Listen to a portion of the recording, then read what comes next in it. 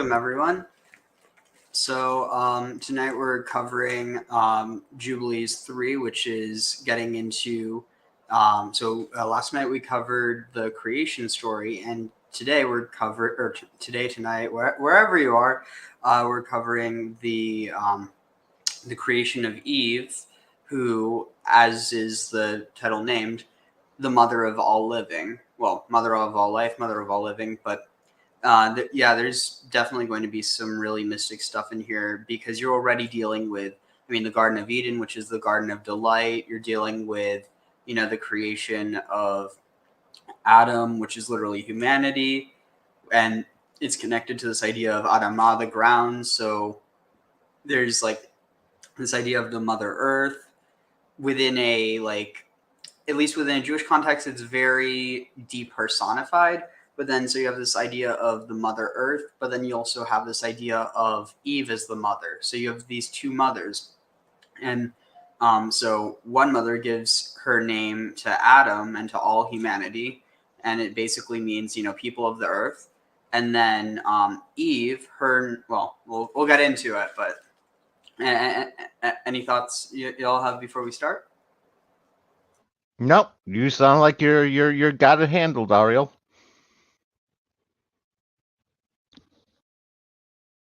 All right, so let me pull up the text. Share screen.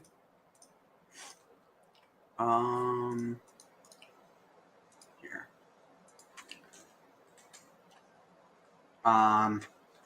Okay, so 1 second. That one technique that I discovered last night works really well. The only problem is I need to have a list of different, let's see.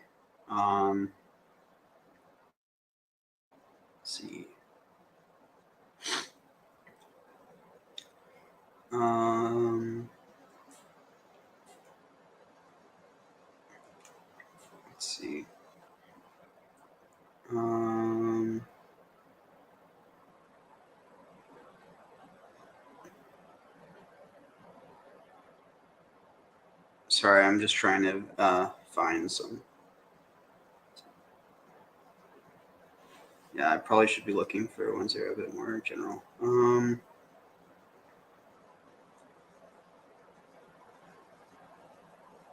Y'all can talk in the meantime. I look. I like the animation at the beginning. Really well done. The music.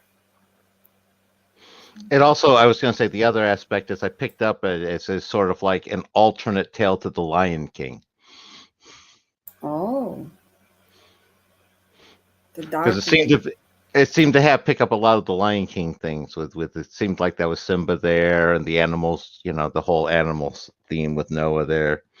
Definitely picking up that same vibe there.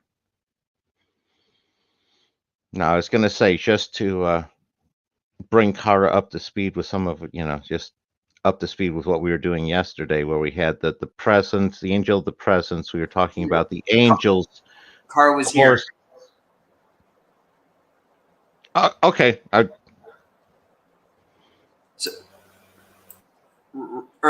just mean like sorry. I just was wait.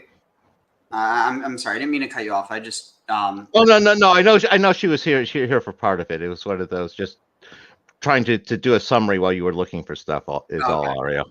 Okay. Yeah. No. Sorry. Didn't mean to slight you, Kara. No. I so much appreciate you being here. I was just trying to take a breath in case. I'm a guest. I'm an uncredited guest. Special guest star. Yes. I was breaking it down where we were looking at it as the 3 day is sort of like in the first day you have the presence, and the angels is like the angel of the presence, corresponding to the Aleph, and then the angels of sanctification circling around them, honoring it, singing all the time, being Mem and Shin, and that corresponding to our 3 circling Ouroboros setup. And then they have a different structure for creation. Then we were going with the going through on the other structure, but ending up with also finding like the 7 great works on day 3 corresponding very much to the 7 double letters. It was definitely something I was really vibing on. Okay, so I'm ready. So we're going to start off with, let's see,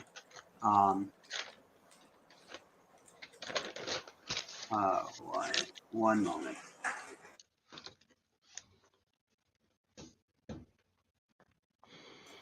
Okay, so what was going to start? Oh shoot, I had it pulled up, but then I lost it. Or what? Sorry, one moment. I thought I had a list. I need to pull it up again.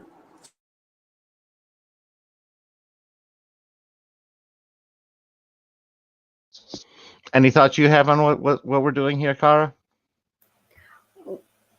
So I'm trying to think about the creation.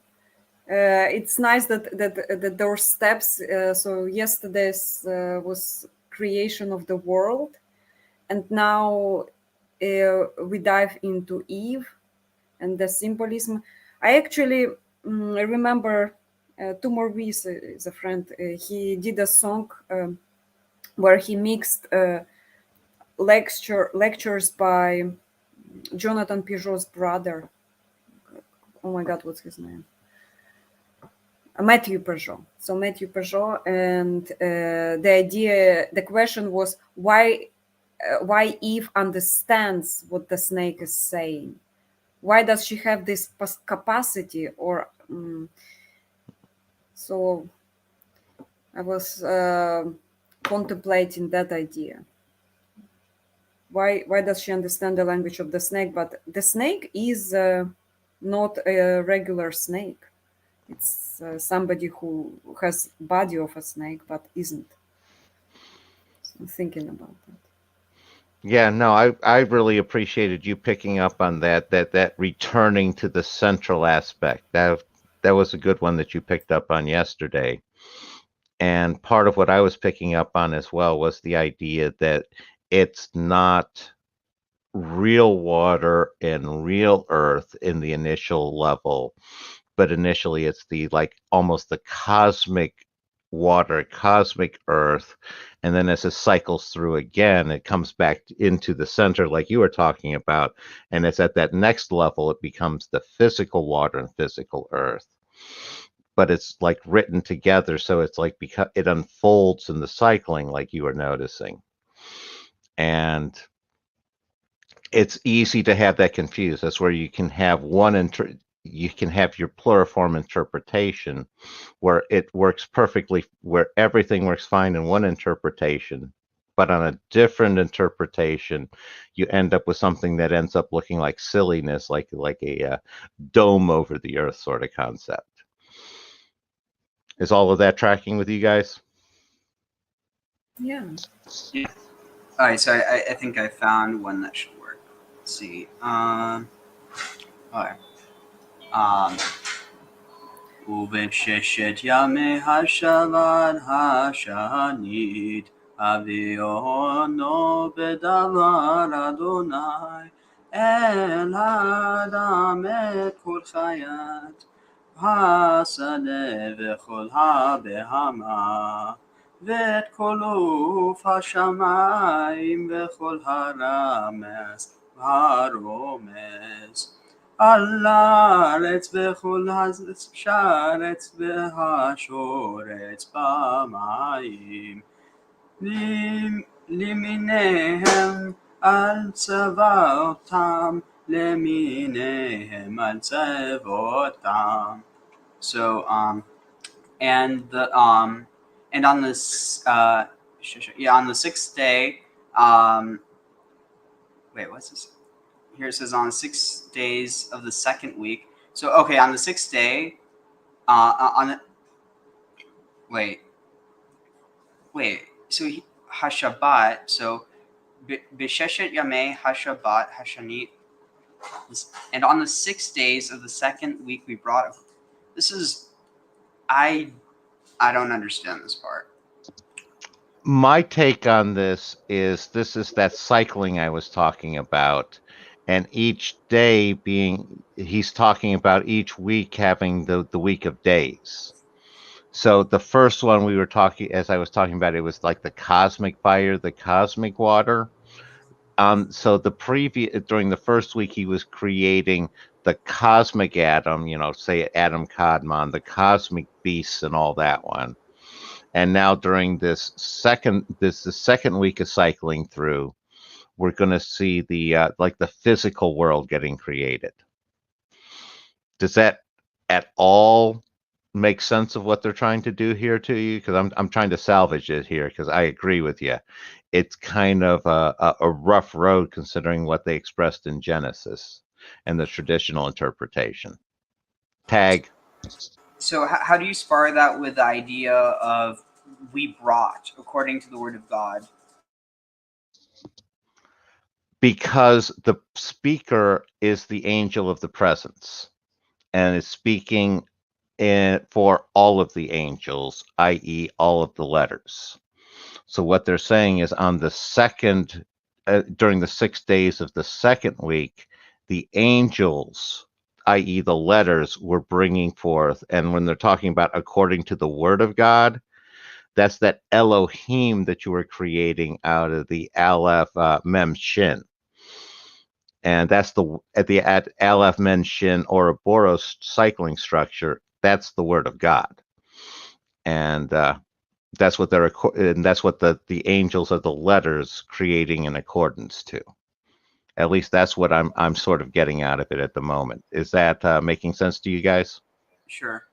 So and we brought in the word of, and we brought in the word of or in the command of God, Yahweh of God to the human at Kol Chayat, all life, all the life of the field, or all the beasts of the field, and all the was it all the cattle, that Kol Uf Hashemayim, and all the birds of the sky, and well, technically all the winged things of the sky, and all the remes, all creatures that creep upon the ground, and all the and all the what is this? Sure, it's and all the unclean animals, or what was this?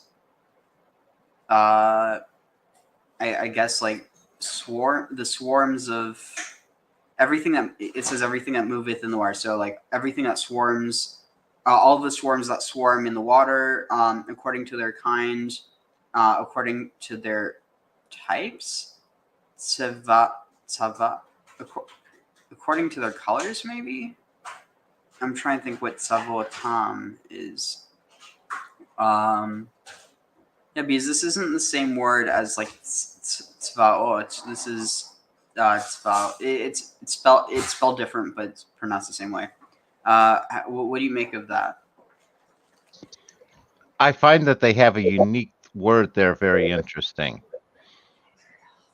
Beyond that, like I said, I commented on the first stars, and this is where they're bringing the animals into creation, into physicality, into incarnation. Interesting. So do you think before that this is all just kind of like pre-creation? Exactly. That was like the archetypal realm being created. Interesting. Where they talk about you keep pulling things through, the energy through from the LF, and it's like that's where they are creating the archetypal realm, and now they're creating like the physical realm here, or at least the creatures in the physical realm here. Mm-hmm. All right, so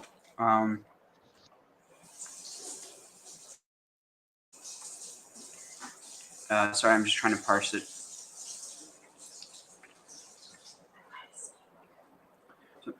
את חיית הארץ ביום הראשון, את הבהמה בשני, את עוף השמיים בשלישי, כל הרומס על הארץ. ברביעי כל השורץ במים ביום החמישי. So and all life that is on the earth was made. So basically all the life on the earth. It's interesting, or the beasts. Yeah, like the beasts of the earth on the first day. The cattle on the second. Interesting. This is different than in Genesis, isn't it? Definitely. So the birds of the heavens on the third, all the creatures upon the earth on the fourth, all the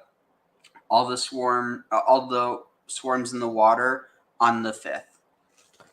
Are you picking up on any sort of like symbolism there?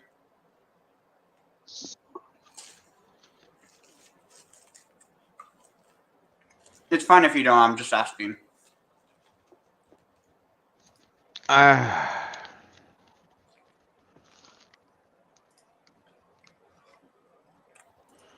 It's like I'm trying to sit there. It seems strange that they wouldn't have something about all the air creatures. What do you mean? They do. Where's that? Of Hashemayim, all that flies in the heavens. Oh, is that where they say birds? Yeah, it technically off. I'll show you. Because that would make sense if the last three were all air creatures, all earth creatures, all water creatures. Yeah, so oof to fly because it is volatile or explosive. Sustenance comes flying to him like a bird. So it just means that which flies or bends which flaps wings, basically. How about insects? That would be the kol haromes al haaretz, all that creeps on the earth. Because I mean there were a lot of flying insects as well. So then that would probably be considered under Of Hashemayim, anything that flies in the heavens. What's any special meaning for the word for cattle? Because that strikes out as strange, and also beasts. Mm-hmm. So the word for beasts, or how it translates it, so the word is chaya or chayat, the beasts of the earth. And then the word for cattle, tell me if this sounds familiar. Behema. Behemoth. Yep. Yeah.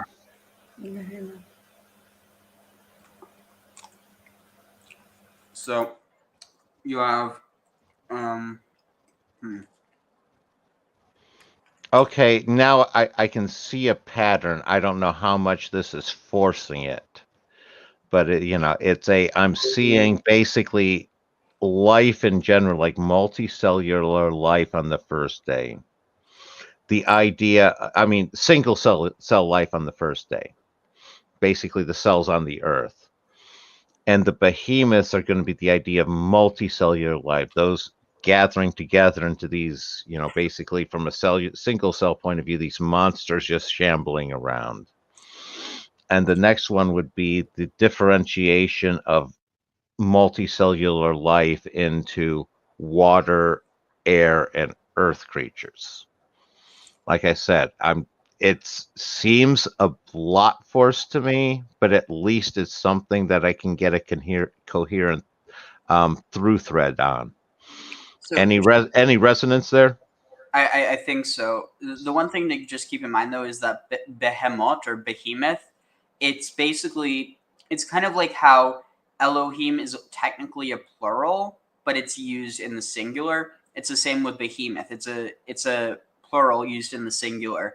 So it's basically saying that the behemoth was like so big he was practically like multiple cattle or multiple, So with this, I think you're definitely maybe onto something, at least with another interpretation of because chayat, literally, let's see, where is it? alive, living, as contracted, or what's this?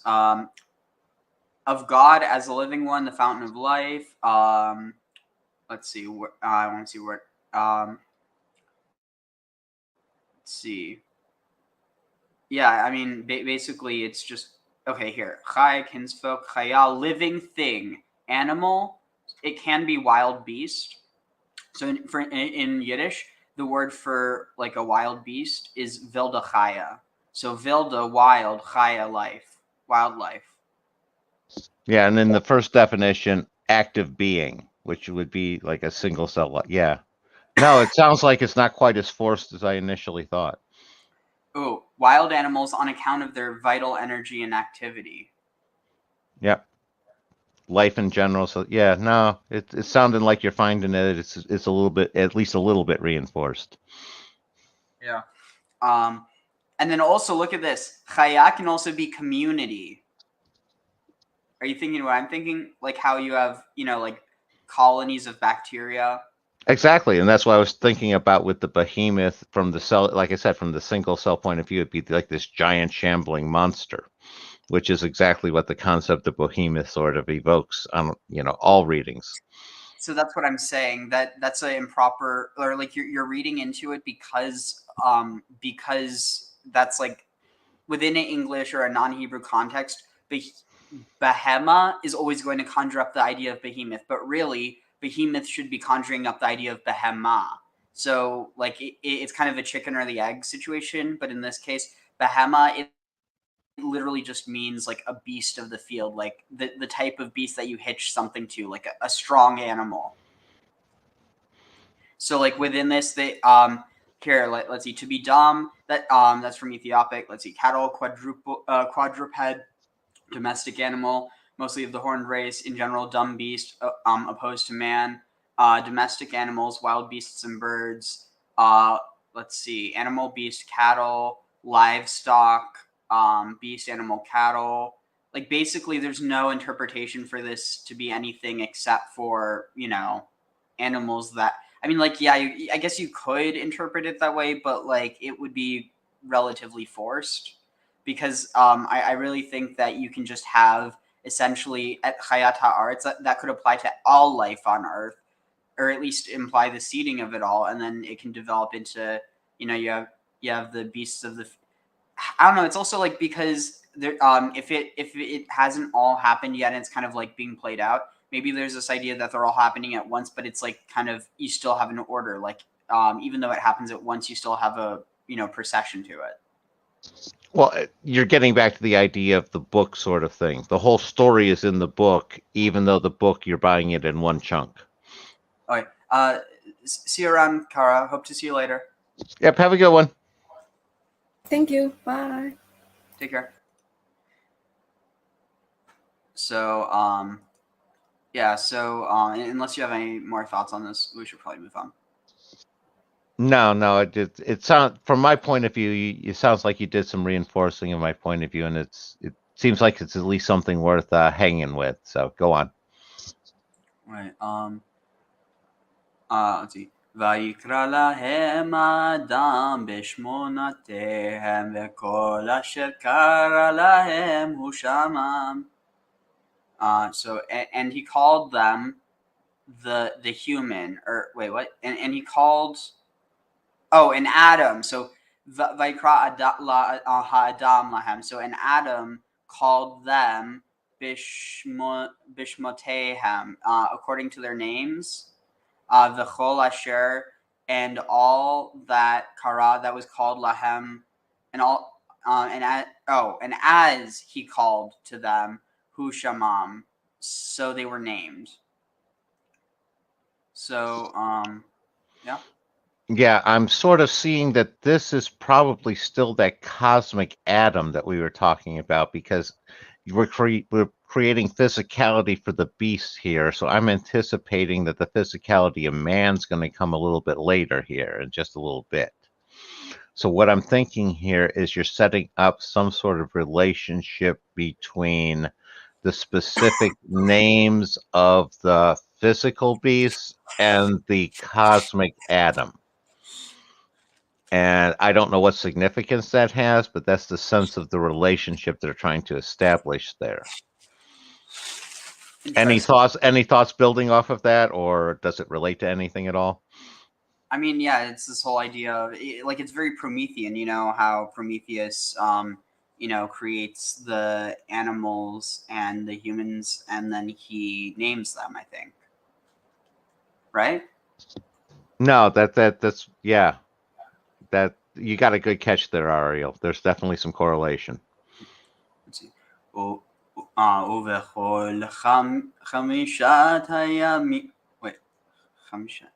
ובכל חמישת הימים האלה ראה האדם את כל זאת זכר ונקבה בכל מין אשר על הארץ והוא היה לבדו ולא יכול למצוא כמוהו עזר כנגדו יכול למצוא כמוהו עזר כנגדו. So ובכל חמישת הימים and what was this? And on all these 5 days, Rea Hadam, Adam saw the humans saw at Kol saw all this. Zachar unekeva, male and female, Bekol mean in all types, Asher all hearts that were upon the earth. Oh, it's saying. Are you picking up on this before I scroll down? What it's saying? No. Okay, so the humans saw all these things, or saw all this, male and female, in all types that were upon the earth, and the huhaya, and they were livdo by themselves, velo yachol, and they could not limtso kamohu, and they could not find anything or find anyone like them. Ezer Kenegdo, a helper, or as like a helper in opposition. So, and on these days, Adam saw all these, male and female, according to every kind that was on the earth, but they were alone and found no helpmeet for him. I hate that word helpmeet. It's so gross. It doesn't even make sense. Why did they refer to Adam as they there? Well, no, it says here he, but okay. The thing is that technically, because here, look at this. So who, he, or it, but it's also he and who. He and who are interchangeable. Like it's very interesting. Like you can have it spelled this way and be so it can be spelled this way and be pronounced who, and it can be spelled this way and be pronounced he, even though it should be the other way around. It's based on context, but in this context, the fact that they're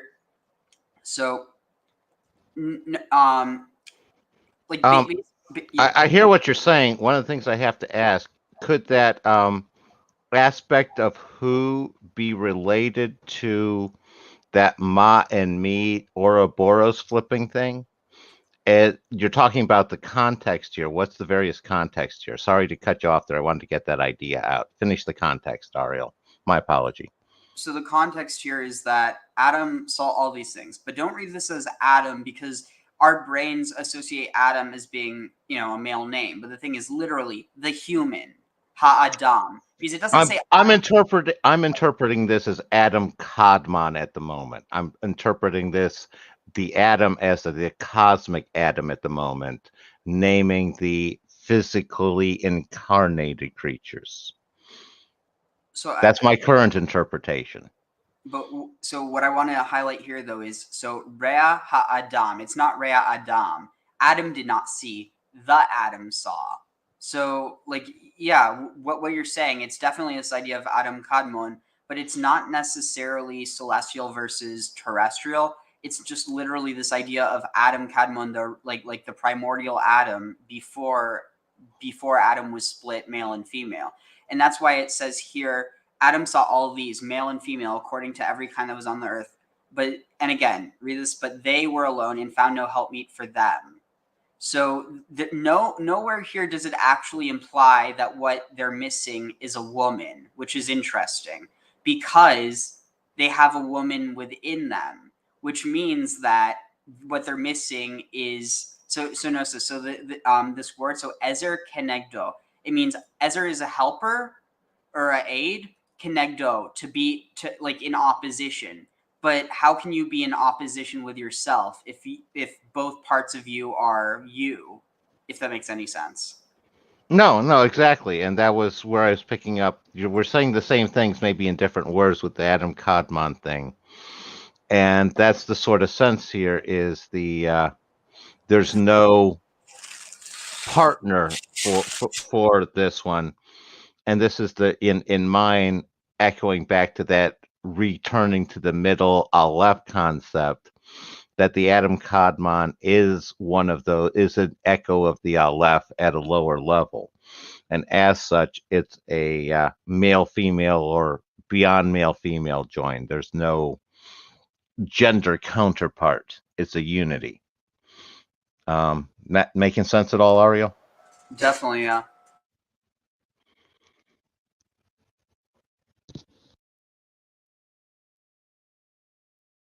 Sorry, just give me one moment. So let's see where.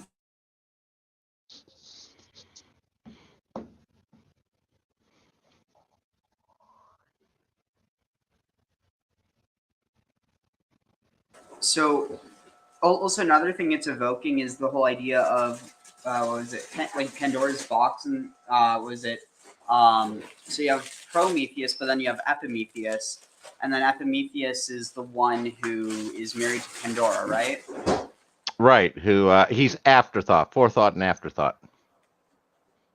So do you think there's a connection between Adam and Epimetheus? Definitely, especially since you're dealing with the Titans, and you're not dealing with humans.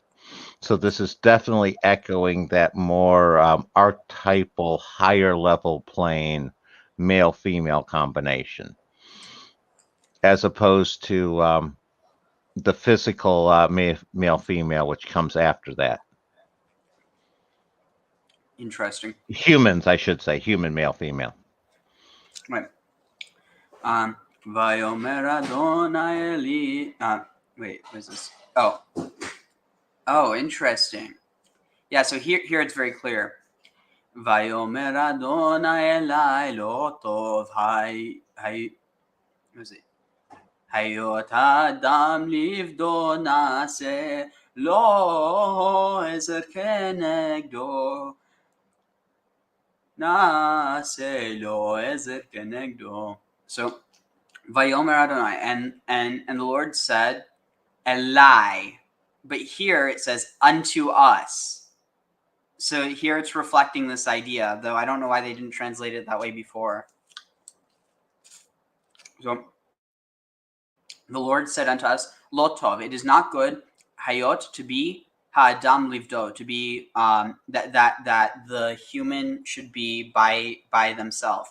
Nase lo ezer kenegdo. We shall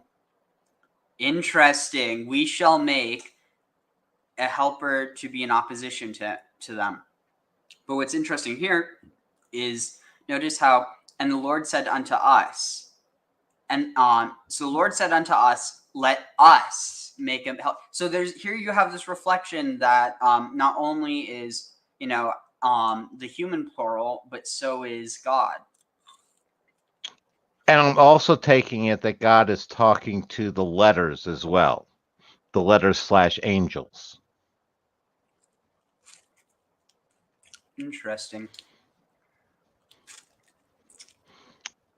Because I'm really liking our letter angel correlation, especially like the angel of the presence and the memshin singing around it, praising it. Interesting. So there's this one word that's always kind of stuck in the back of my mind whenever I hear it. Tardema. Have you ever heard that word before? No. I wonder. Let's see. Radam.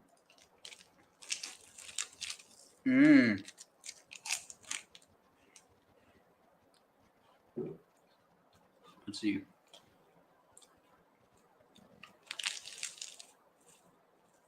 Oh, this is really interesting. So, let's see.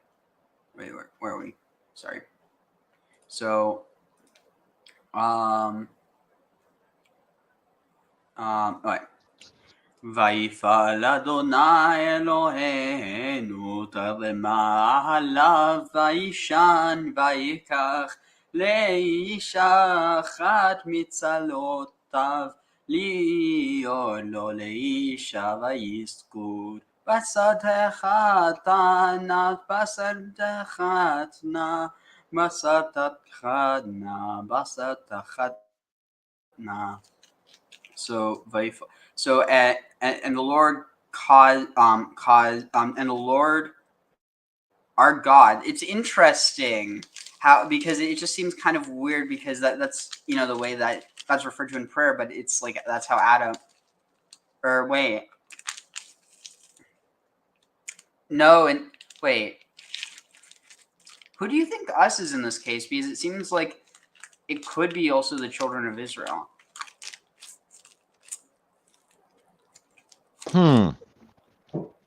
I'm still getting the idea of this is the letter/angels that are being addressed here. And one thing that I'm getting here is that deep sleep is one of those layer penetrations, almost like an astral projection descent, where you're basically pulling from the Aleph, where you're pulling through the cosmic, the Adam Kadmon, and as you pull through there into the physical realm, you're pulling the basically the X chromosome and creating women with that one, and man using the Y chromosome. And that's the sense that I'm getting out of that one. So just some other things. So this word, so tardama, it's a deep sleep. Usually al nafal, so you fall into a deep sleep. This is something that it almost seems like the implication is that he was drugged, Absolutely. No, that's why I was saying with that astral projection sense. It's like you're pulled from your body. Your body's there, but your consciousness no longer is there. It's the sleep of the dead sort of concept, as I always call it. Oh, okay. This is fascinating. So, they're of sleep of death. Oh, funny. Wait, where are you seeing that? Second to last line in the first, yeah. So here, look, wait. So near Dam Bakatsir in the. That's interesting. That's like the sleep of the harvest or something. I wonder, Proverbs. How's it translate this? Near Damba Katsir, who sleeps during the harvest, is an incompetent. This isn't referring to. It must be a different one. Let's see. Proverbs. No. My interpretation of sleep of the harvest there is somebody who spent a lot of time on the farm. That's the sleep where you have worked so hard all day, you just basically fall down and you are gone. And that's not a bad thing. So look at this. So it's also a regeneration kind of sleep. It's a sleep that you regenerate from as well, is the sense I'm getting. So look at this. So Radam. So it's cognate with Arabic. Shoot, I don't read Arabic, unfortunately, so I can't. I'm guessing it's some form of Radam. Perhaps be deaf to sound. So it's this idea. So you're so fast asleep you don't even hear sounds, that you won't be woken up by it. So it's referred to in Jubilees 4:21, in Daniel 8:8, in Jonah 1:5, in Proverbs 10:5, it mentions it here again. So the point is, these are all Hellenistic era texts. Maybe not that they all were written or they were originated at those times, but that's at least when they were written down. So that's how the language is reflected. And so it's just worth noting, because this word tardama, I have a feeling that it might actually be connected somehow to the here, I'm gonna look this up. So I don't. Let's see. So Etymology. So, let's see. Sorry, one second. Etymology. So, let's see.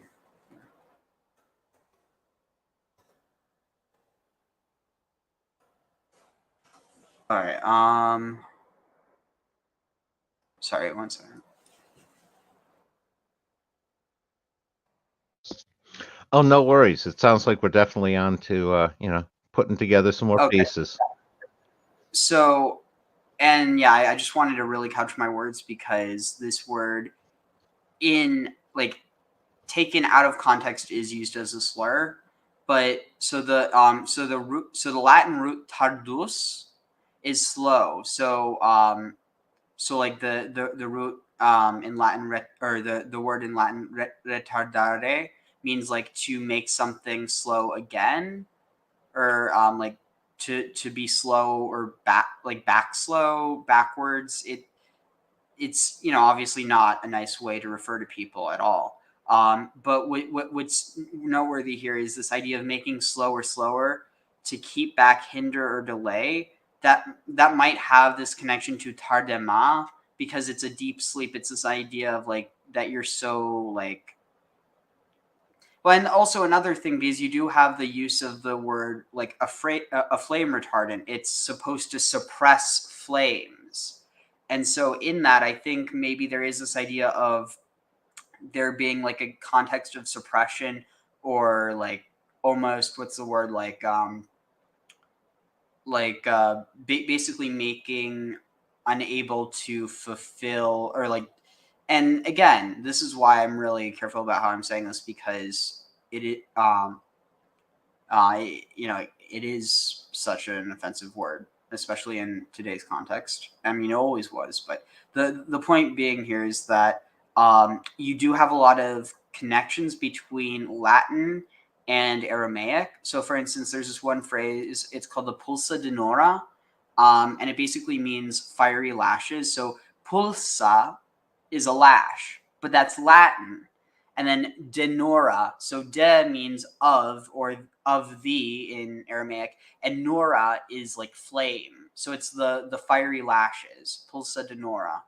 And so you have quite a few examples of this where you have an influence on Aramaic and Latin back and forth. I mean, for instance, even like the words like naphtha, it originates from neft in Semitic, and on top of that, you have, I'm trying to think what else is there. There's also a connection with nitrum, or like natrium, basically the NTR root in Latin. That you also have that in Semitic as neter. So neter is used to refer to like I think it's not specifically salt, but it's like a type of carbonate or something. But the point is that you have this like back and forth flow between the two languages that is just impossible to deny. So that's the only reason why I think there might be a connection. It's not just that they sound similar. No, great explanation, Ariel. Let's see. So where are we? View tab. Oh shoot, why are we on 2 now? Okay, so we're on 3. Let's see. Where are we? All right. Okay, so yeah, so and the Lord our God caused a tardema, deep sleep, to fall upon him, and or upon them, and they slept. Vayikach, and he took, and God took, Leisha, took for the and took for the woman, Leisha achat, achat matzlaotav. Let's see. So this is Salah. They're saying. So enter. Salah, to be limp, be lame. Side, rib, beam, rib of man, rib of hill, ridge, etc. Side chambers or cells. Interesting, of temple structure. Rib, plank, board, leaves, side. To bend, hang over, to halt, halting fall. side rib. If a rib of an animal is torn loose from its seat, something, as long as he was Adam, he was like one, harmonious in himself, but when his rib was taken from him, he was to know the conflict between good and evil. Whoa. It almost says here, this almost seems like it's implying that the eating of the fruit was the separation. I can see a sense of that one. I mean, that's I think there's more to the eating of the fruit and to the separation both, but I see the connection you're going with there. I still like the idea of the Y and X chromosome being part of the cosmic atom, and then when it's becoming physical, it becomes the X becomes the woman, the Y becomes the man, and that's the separation. It was the separation happens as the move into physicality comes. All right. So so it took for the woman one of his one of his matzlaot, or one of his matzlaot, one of his whatever that is, lihiot lo, to be for them, or I guess by now you're having for him, liisha, a woman or a wife, vayisgor, see, oh shoot, 1 second, I need to close this tab. Okay, so vayisgor,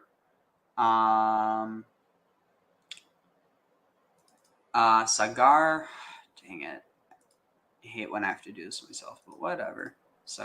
No, not sagar, not cigar. To shut down. So, and he closed, and he closed the flesh, hatchana,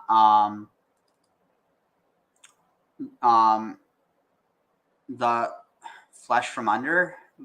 I'm not sure, like hatchana. Oh wait, hatchana from the station or from the place, from the origin. Wait. Veyaven. Oh, veyaven et. Wait, was it? Veyaven et haisha vayira et adam. No, it's like it's too short to even do anything with it. So mishnato. So and he built and they built the woman vayar roused. What's this? They built the woman up. Yeah, built up the woman. Et hadam mishnato.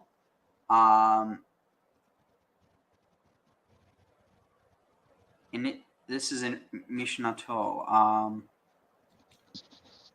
I'm not sure what this is supposed to be. Like from his sleep, maybe. Yeah. So so and they built built up the woman and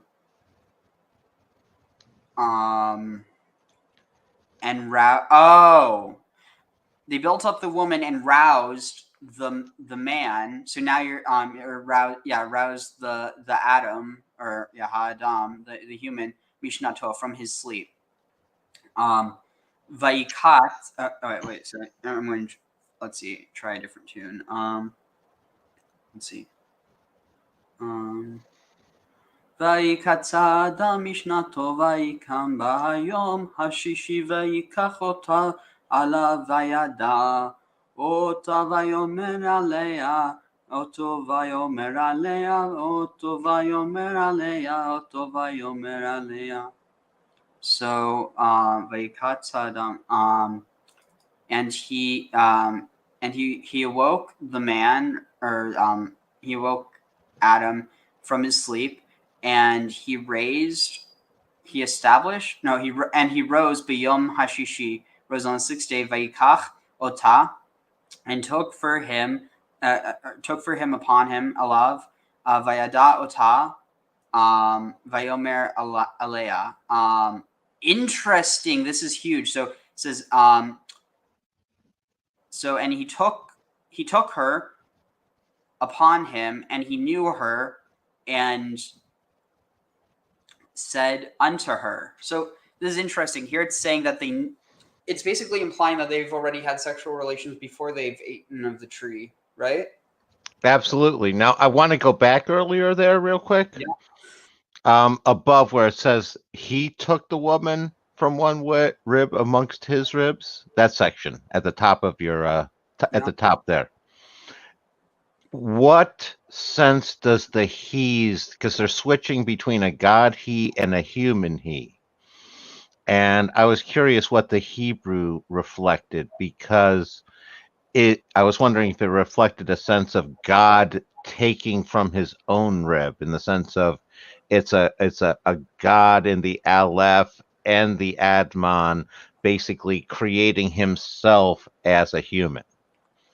I was curious if the Hebrew had any sense of that, or if I was just extracting that from a bad translation or an awkward translation.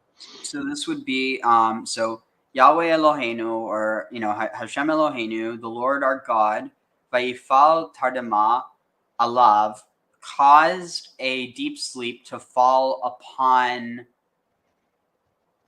him, Vayishan, and he slept, Vayikach Leisha, and he took he took for the woman one of his ribs, Lihiyot Lo, and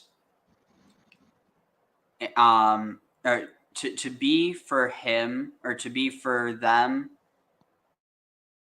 or like basically to be it, just to let's see, and he took for the one amongst his ribs, and the to be for him for a woman, and he closed up the honestly your interpretation might be supported, because it so it says, and on these 5 days Adam saw these male and female according to every kind that was on the earth, but he was alone and found no helpmeet for him.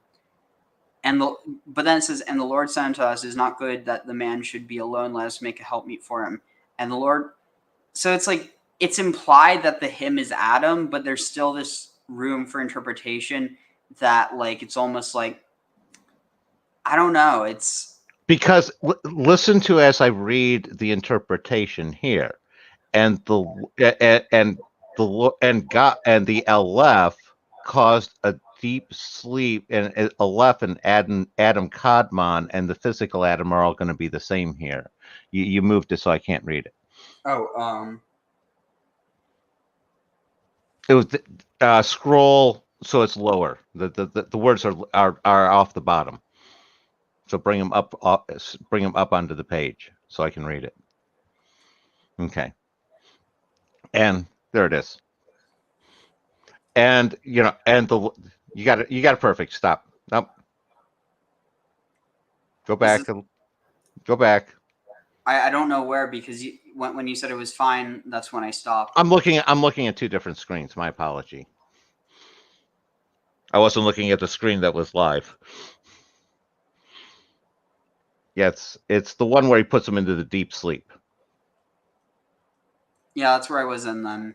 Yeah, and then I screwed it up. That was all my bad, Ariel. You had it right, and I was. There we go. And the Lord our God, and that I'm interpreting the Lord our God as being the that whole Aleph. So basically, you have the Aleph, and it's causing the deep sleep to fall upon himself, and then basically, and God is sleeping, and then God is taking the woman from one of the Adam Kadmon, who's the lower level reformation, like Kara was talking about, where it spreads out and then reforms in the center again. It's sort of like a mini Aleph. And it's the big Aleph is causing the deep sleep to fall upon that one. And it's basically a self pulling out there in an incarnation, is the sense that I'm getting. And in order to incarnation in the physical world, has to incarnate as either male or female, sort of that forced incarnation into the duality, in that sense that we've been talking about. That's what I was trying to get out there. Is that working for you at all, Ariel? Or do you even understand what I'm saying? Oh, sorry, I thought it was fine. So yeah, I mean it's interesting. I don't really know how to process it, because like obviously it seems like it's almost implying that it almost seems like this idea of like that one tradition of how there was like a heavenly Jesus and an earthly Jesus. It almost reminds me of that, but it almost seems like it's saying that the heavenly Adam is God. Exactly. No, that's the same. That's what I'm getting the sense of as well. Let's see. So where are we? Okay. זאת הפעם עצם עצמי ובשר מברסה לזאת יקרא אשתי כי מי שאלו ככה כי מי שאלו ככה. So זאת הפעם, this is the time, or זה הפעם, this is the moment, oh, this is now. Zot hapam. This is now. Etzem me'etzmi. This is the bone from my bones, and the flesh from my flesh. So not flesh of my flesh, literally flesh from my flesh. Lizot ikra, and she.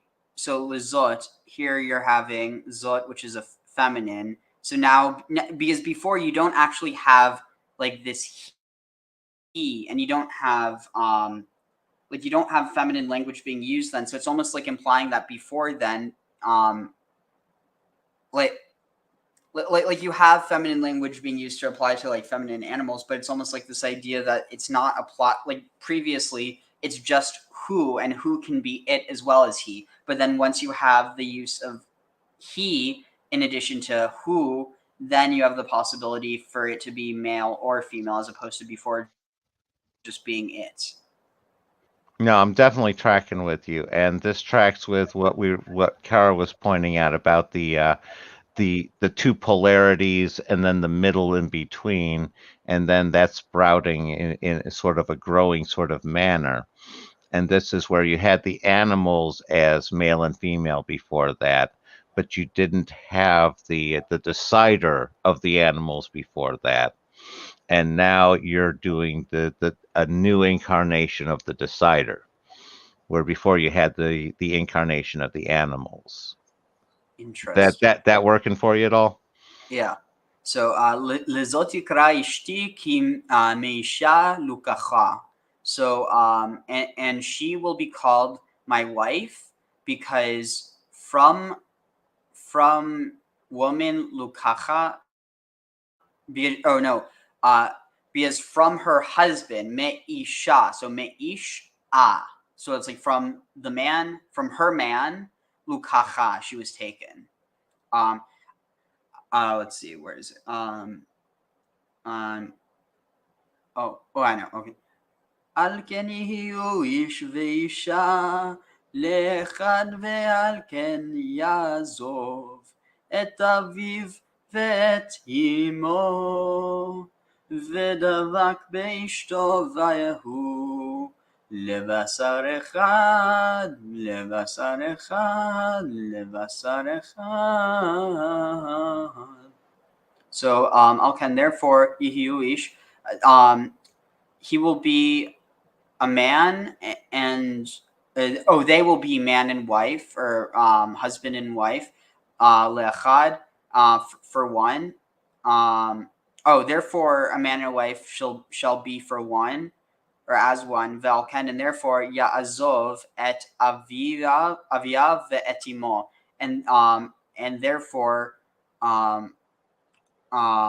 Yazov, he will leave et aviav, his father, ve'et imo, and his mother, v'davak beishto, and cling to his wife, vayehu lebasar echad. Oh, I just got chills from that. And they shall be for one flesh. So you have this reunification. And the thought is that occurs to me is the flesh they're talking about is that cosmic flesh rather than necessarily physical flesh inherently. Any thoughts on that it being multi-level one? I mean, everything's multi-level, but I mean, look here. It says, and therefore shall a man. So, I mean, here it's saying Valken, and therefore Yazov. But literally, it's not saying, and therefore a man will leave. Here it could, because you could read this as therefore man and woman will be for one flesh, and therefore he will leave his father and his mother and cling to.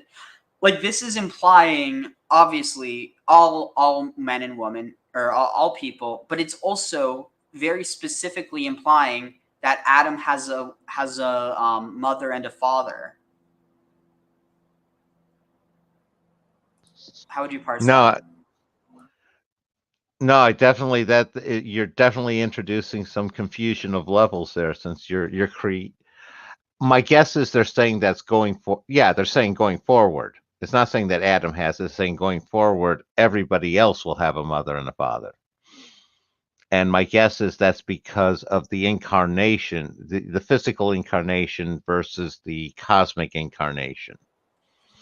And they're saying that because once you separate the two, you have to have a mother and a father for everyone. The only thing is that here it says, therefore, they shall be, therefore they shall be man and woman, lechad, as one, velken, and therefore Yazov et aviav, and therefore he will leave his father ve'etimo and his mother. So it's saying, therefore shall man and wife be one, and therefore here it's saying a man, but the thing is, like, obviously it's referring to a man, but I just think that it's kind of short-sighted to just see that this is an ideology for the future, because it doesn't make sense. Why is it saying like there's nothing saying that, like, basically what means, like, what's stopping someone from clinging to his wife while also being with his mother and his father? The point is that it's very clearly saying that as a result of, this is now bone of my bones and flesh of my flesh, she will be called my wife because she was taken from her husband. It's saying, because of that shall man and wife be one, and because of that shall well, here's the thing. Here it's saying therefore shall, but here it's velken. Therefore Yazov et aviav. Therefore he will leave his father, and that's what I'm trying to say. It's referring to the man, but the man is also referring to Adam. Like, it's almost like self-referential, because he is the first man. There is no man before Adam. Therefore, it has to be referring to him. It makes no sense to include this idea that, like, why wouldn't it include it in a different story? Because it just makes no sense. Adam doesn't have a mother or a father if we're going off of the traditional understanding. No, I agree with what you're saying. I was sort of thinking it was more an Adam Codman who doesn't have the mother or father, and the physicality aspect, it takes it to, it's just a difference of the levels, and this is one of those where it makes no sense, sort of like the dome idea. Maybe this is one that makes no sense when you translate it into the functor, just doesn't work well into that one. Again, I don't know. I'm not, certainly not going to say there's nothing to what you're saying. I definitely see what you're saying, and there's something there. To be completely honest, I have a feeling that it's probably referring to, because think about it. Who do they abandon?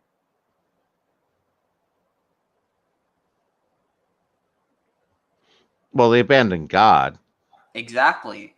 And it's saying there, this is the bone of my bones and the flesh of my flesh. She will be called my wife because she was taken from her husband. And so it's this idea that what one does, they both do.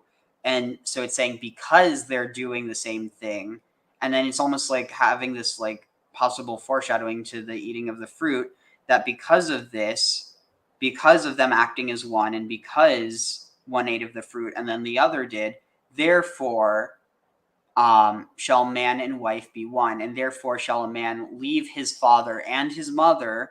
Keep in mind, the father is God and the mother is the tree of life, and cleave unto his wife, and they shall be one flesh. This cleaving, it's very specific, because it's not saying like he will rely on, it's literally saying clinging, or like cleaving. This he will stick to cleave, to adhere, to stick. The whole army was close to the fortress. Let's see, how else is it? Inseparable, really glued, to be joined, attached, affixed. Is it possible for man to be joined to the divine majesty as though he were joined? Like, I just have the feeling that this is referring to something much deeper. No, certainly I'm not trying to say it doesn't. That's it Oh, yeah, I know. could be there. All right, so let's see. Oh, just the other thought I was getting there, that is the idea of the possibility of the man leaving himself on a different level. Basically, that separation is God leaving himself.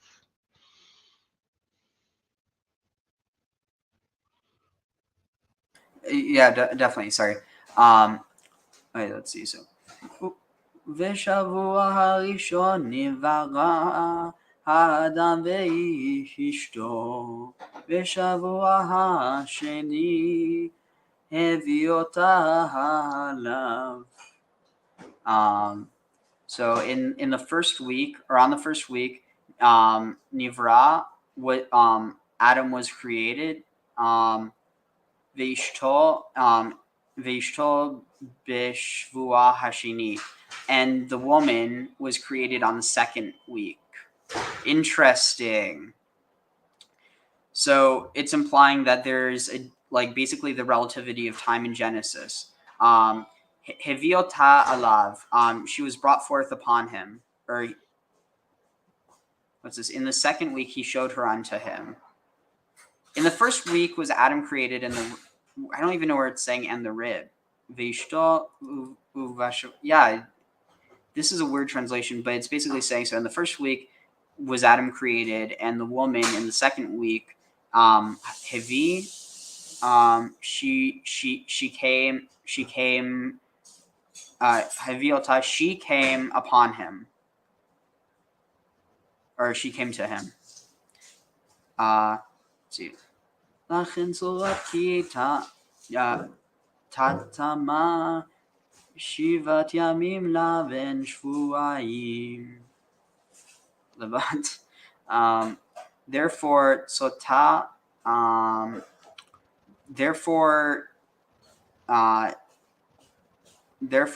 commanded they were commanded that key that tatama. Let's see. They were commanded. Let's see. It says, and for this reason, the commandment was given to keep in their defilement. Let's see. Lachen sota. Therefore, they were charged or commanded that titama. Oh, that their uncleanliness or defilement. Shivat yamim, 7 days. Laven. To make vishvuayim labat. Oh, okay. No, so here it's saying, therefore, they were commanded that let's see. Okay, that impurity was or defilement. Shivat yamim, so 7 days. Leben, for a son. Vishvuayim labat, and that'd be two weeks. Shavua, yeah, 2 weeks for a daughter and in 7 days. So a week for a son and 2 weeks for a daughter. Would they be considered defiled? What does that mean? What does that mean by defiled? Here, there's actually a good chance to take a bathroom break, and I'll pull up a clip that explains this because it is very confusing. So let's see. Let's see. Judaism. Yeah, I was going to say, while you're looking that up, I'll fill some air with a when they're talking about in the first week Adam was created, and in the second week Eve, it very much comes across that whole cycling process we've been talking about, with that layering and growing and building. And what's going on here in Jubilees is a very decompressed version of what was happening in Genesis, obviously, because in Genesis, by the end of the end of the whole process, Eve is ready to go, and here we are. She's just done at the end of week 2. It's also interesting because if you think about it, Eve is Adam 2.0.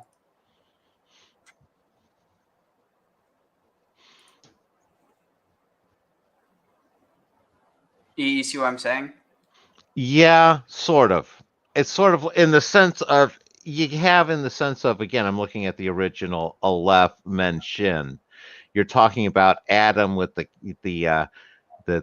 Adam Kadmon as more of the Aleph sort of thing, and then you would have the incarnated Adam, as they were talking about in the Sephira, with the Shin aspect and the female being the Mem aspect, the fire and the water,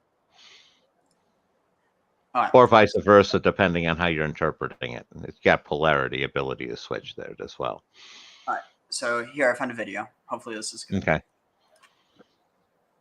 This week's parsha, Tazria Mitzvah, opens with a Oh, very sorry. Too fast. fascinating statement. This week's parsha, Tazria Mitzvah, opens with a very fascinating statement. Isha ki Tazria. Sorry about that. This week's parsha, Tazria Mitzvah, opens with a very fascinating statement. Isha ki Tazria bi'alda zachar, v'tam'a shivat yamim kimei nidat votat titma.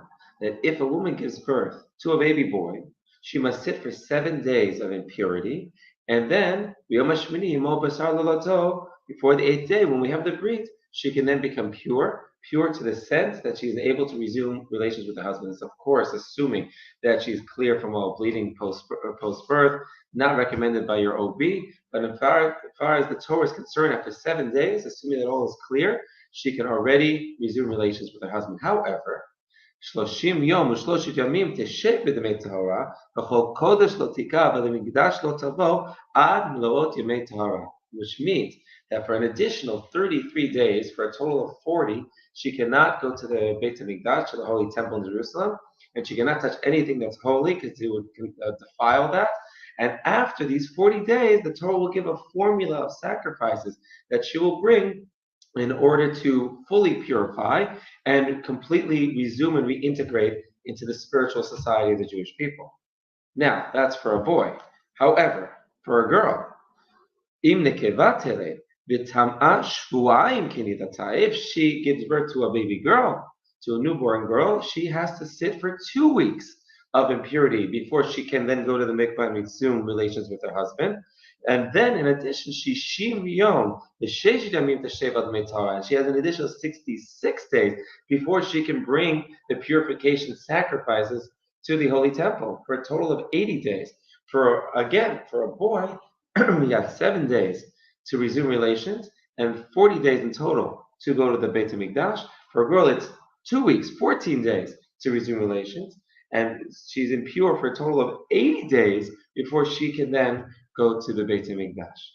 The simple question is, and the Gemara asked the question as well, the Gemara Nida Daf Lamed Aleph Amud Bet, Umipnei Amra Torah Zachar L'Shiv'a V'Nekeva L'Arba'asa. Why is it that for a boy it's only 7 days of impurity, and for a girl it's double, Pishtayim, it's 14 days? In fact, what's interesting to know in the Hertz Chumash, it has a very interesting comment here. He says there is no satisfactory explanation why the period is doubled when a female child is born. It cannot be because a female was regarded as more defiling than a male, because we're saying that she's tamei, she's defiled, she's contaminated for double the period of time. It cannot be that a girl's birth is more defiling than a male, since the mother's purification was the same for either sex. In other words, the purification process is identical, and therefore it's just the time that's different. Oh my and the god! leads to the I just realized I know this guy. Well, I don't know him, but I've met him. So he's a rabbi in Tel Aviv, and I think I went to his shul for Purim. I don't really remember a whole lot that night, other than that's not true. I do remember everything that night. It was very wild, but yeah, it was fun. I was basically bus hopping around Tel Aviv trying to get from one synagogue to the other, and then when I got back towards my place, I stopped by this one ultra-Orthodox shul, and they were giving out shots, and then they were making making like people in my program promise to marry Jewish, and it was like I was like, yeah, sure. I mean, it's always been something that's important to me, but at the same time, it's like at that time it was like I for a different reason. Now it's just because a lot of my interests just have so much to do with Judaism, but at the same time being, not quite orthodox. It's an interesting fold to be in. The Tzarech Iyun, I don't know. I can't understand it. Now, the Gemara in Laman Aleph does give an explanation that is difficult, and I think, especially in our days, to understand. The answer is given like this. And again, the question was why a boy for 7 and a baby girl for 14? Zachar shakol smechim bo mitcharetet l'shiva. Nekeva shakol atzuvim ba. Very powerful and hard to understand explanation. A girl that everyone's sad about, we mitcharetet la'abasa. Again, for a boy that everyone's happy that he was born. Therefore, she only feels regret after 7. What is she feeling regret for? As you know, a woman who gives birth has to bring a korban chatat, has to bring a sin offering. You ask yourself the question, what does a woman need to bring a sin offering for? After all, didn't she do a great mitzvah? She brought life into the world. That's a wonderful thing. Why is she bringing a sin offering? Simple explanation is that when she's giving birth, or even sometimes when she's pregnant and going through morning sickness or whatever challenge she's having, she's often using language that she would normally completely never use, or she's saying, I'm never doing this again, this pain, this suffering, this craziness, that's it, I'm finished. And God gave us the beautiful ability to forget. Over time, we forget, and we're able to do it again. Why would a woman ever give birth to a second child after the experience, the harrowing experience of her first child? Because of God's gift of the ability to forget what was. But in the time, she means it. She says, absolutely. What did you do to me? I want nothing to do with this ever again. And you know what? She feels bad. What are they talking about? Look at this baby, this child, this wonderful being that I now have and I brought into this world. And soon enough, she'll consider having another child. So what the Korban Chatat is for is to atone for those swears that she said, I'm never doing this again, or whatever else she said that she meant at the time, but really then feels bad about because it was only because of the experience, but not because she truly meant it, that she said these things. So therefore we bring a Korban Chatat, a sin offering, to absolve of all those statements. Now we say that because we're so thrilled and so happy that a boy was born, she already feels better and ready to bring those sacrifices and ready to resume relations with her husband, because she probably swore off relations with her husband. If this is what it makes me have to do, I'm not with you ever again. After 7 days, she's so happy with the baby boy, she's ready to resume relations right away. And with the girl, now everybody, I'll call atzuvimba, everybody's sad about it. That's a very hard thing to say, but they said because people are sad about having the girl, it takes her full 14 days, double the time, to actually feel bad about the statements that she said. Now, what's interesting that Rashi interprets it a little different. What does it mean? Everyone's happy about it. So Rashi interprets it a little different. He says,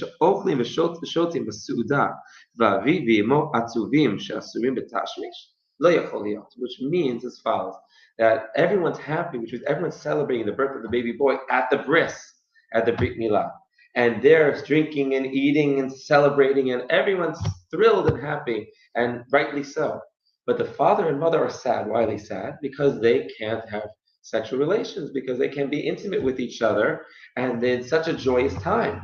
And certainly a joyous time, like a Brit Milah, a birth of a baby boy, they want to be able to share the intimate moment of a husband and wife to celebrate that beautiful time. And therefore, the Torah says, look, according to Rashi, it seems like what he's saying, he's kind of ignoring the side of the girl, everyone being sad about it.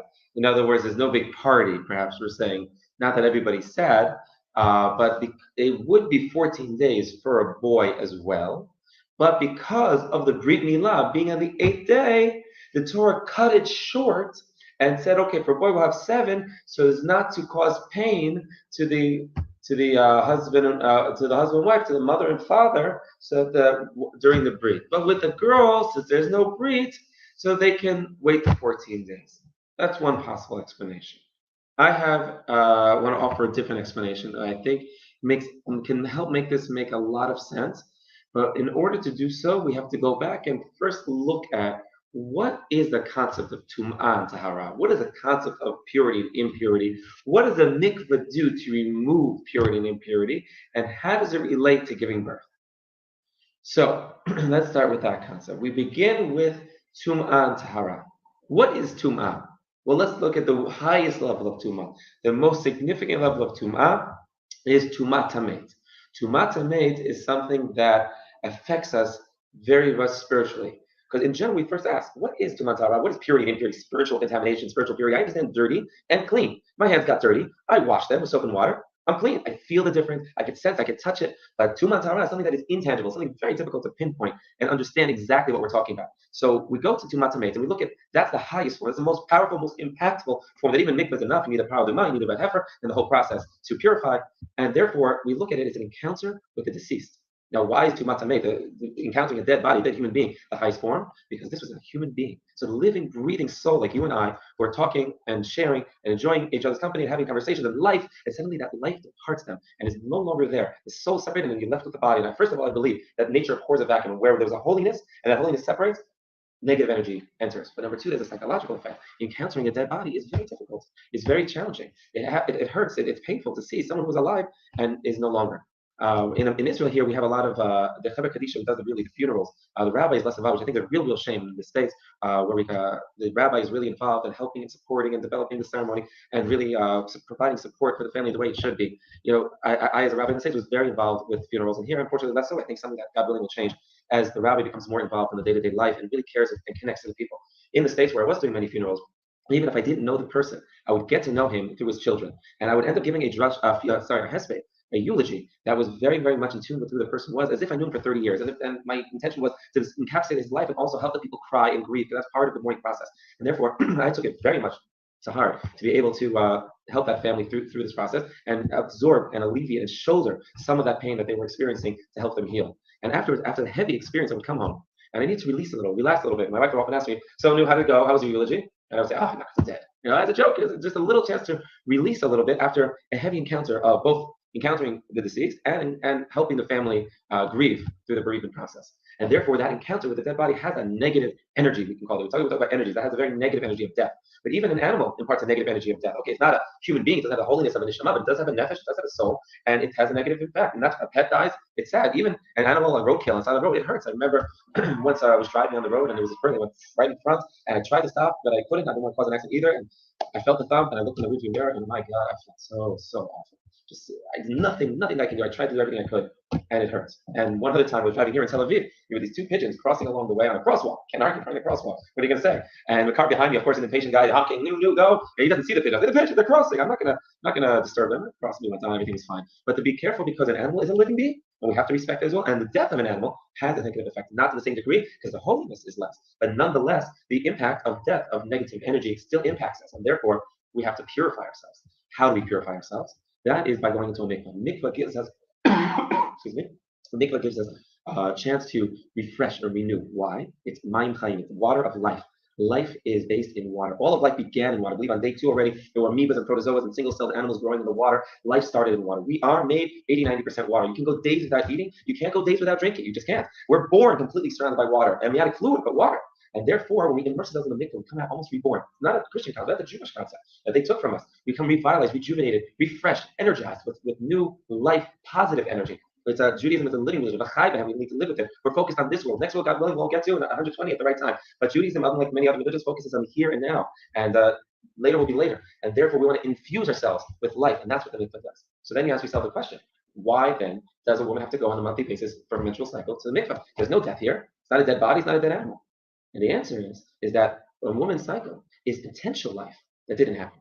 And even the potential of human life has a little bit of negative, the taste of death. Even though there was wow. Okay, that's huge.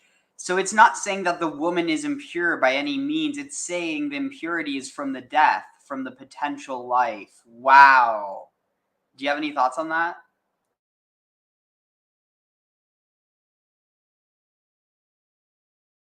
You're muted, by the way, if you're talking. Sorry, Ariel. Yeah, no, this is a difficult area for me to process with my autism because so much of it is conflicting. It's like, what counts as misogyny here? You know what I'm saying?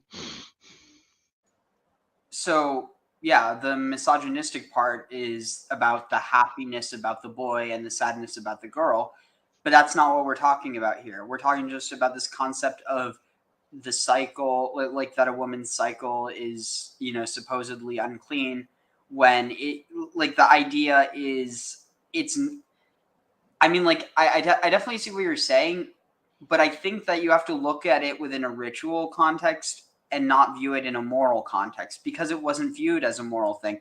It was something that, God made for a reason, and to take that out on women or to demean them for that is completely ridiculous, because that's like saying that you should demean God because you're saying that, that he did something, or he made a mistake in his, basically, to imply that makes someone lower is completely idiotic, because that's the only way how life comes about in the first place at all. So really, by insulting women for having, a menstrual cycle, or for or if there was this idea of, like, and so I think within this, like,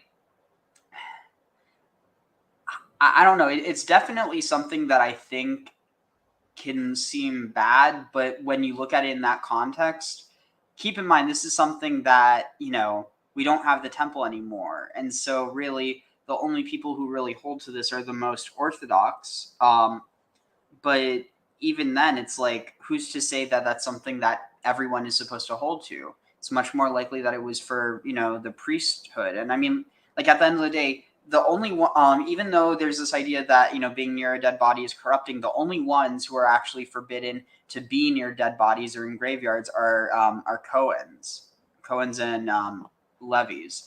So the point is that it just seems like, I think that this is similar to the whole idea of the prohibition on at least what seems like homosexuality, which in real, like, truthfully, it's probably a prohibition against Hellenistic pederasty, which is another topic that I don't really want to get into right now.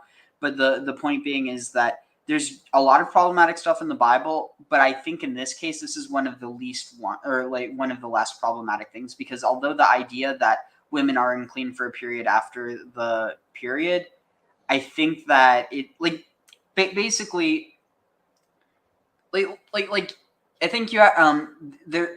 I don't know. It's one of those things that Do you mind if I take over a little bit here, Ariel? Because my fundamental point is I don't have an operative definition of what misogyny is in current society. I have no problem with the idea of what they're talking about the periods and, that sort of the ritual purification and all that. And again, I have no problem with the idea of equality, and certainly nobody should be shamed for anything that's an inherently natural process. That's a natural processes are cause and effect. Shame and a blame are that's an emotional lash sort of thing, and that there's no you and I are on the same page 100% that there's no reason for that one. But on the other hand, there are some jobs that, being a woman, it tends to make being a woman tends to make most women not as well qualified for. Like, if you're a firefighter and have to carry 70 pounds of gear on you all the time to go into a building and be able to carry, say, 100-pound person out, 150-pound person out. I don't care if you're male or female. You need to be able to carry that gear and carry that person out. It just happens that the percentage of people who can do that is much higher.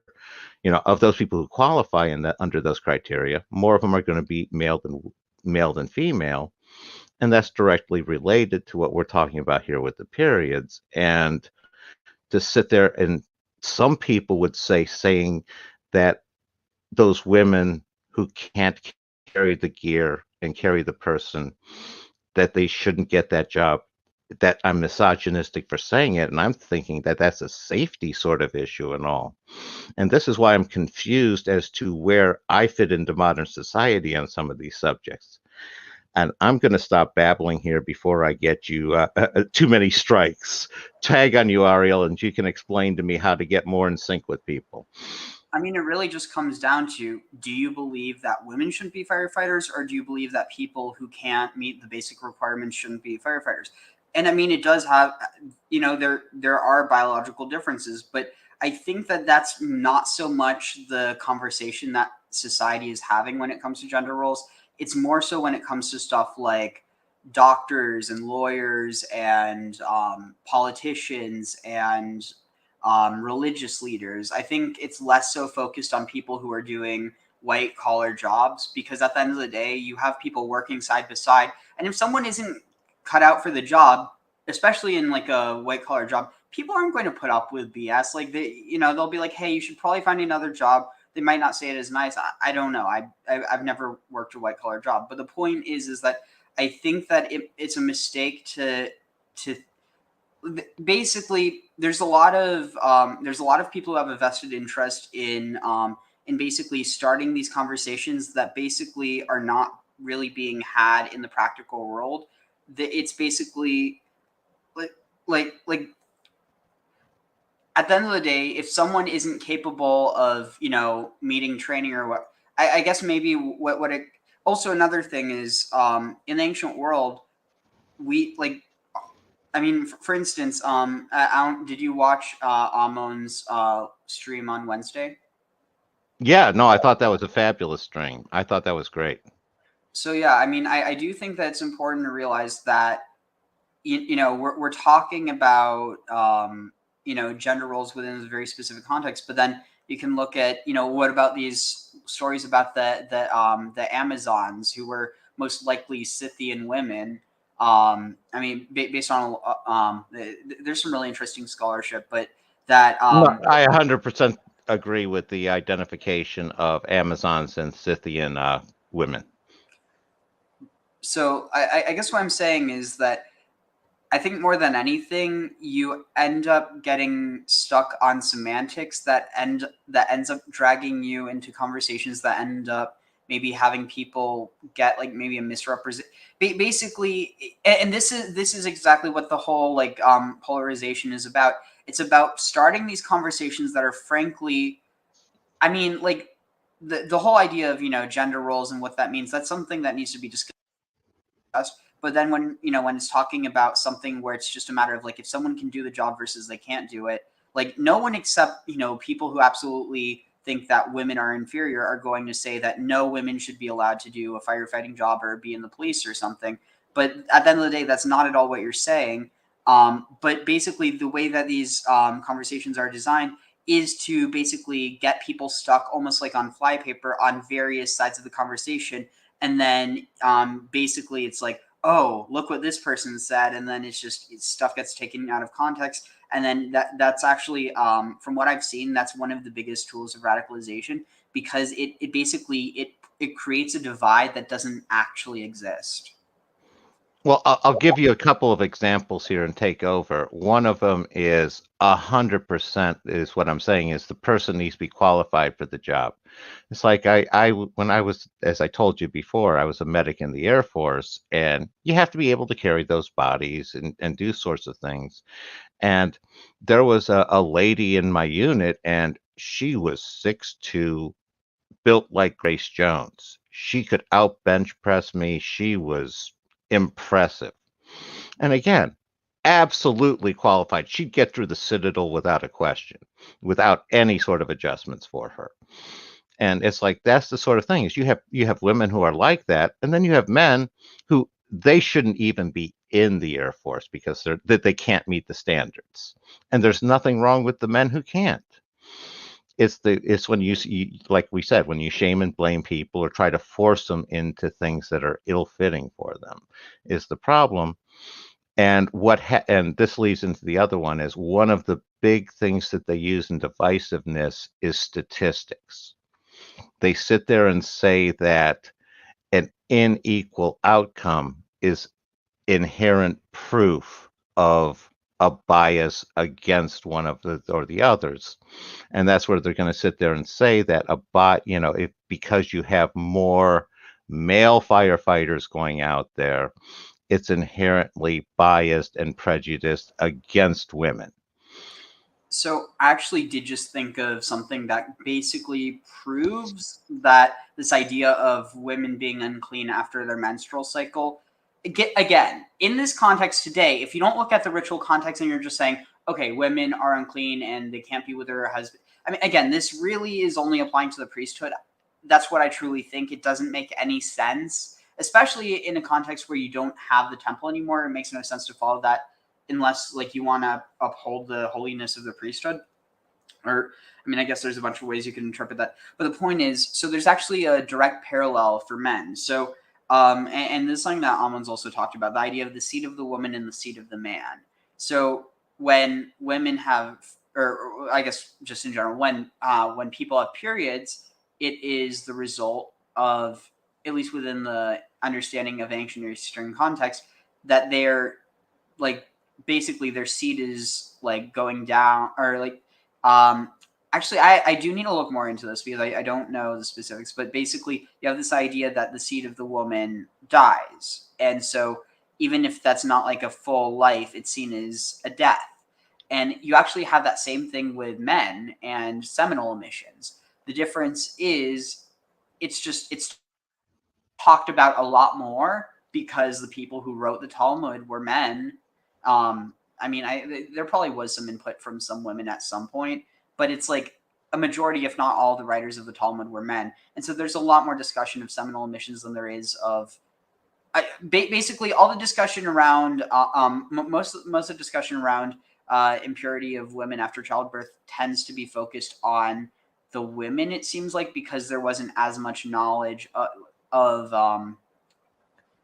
again, actually I might be misspeaking, but basically the focus is on why the woman is impure, and then in the case of seminal missions, it is considered, well, how do you continue to fulfill your ritual duties if you do so and so? So like there's this one explanation, like if you're doing so and so and you feel yourself about to you can grab the head of your with a piece of coarse cloth and squeeze it so that nothing comes out.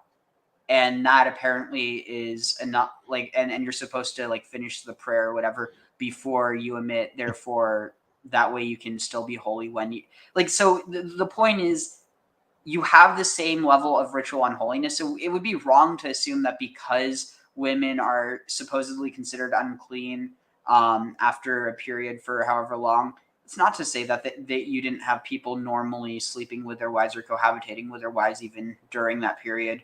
Like at the end of the day, this is ritual law that people are interpreting nowadays to be like this was the law of the land. But like, I mean, look at how many laws get broken every day in any country, and yet it's just completely normalized. But on the books, it's illegal. No, definitely. Anyway, we should probably continue a bit. So I want to Absolutely. Yeah. So life there, but even the potential has that impact. It could even affect a little bit of the moon, because the potential of life that didn't happen, what a shame. But by the same token, a guy, when he emits his seed, no difference. A man also becomes tamei. A man also becomes impure. And if either of them want to go up to the Okay, honestly, and I mean, this is something I never believe that I would say before, but I can actually see myself becoming a rabbi. Like, at the end of the day, you have someone like Rabbi Tovia Singer, and he's basically, he's studying Judaism and trying to do it from a like counter Christian perspective. And in my case, I kind of want to do that from like a counter pagan perspective, but not because I think that there's anything wrong with paganism or with polytheism, but because it's actually the context in which the Hebrew Bible emerged. And like at the end of the day, I mean, like, I don't know. It's so wild because this is something that I never thought I'd say before. But it's like literally, I know the arguments. I know what this guy is going to say before he says it because it's imprinting on me, and I don't know how to explain it because like me even 6 months ago would have been like, okay, that's absolutely freaking insane. I would never say that. I would say you're honing an intuition. And one of the things I wanted to say earlier, Ariel, is it was interesting to me that you talked about the female having a seed. That seems to be more of a Middle Eastern sort of one because the later ideas are more of the homunculus model, whereas the male seed that basically gets planted into the female and grows, and the female doesn't have a seed of her own. Tag with you on that concept.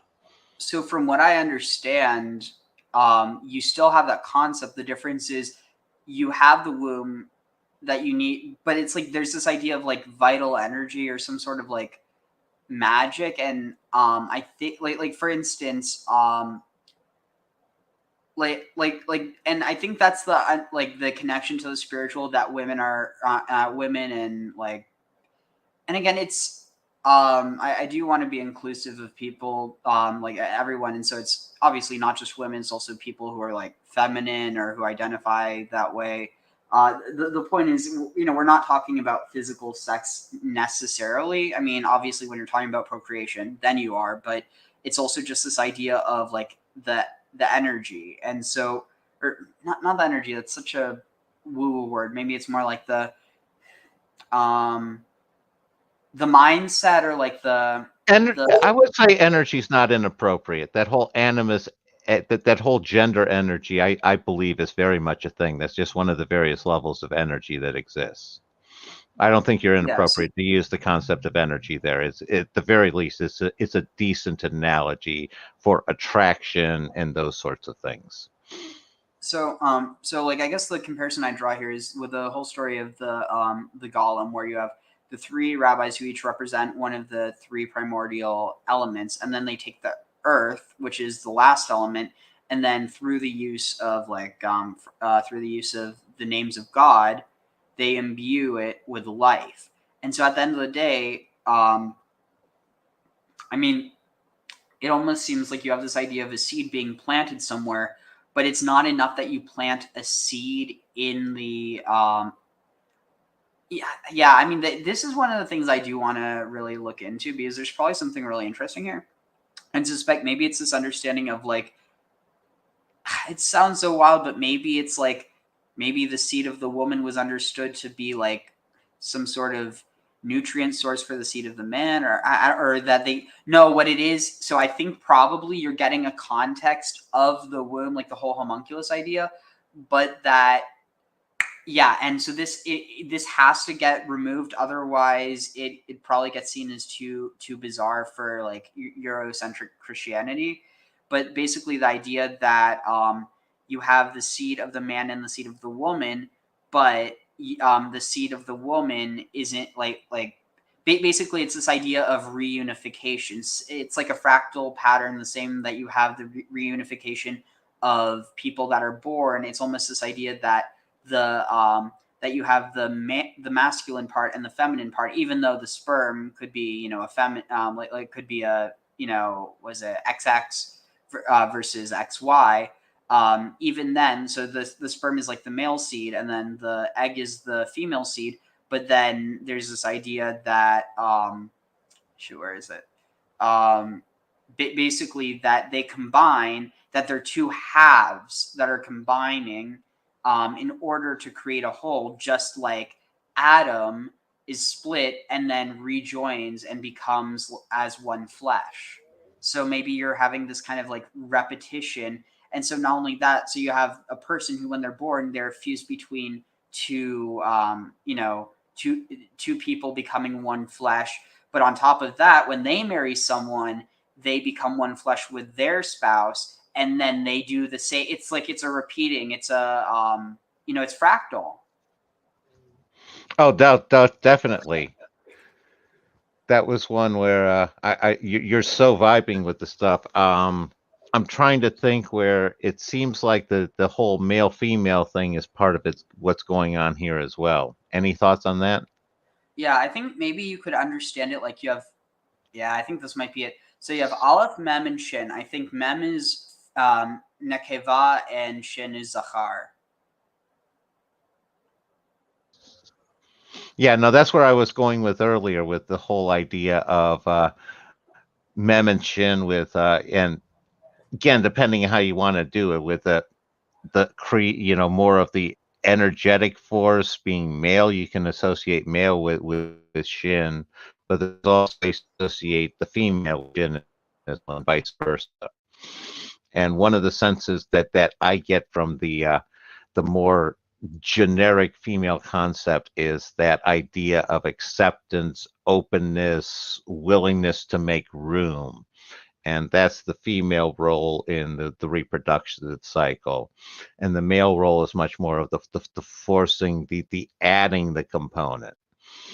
How's that? Is that bouncing with you there? Yeah. So also, so let's see. Where is this? So William says, by the way, I think your content is actually very important for the future to be able to have access to. I hope you have your own servers and website to keep this content out on the interwebs.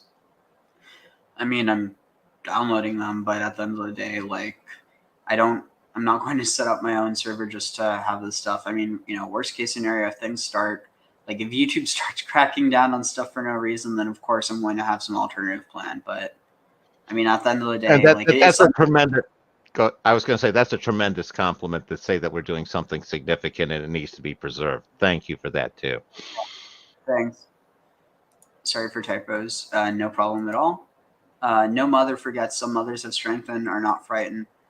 Definitely. So I was in context of how when a mother gives birth, that it's like, oh, it's so painful. I don't want to do it again, and then that they forget it because of the hormones basically kind of blur the memory. But I mean, obviously, not everyone's the same. And Venus retrogrades for. Oh, I think you also corrected yourself there. So 40 days from Mars, retrograde 77 weeks, 3 times 9 months. Men are from Mars, women are from Venus. Interesting. Sorry, they conjunct every 77 months, not weeks. So that's interesting. There you have 77 again. This idea of the sons and daughters of El and Asherah. Interesting. Yeah. No, one of the things I wanted to mention you on the gender with the sperm, one way that flashed on me with what you were saying was that you could see the sperm as sort of almost a male container, into which you could place either, say, mem or shin from a Kabbalistic standpoint in order to impregnate. I just had that hit me as you were talking before, and I wanted to get that out. I'll tag to you. You're probably onto something, because there is this understanding of like the multiplicity of. I mean, so in this case, it's not so much gender. I mean, there is elements of gender identity, but it's more so sex identity, or like biological characteristics. So there's this understanding, like if you're born with basically you're born male, but you exhibit feminine traits, or the other way around, and like a bunch of different combinations and kind of like permutations. So maybe there is that sort of understanding, because at the end of the day, well, but the only thing is that that's being talked about way before. I mean, maybe like, I don't know how. I mean, roughly the same time, but I'd say probably before. So maybe the language is being used similarly, though. That's definitely one of those things I think we should put on the back burner for another time, to like basically understand how is procreation understood beyond just the idea of reincarnation in Judaism, because there's probably something there, and it probably reflects a larger ancient Near Eastern standpoint that predates both Islam and Christianity, and arguably Judaism as well. But it's like with this stuff, you kind of have to dust it off and see it in context. No, I definitely agree. And a lot of what you're saying, again, I hate to keep saying this, ties into some unpublished work of mine. In this case, it ties into where I have genetics and mythology hitting, and the whole reproduction thing ties into that as well. Interesting. Beit HaMikdash up to Har Bayit, up to the Temple Mount, they both need to go to the mikveh. No different between men and women. This is a functional difference with a separate law of a man and woman not being allowed to have relations with each other during a woman's needle period. But that's separate from the fact that they become impure just the same, with man emitting a seed. That's potential life that didn't happen. A woman on a monthly basis, on a regular basis, emitting her seed, and it didn't happen. So therefore, there's the same concept here. Potential life even has a bit of a tumah effect. Okay, now, if that's all the case, and that's true, Well, how does that explain then a woman giving birth? Why should she be tameh? Why should she be impure? Doesn't make sense. Here, it's the exact opposite of a period. When she has her cycle, that's life that didn't happen. When she gives birth, it's exactly now that she is giving life. She should have the ultimate of purity. She's doing the ultimate mitzvah. Why should it have the negative effect of tumah for giving birth? Altogether, forget a boy at 7, girl at 14. Altogether, she shouldn't have an issue of having tumah. How do we understand that? So I have an understanding of it that I think helps it make a lot of sense. When a woman is carrying her child, she's bearing the fetus inside of her for 9 months, she's carrying what I would call, in a sense, an neshama yetera, an extra soul. Not a full human being soul, because the baby's not born yet. Certainly, if there's a danger to the mother, we save the mother over the child. That's absolutely true. Nonetheless, we have a law. We don't do abortion because we believe that the child has already invested with partial soul. It's already part living. And therefore, we respect that fetus to the ultimate degree and realize that the mother is carrying an extra soul, not a full soul, but a partial soul throughout the 9 months.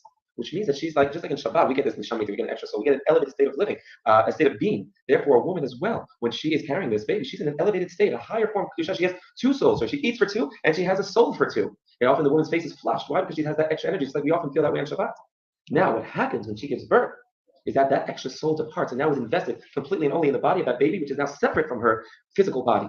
The umbilical cord has been cut, and she loses that extra soul. That drops her down in holiness to her regular, normal neshama. And she doesn't have that extra soul with her anymore. Now that is difficult. That's hard for a woman to drop after 9 months. It's hard for us on Shabbat to drop from the Shabbat. We often what I call the Saturday night blues. What does that mean? We often want to go out, get ice cream, Chinese something, just to recover. We smell the samim in order to give ourselves a little spiritual boost after that neshama yetera, after the extra holiness of an extra soul that departs us. Imagine after 9 months, what kind of a negative impact it has on the mother. I believe it could be even a somewhat contributing factor to postpartum depression, because she was in an elevated state of spiritual being, and that drops her back to her regular self. But after 9 months of not being a regular self, that's a hefty drop. That has that negative impact. She almost a little bit of her dies. Just like the potential of death in a cycle, a little bit of her dies, even though because that baby now that departs from her body becomes an independent entity. And therefore, why by extension then is a boy 7 days and a girl 14 days, or by extension 40 days for a boy, 80 days for a girl? Because I believe that the Torah indicates here that a woman's soul is more holy and more spiritual, and therefore the drop in holiness from pregnant to no longer pregnant is that much greater, and therefore the negative impact on the woman's psyche is that much more significant, and therefore it takes her a longer period to recover and be able to become pure again. Wow, I love that. Oh wait, shoot, what happened? Are you still there? I'm here. Okay, yeah, I might have to reload that page. But yeah, what's your thought on that interpretation? Before you speak up, actually just thought of something else. It's also fractal, because think about it. Why is a girl child more holy? Because when she grows up, she'll be able to bring life into the world too. So it's this understanding that it's like it's everything here is fractal. The seed is, as well as the children. So in the same way as it takes longer to be purified because it's more of a drop. Again, this is his interpretation, and I choose to go with that because it is really beautiful. It's this understanding that the only reason why women are considered to be more holy within a ritual context or like a spiritual context is purely because they have this ability to contain an extra soul through their ability to carry a child. No, I hear everything you're saying, and I agree with you. I use a slightly different, nuanced terminology there, because I don't see, I see the woman and child, the pregnant woman and child, as an entity unto itself, because it's not really the woman, it's not really the child. It's a being that requires all of their chromosomes together through the placenta. The placenta is an organ that has, 96 chromosomes or whatever. Is it 92, whatever, double the regular human. And it's not that the woman attains a higher state of being. She participates along with the child in a higher state of being. And to me, that's a subtle but important difference. Does Do you see the difference I'm trying to say there, Ariel? I mean, I do, but it's so again, it's two different contexts because in one, you have this idea that what was it basically, so in one case you have the woman which is considered at a like spiritually higher level place because of this, but that's not to say that that's not to say that she's like more holy than a man, if that makes any sense. She's just at a higher spiritual level. But by that nature, that's why women aren't obligated to study Torah. Men are. So it's almost like you have these two different. It's kind of like what you were talking about before, like different roles, and like at the end of the day, the reason why women are under.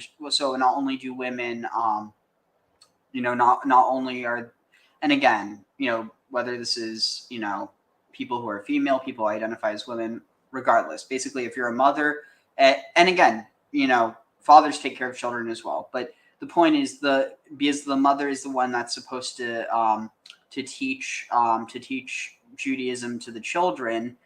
She's basically like, yeah, she is participating in this, but so it's not that she's more holy like you're saying.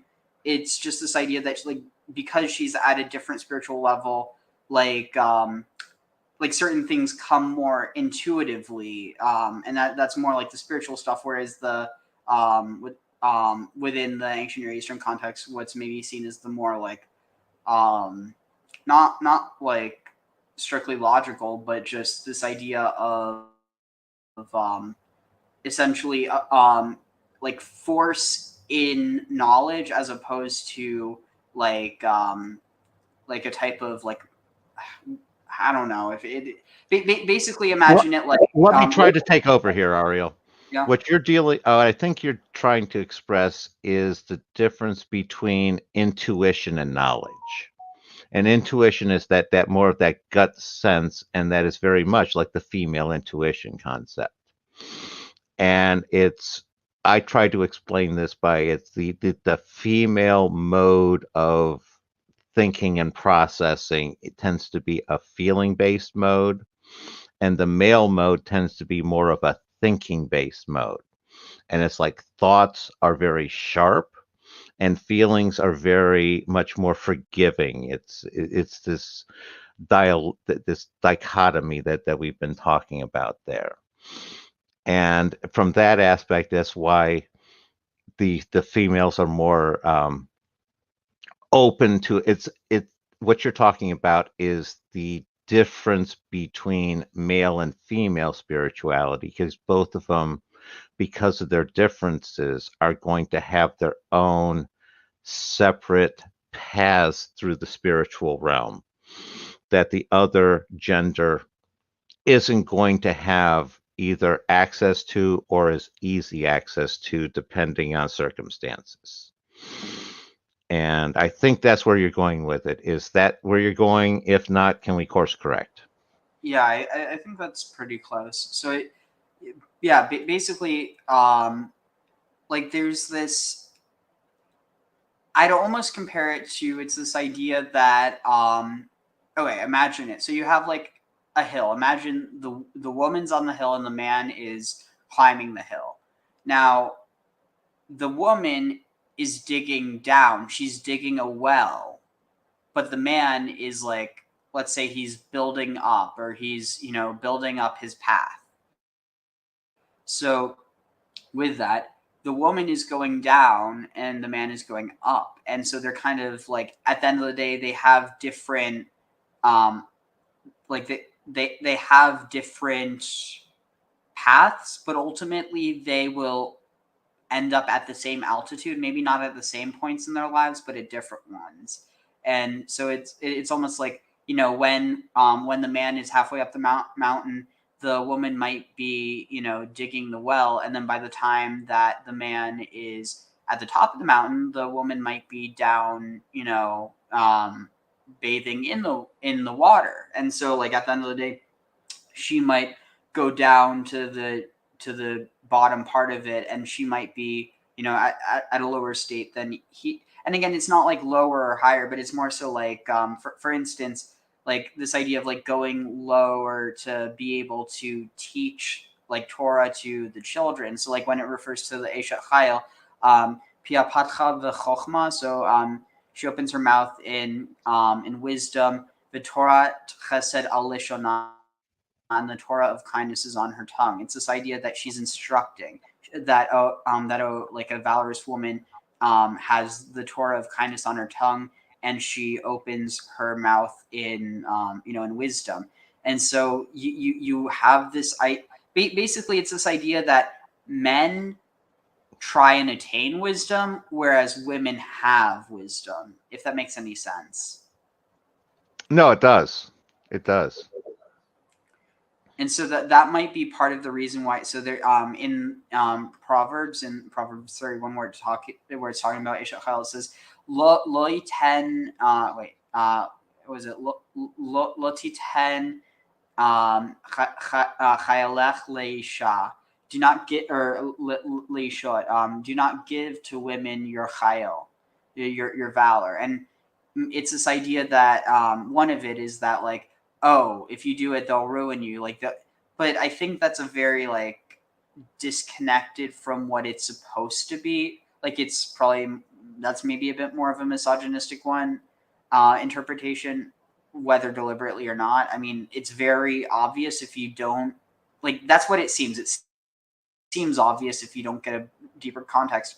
But if it's referring to this idea that women have their own chayil, then it's this idea that don't waste your chayil. Like, it's kind of like, if you only have $100 and you see someone who has $1,000 and they're not in the best state, you should still probably keep that money for yourself because they're a little bit better. Like the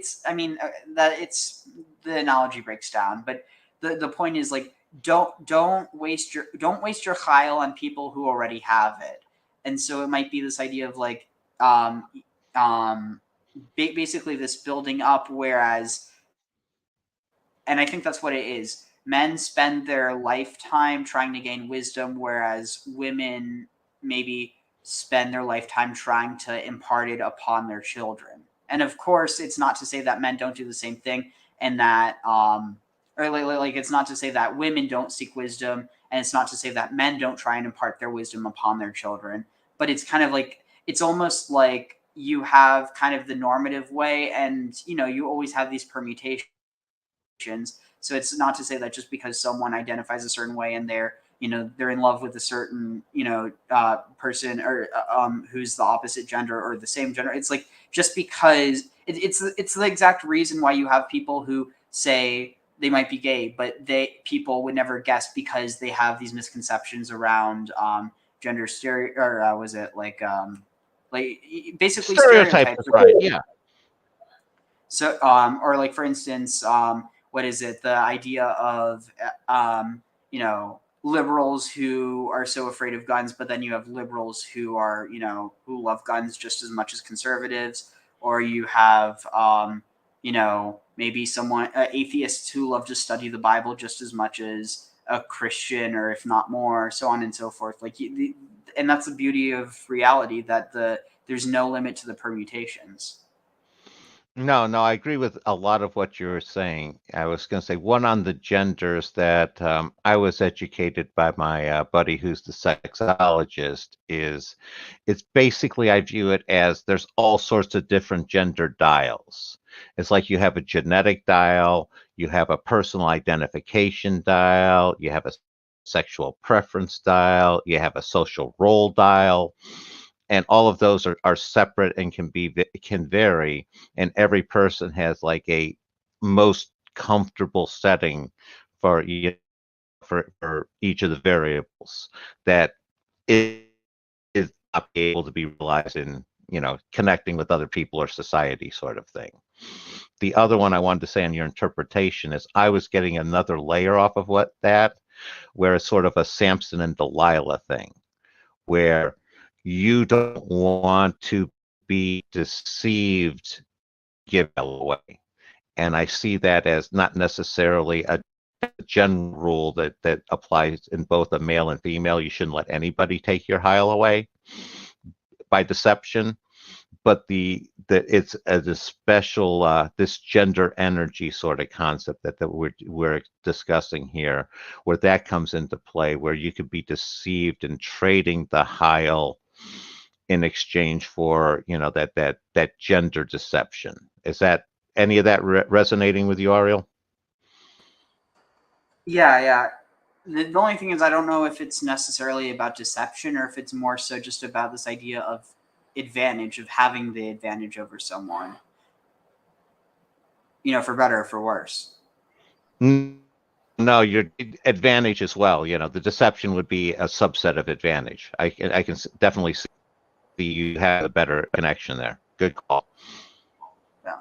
So here, let's continue, and then we'll try to get back into the text. In holiness, from pregnant to no longer pregnant, is that much greater, and therefore the negative impact on the woman's psyche is that much more for a girl. Because I believe that the Torah indicates here that a woman's soul is more holy and more spiritual, and therefore the drop in holiness from pregnant to no longer pregnant is that much greater, and therefore the negative impact on the woman's psyche is that much more significant, and therefore it takes her a longer period to recover and be able to become pure again.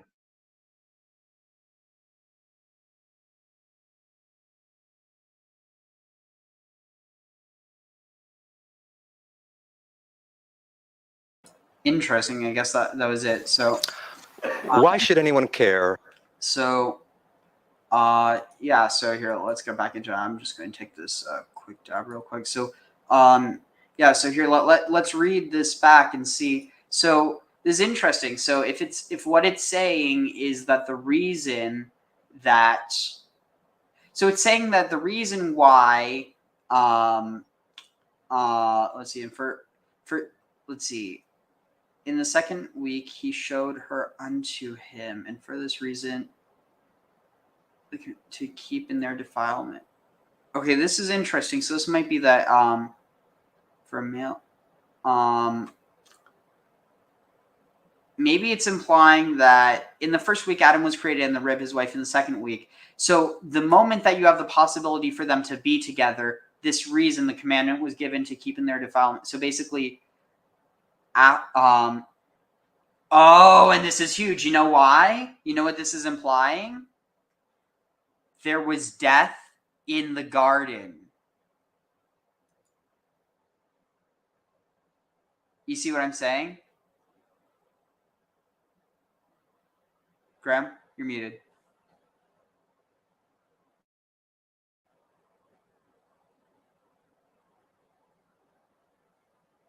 Oh, that's a word for Graham. This is huge because the fact that they're given this commandment to keep, because the defilement is due to this death, the defilement of death, or like a mini death from the death of the seed or the potential seed. So with that, this is saying there was death in the garden. Oh, shoot, what happened? Oh, there's Graham. Here. Graham, you there? Am I back? Yeah. Okay. No, I was picking up on that as well, and maybe from a slightly different angle, with the idea of there was, a physical death in the physical incarnations, like with the creation of the animals, and it was a spiritual immortality. And the idea that was popping into my head as you were talking is the idea that they created all the animals, and then they went around and said, this is the animal I'm going to put the Aleph spirit into. And that being the transition there, where sort of like the body of the hominid, sort of, the proto-human was there. And then all of a sudden it was the idea of, we're going to have God inhabit that one. It was what I was kind of grokking onto as you were talking. Tag on you to see if you have any thoughts. Yeah, I'm honestly not 100% sure. It would be nice if there was some commentary on this, but unfortunately there's not. Let's see. see, there's gotta be, let's see, notes. Can you do notes or something? Is that what people do? Okay, awesome. So let's see. Oh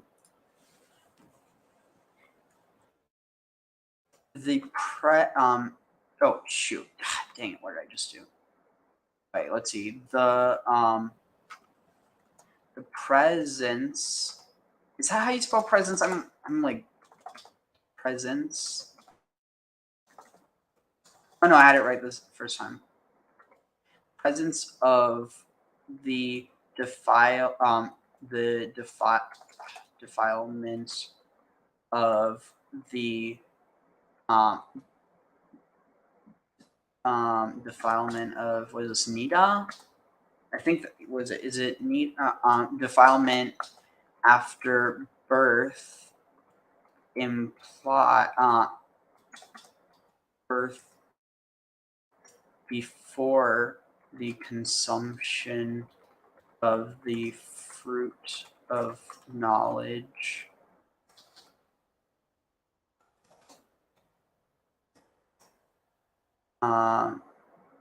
Implies death.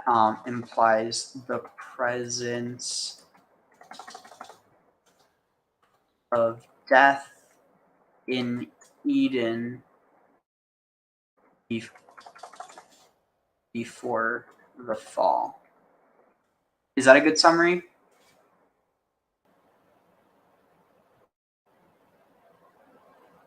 You there? You're muted, by the way.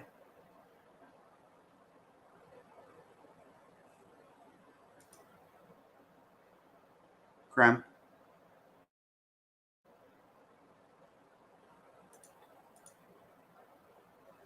You there, Graham?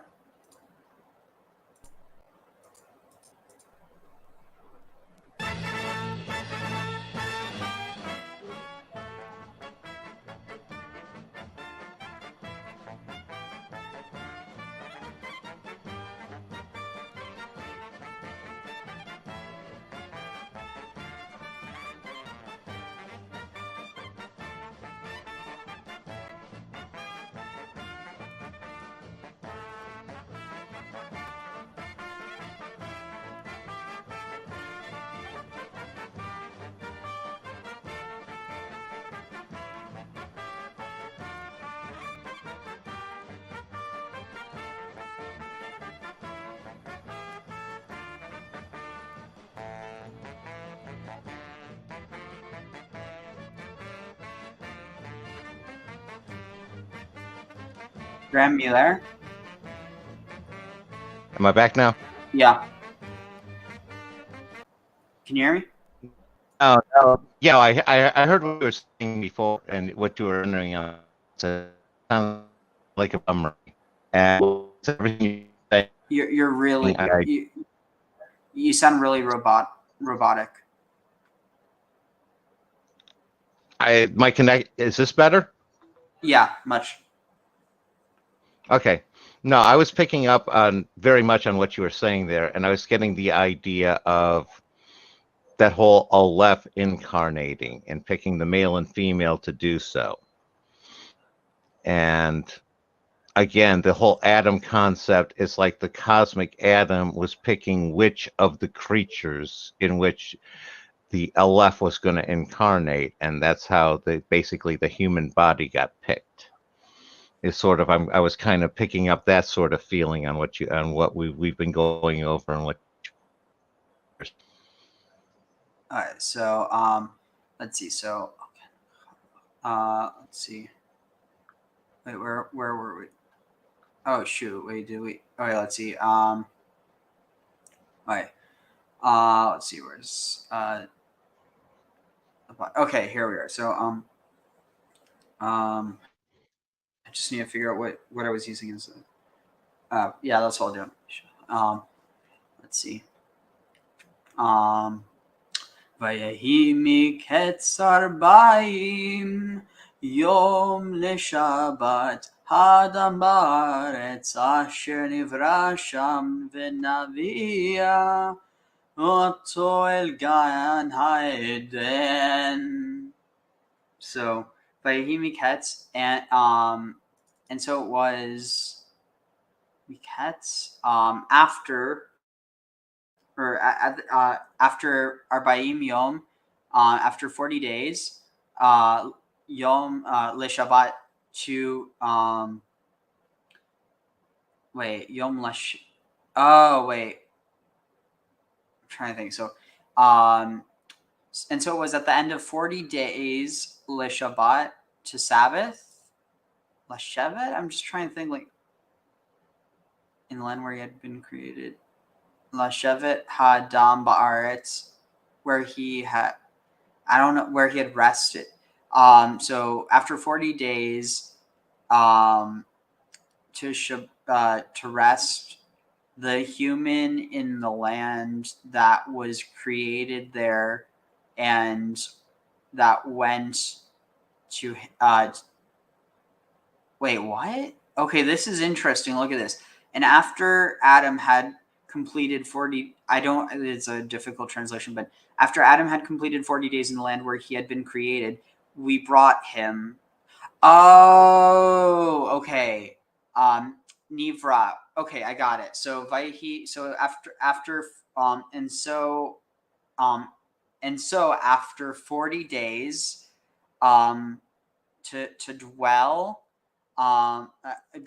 after 40 days of Adam dwelling in the land that we created him in, we brought we brought him to the Garden of Eden. Okay, so it's saying after the 40 days, where after 40 days of dwelling in the land where Adam was created, we or where we created Adam, there we brought him to the Garden of Eden.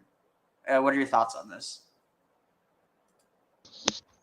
My thoughts are on that 40 days is something that we need to figure out, because that seems to be like that 60 with the 1/60th that sleep is to prophecy concept, because I'm seeing that 40 days as being cognate to this cycle repeating. Yeah. So where the 40 is so the gematria is mem, and so do you remember what a mem looks like? Yeah, and you're saying that's a generation. At 40 days, 40 is also generation number for 40 years. I remember that.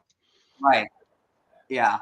So not only do you have a generation, a mem is here. Let me see. Are you able to see my cursor? Yeah. All right. So shoot. Actually, here. Let me see. Sketch pad online. Here. Let's see. Check this out. Hopefully this works. Sure, tab instead. All right. Oh yeah. So okay, this is awesome. You're able to see this? Yeah. All right. So this is a mem. So we're going to start here, and then we're going to loop up here, and then we're going to go down here, and then here. So this is a mem, like a regular mem, and this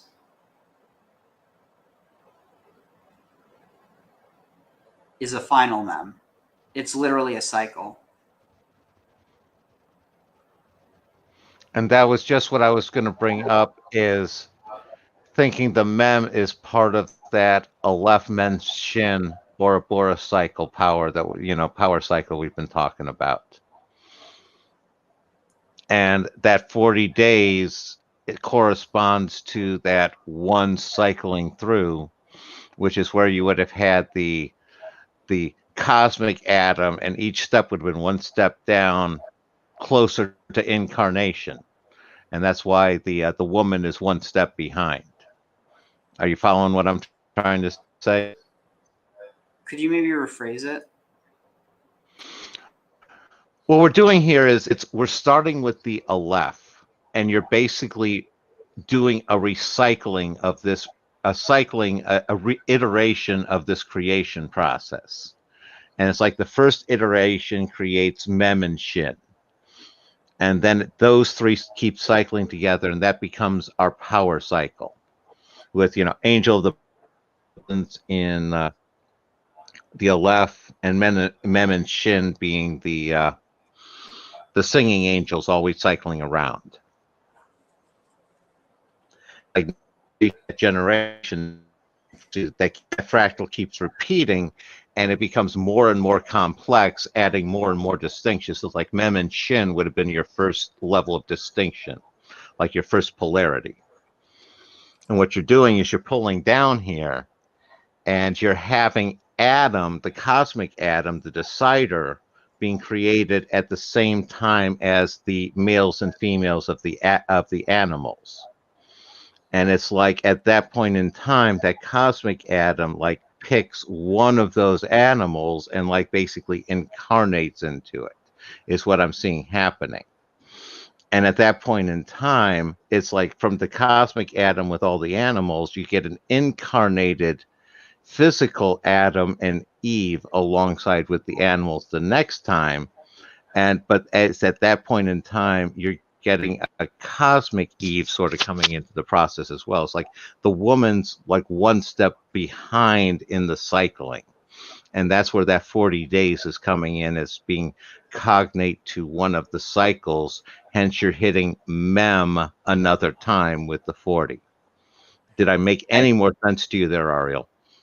I mean, I think you might be reading your own theory into it a bit because of the fact that like it says that Adam was created from the dust of the earth, and like while there's this implication that there's already other humans in existence, the idea is, when you say incarnating, do you mean incarnating into an already existent body, or are you talking about like manifesting on earth?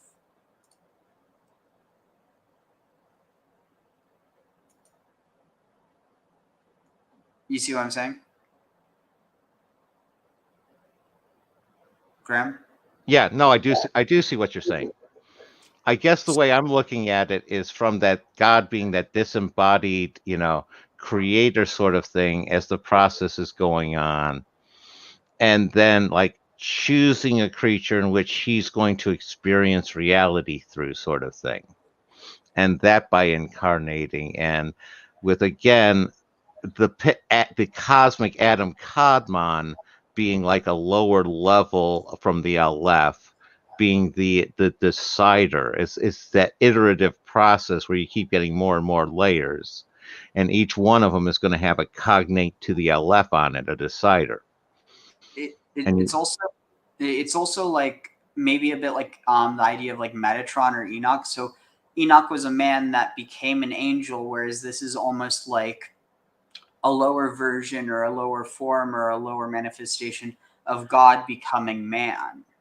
Exactly. And now you're looking at that process of down and up again that we've been talking about. Yeah, was it? I love Atata, up and above and below. Yeah, no, I definitely we're working on seeing the same sorts of things here. So what do you make of this though? In the land where he had been created, we brought him into the Garden of Eden. So it's saying that Adam was not created in the Garden of Eden. This is really big. And so it's implying that what is this? Okay, so but his wife they brought in on the 80th day. So it's implying 40 days for him. So 40 here it's implying that 40 days was in the first day, and on top of that, or not, maybe not the first day, but basically one day was 40 days. So within the 40 days, it's not literally saying that it was 40 days long. It's saying it was a generation. And what was a generation before you even have, procreation between Adam and Eve, it seems. So it's like, just real quick, it's almost like trying to count time without the sun. And here I'm seeing they're counting time via mems. Each cycle's a mem, which is 40. Interesting.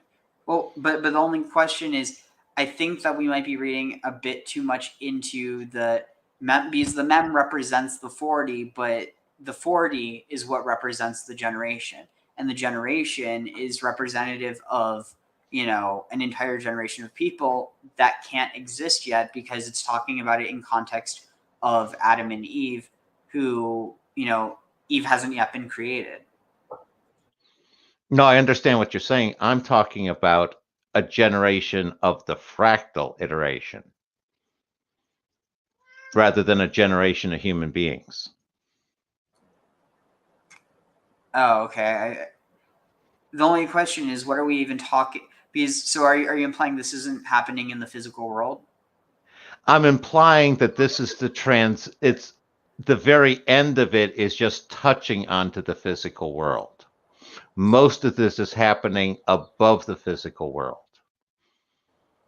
So what are we even talking about when we're talking about time then? Like I said, it's like trying to count time before you have the things that we use to count it. Right, and that was what I was trying to say there. It's like they've decompressed Genesis from the traditional Bible, and now they're having each day is now becoming multiple cycles of this iteration I'm talking about, and they're going into detail about how it happens. Interesting. So it's almost like it's like the what's the word? It's the blueprint for how things will occur once they start. Right. It's like they're creating it in the spiritual realm first, and then they're going to be drawing it through. Each time is being drawn from the Aleph, as we've been talking about. And it's like you start from the Aleph, you start drawing, and each level you keep drawing further and further, more and more complicated, until eventually you're getting to physicality. And what they're talking about here, the initial round through, the initial creation of an atom is going to be in that abstract archetypal realm first, and then it's going to get drawn, and then from the Aleph, you're going to get drawn through there for another iteration in the physical realm. And what they're saying is, after you have that atom, the next step is to separate that atom into the male and female. And that's why that becomes the next iteration level down. And that's why women come one cycle after, is sort of my reading on it. The only thing that I don't quite understand how you would consolidate the two. So it doesn't say Be'olam Asher Nivra, not in the world that he was created or in the time that he was created. It literally says Be'aretz Asher Nivra, in the world, or like not the world, but on the earth, or like in the land or the country where he was created. Now, is it earth or is it country or land? Because if you look at, again, I'm going to refer back to our sequence from the Sephira here. Let me take a look. Oh, yeah, just before I lose this thought, so are you implying it almost might be that it's saying Le Shabbat Ha'adam, so like dwelling in the land, that it might literally be like existing in the earth? I'm thinking it's in a cosmic land, sort of like in an Asgard kind of sense, for lack of a better idea. No. And then sorry, go ahead. That's the sense I'm getting there. Again, that's just what I'm getting. So here's the context where it's used: earth, land, country, or ground. Let's see, Eretz. To press together, stamp from the rugged appearance of the surface after the subsistence of the waters. Earth, dry land, country, land, field, opposed to town. Through dust upon the waters, an earth crust was formed. Let's see, Palestine as opposed to foreign countries or distant countries. Palestine entering Palestine under Joshua, country people, hence illiterate, coarse, unrefined, those not observing religious customs regarding tithes, Levitical cleanness. Earth, land, it's from Assyrian Irshitu, or Irtsitu, Arabic I don't know Arabic. Sabaean Artsa, and Aramaic Ara. And let's see, it's used to refer to earth, whole earth as opposed to heaven or sky, which likely rules out that interpretation, as permanent, built on foundations or pillars, also firm, so that shaking is something terrible and token of terrible power. The earth has hung on nothing, with waters underneath it, personified especially as addressed, called to witness, earth, inhabitants of earth, land, country, territory, district, region, tribal territory, piece of ground, specific land of Canaan or Israel, the inhabitants of land, ground, surface of ground, ends of the earth, land of the living, country of the plain, level or plain country, denotes lands, countries. Yeah, there's no possible spiritual context to this. This is 100% referring to, because it's saying we brought him into the Garden of Eden to till and keep it. It's saying from the land where he had been created.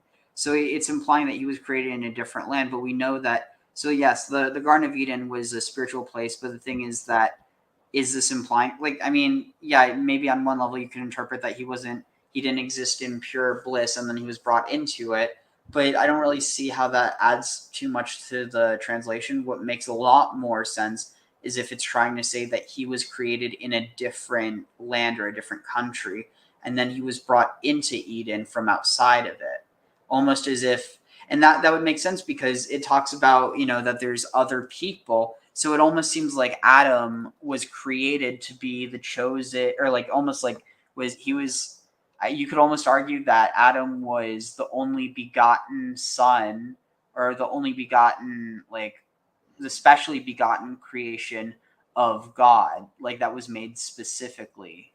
Like, so it's almost like it corresponds to the angel of the presence, but on earth as opposed to heaven. Let me try to unpack what I'm going to say to you.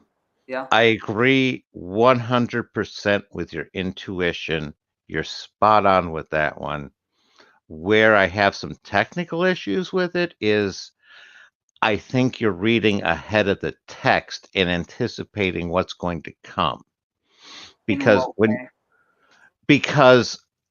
let me explain let me go on with what I'm saying and think about what I'm saying here first, because everything, when you were reading that definition, I was getting more and more resonance and reinforcement for my take on it.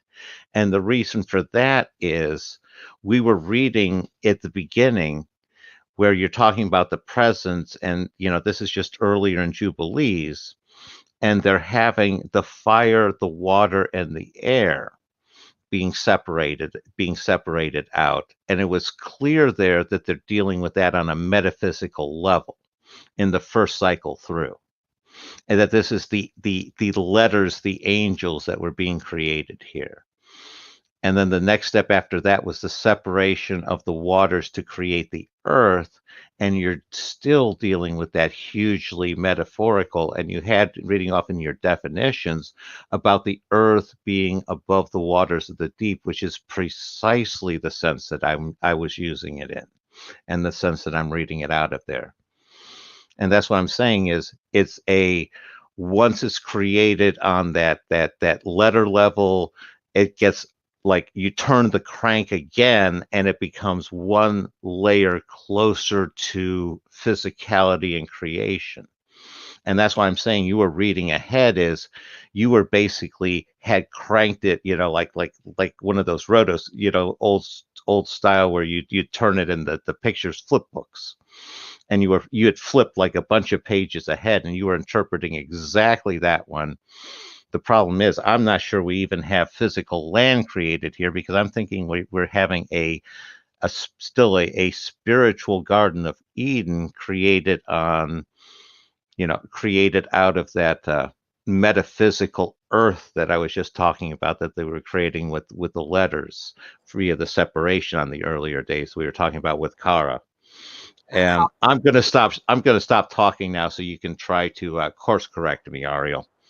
I mean, how much of that interpretation of the world being, like hanging over the waters of the deep, at the end of the day, that's an ancient Near Eastern like syllogism. Like, I think that it would be wrong to view that in a spiritual context when it's very clearly being used in the literal context. The problem is they didn't have the same foundational understanding of science that we do. But like basically, the Earth is like it's suspended in nothing.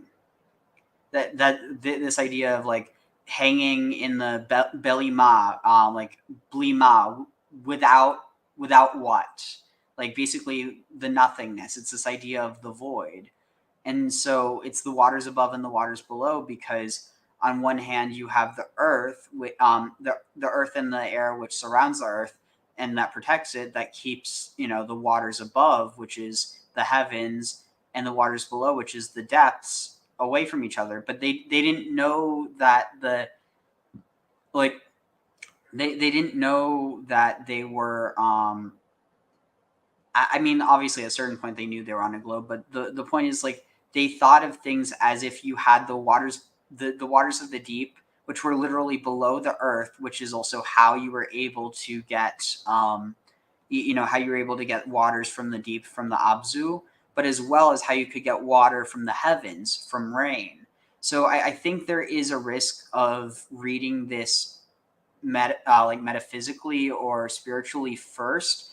You do have this fractal layer, but it has to start out physically, because there's this understanding that basically that what is it, that text, it can never deviate from its original meaning, but it can build off of it. So it's not to say that that he wasn't created in a in a different spiritual land, or like in a different spiritual state than being in eternal bliss. But it would be a mistake to read that as the primary understanding. So here you have to read this at least as Adam being completing 40 days in the land where he was created, and then he was brought into the Garden of Eden. It's not to say there isn't that spiritual layer, but the spiritual layer comes after the physical layer. Does that make any sense? It makes sense. What you're saying does make sense. There's one thing in which, I'll come out with my first primary disagreement, and that is the only thing I have to do is die. I don't have to interpret the way you suggest, Ariel. And that's part of the glory of pluriform interpretation, is that you don't have to interpret one given way.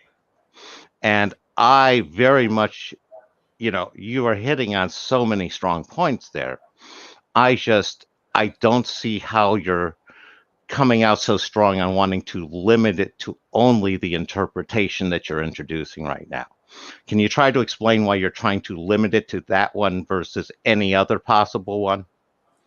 See, that's the thing. I'm not limiting it. What I'm trying to explain is that the understanding is that while that's definitely a possible interpretation, and it's one that's definitely gone into, the only thing is that the way you're interpreting it, and maybe correct me if I'm mistaken, but it seems like you're rejecting this idea that he was created in a different land. You're rejecting the possibility that this is a physical land in favor of a spiritual one. When I'm not rejecting your theory, I'm just saying that that Jewish tradition understands that the most literal understanding is the primary understanding, and that the others are basically they provide context to it, but that the foundation needs to be the literal understanding, the pshat.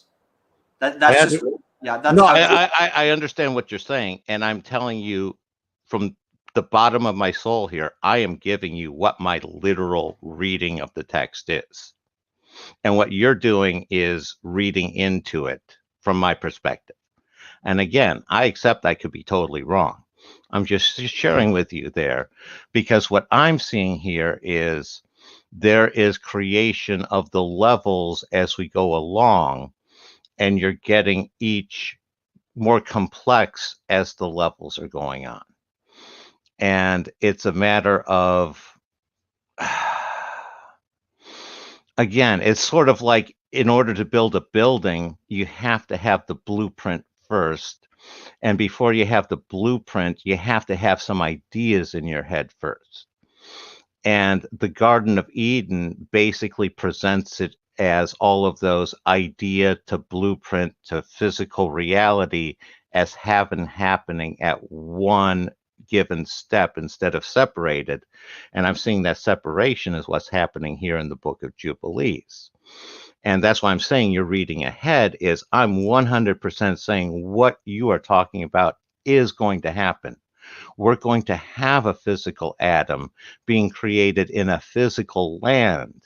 But what's happening first is you have a, basically a blueprint for Adam being created, or the idea for Adam, and then the blueprint for Adam, and then getting in there. And it's like, I'm seeing it as I'm trying to take it very slow, step by step sort of thing. And I'm agreeing that what you're saying is absolutely going to be contained in this text, probably within the next couple of days that we're talking here. If, and that's what I'm saying here is your instincts are spot on.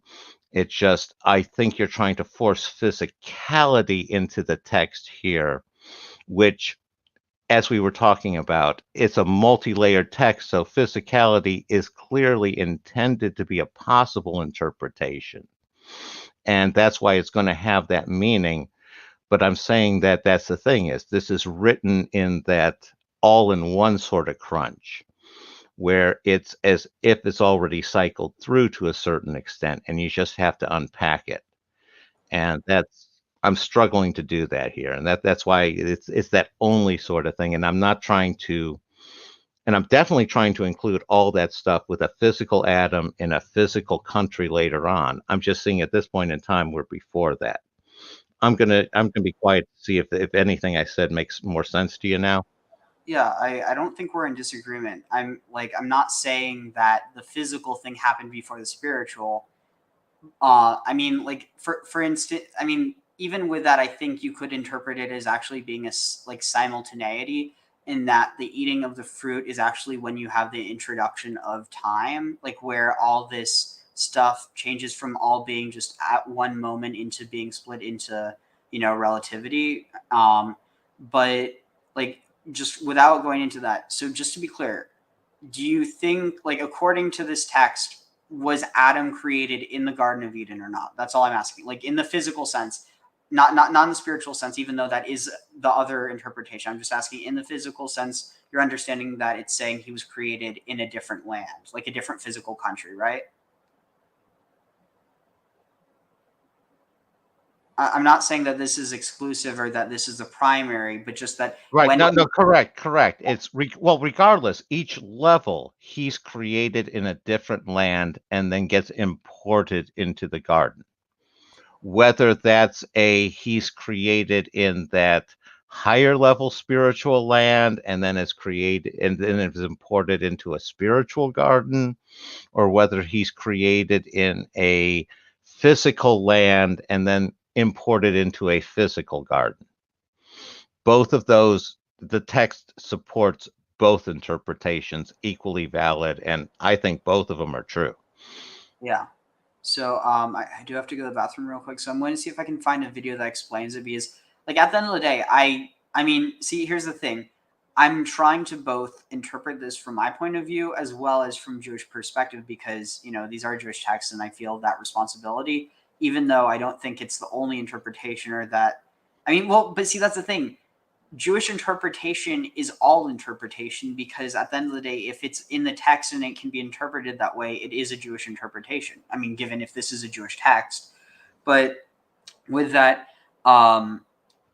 basically, so like, it's like one of those things where I was I was on the other end of this, but then it's kind of like it's all about playing devil's advocate, and being able to see the reason for that. And it's not so much because of this; it's more so when you have like stuff that ends up in being in like Christianity, where people are trying to interpret that you don't have to keep certain laws because of this or that, and so I mean the context changes a lot. But let's see. What was it? Sod cannot derivate from Peshat. Is that what it was? Here, this should be good. Here. Hopefully this is good. I'm not sure though. Go to Wix.com and Hello all, my name is Yossi and this is my first YouTube video of this type. I have no idea how many videos like this I will make.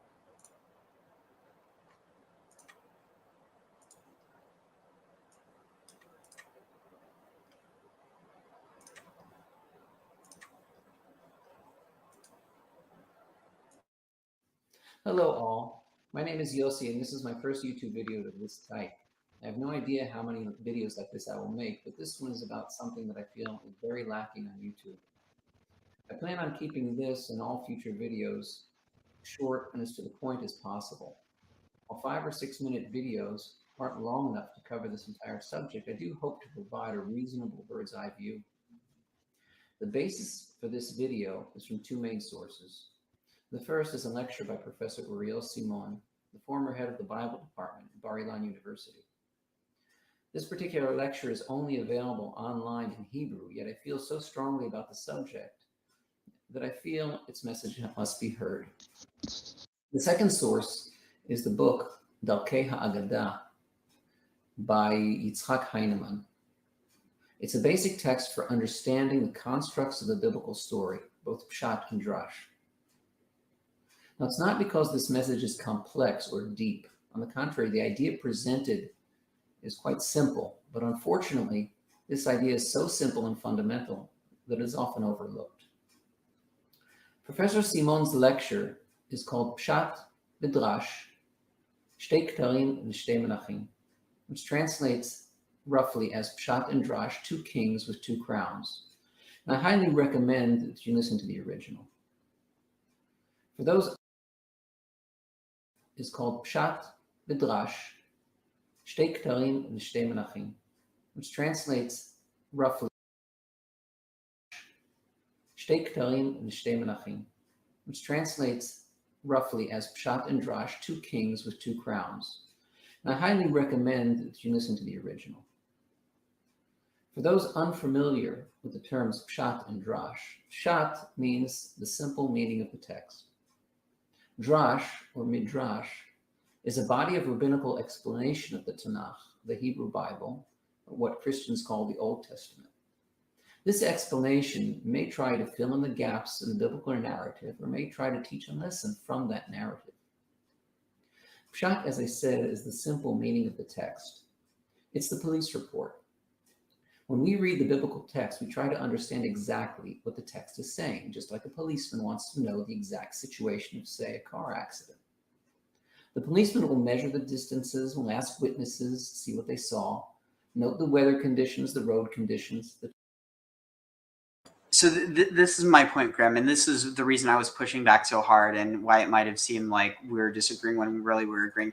So it's not saying that in terms of the chronology, but in terms of the interpretation, that because of it's like it's basically like it's legalistic or not legalistic, but it's like there's a formula to why it's done this way, that the primary interpretation has to be the simplest. So the understanding that this is in the spiritual world, that's all contextual, and you basically have to read that out in the simple, in the pshat, because you need that as the foundation from which you can build the 3 or 4 dimensions that really give it life and explain it. Does that make any sense?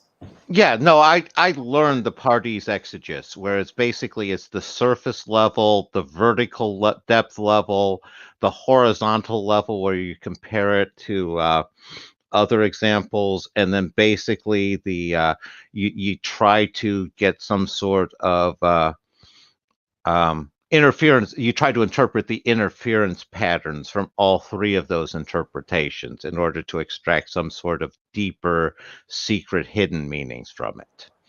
Was that a decent paraphrase of the parties process? Yeah, just for context, so it's Pardes and Pardes. Sorry about that. My pronunciation's horrible. Yeah, just the reason why it's really important to remember that is because it's not just an acronym; it's literally a word. It's from the same root as paradisa, or paradise. It literally means pardes. It means like a walled garden or an orchard. And so with this, you can remember it because it sounds like paradise or paradise, pardes. So Pardes. I Yeah, will remember that. I will do my best to remember that for next time. But I mean, here's where I need to call an exception, play an exception card here, because as I've expressed before, in some ways my primary language is math, and that's a lot of how my simple reading is. My P part, that's very much a math reading, and that's what I'm trying to express here, is when you're starting with an abstract esoteric math that's coming from an inherently spiritual level, and you have to build that into the material. And this, like I said, I understand where what I'm saying would not fit for other people, but it does for me. Does that make sense, Ariel? 100%. And that's why I have to push back so hard when I'm hearing like that's not the simple interpretation, when that is jumping out as the simple interpretation for me. It's just, we can laugh about it now, okay? So I just guess like maybe my question. So because it's not necessarily the simple interpretation, because like I don't know. I think that saying it's simple is kind of reductive, but basically just so what it means by simple is decontextualized. So it's like this 40 days, it literally means 40 days. And the land, it's literally referring to a land as opposed to, referring to a country. And then the Garden of Eden, it's a physical place that when it says till, he's literally tilling the place there, which is also interesting because it said that he's only has to till the land after he's expelled. But but his wife, they brought, so then she comes in 40 days later. But the thing is, we know based on context, and like you're saying, the way that you think, for you, the simple interpretation isn't that it's physically here. And I mean, that's kind of the same way I think. It's just, I guess my pushback is on saying that, like, because it's almost like this idea of that, like, objective versus subjective. Like, to you, subjectively, the simple interpretation is the secret one, or is the drosh. But just objectively, the most simple interpretation has to do with forgetting that 40 days has anything to do with Mem and has anything to do with the generation, and that Adam has anything to do with, like for instance, one of the ways that I think we almost kind of got sidetracked from even talking about. So it says, after Adam had completed 40 days in the land, is it possible that he was like literally in the land, like he was part of the land, and then on the 40th day he emerged from the land, almost like a mudman or a golem? No, I was going to say that certainly would be an interpretation. Another one would be that was after 40 days was when he went to the next stage, and like the creatures are made of dust, that after 40 days of the body, that the spirit was breathed into him, that he spent 40 days in the deep sleep. That could be a possible interpretation there as well. So, like, I guess, like, even with that, even though you could literally read this as Adam had completed 40 days in the land, as in the earth, he was in the earth for 40 days, that would still be, even though it's just reading it contextually, that's the problem. The context is when you start to get with, let's see, so it's remez. So remez is a hint. The hint is the context. And basically, you're not wrong in your understanding at all. It's just, and like, yeah, I mean, we're basically just talking in circles at this point. But yeah, no, what I did want to also comment there, and putting on sort of a more speculative one, this ties into some of those Sumerian sort of creation of humanity stories, where humanity was created somewhere else as workers, and then they were brought to Eden, and then at that point in time, were given, and that's where the Garden of Eden was. So it tracks with those sorts of myths. Interesting. So this actually reminded me of, let's see, where is it? Here. This is actually in one of in the video that we used. So let's see. Here, I'm going to skip to the part. So here, look at this. This is what I was thinking of with the 40 days in the land.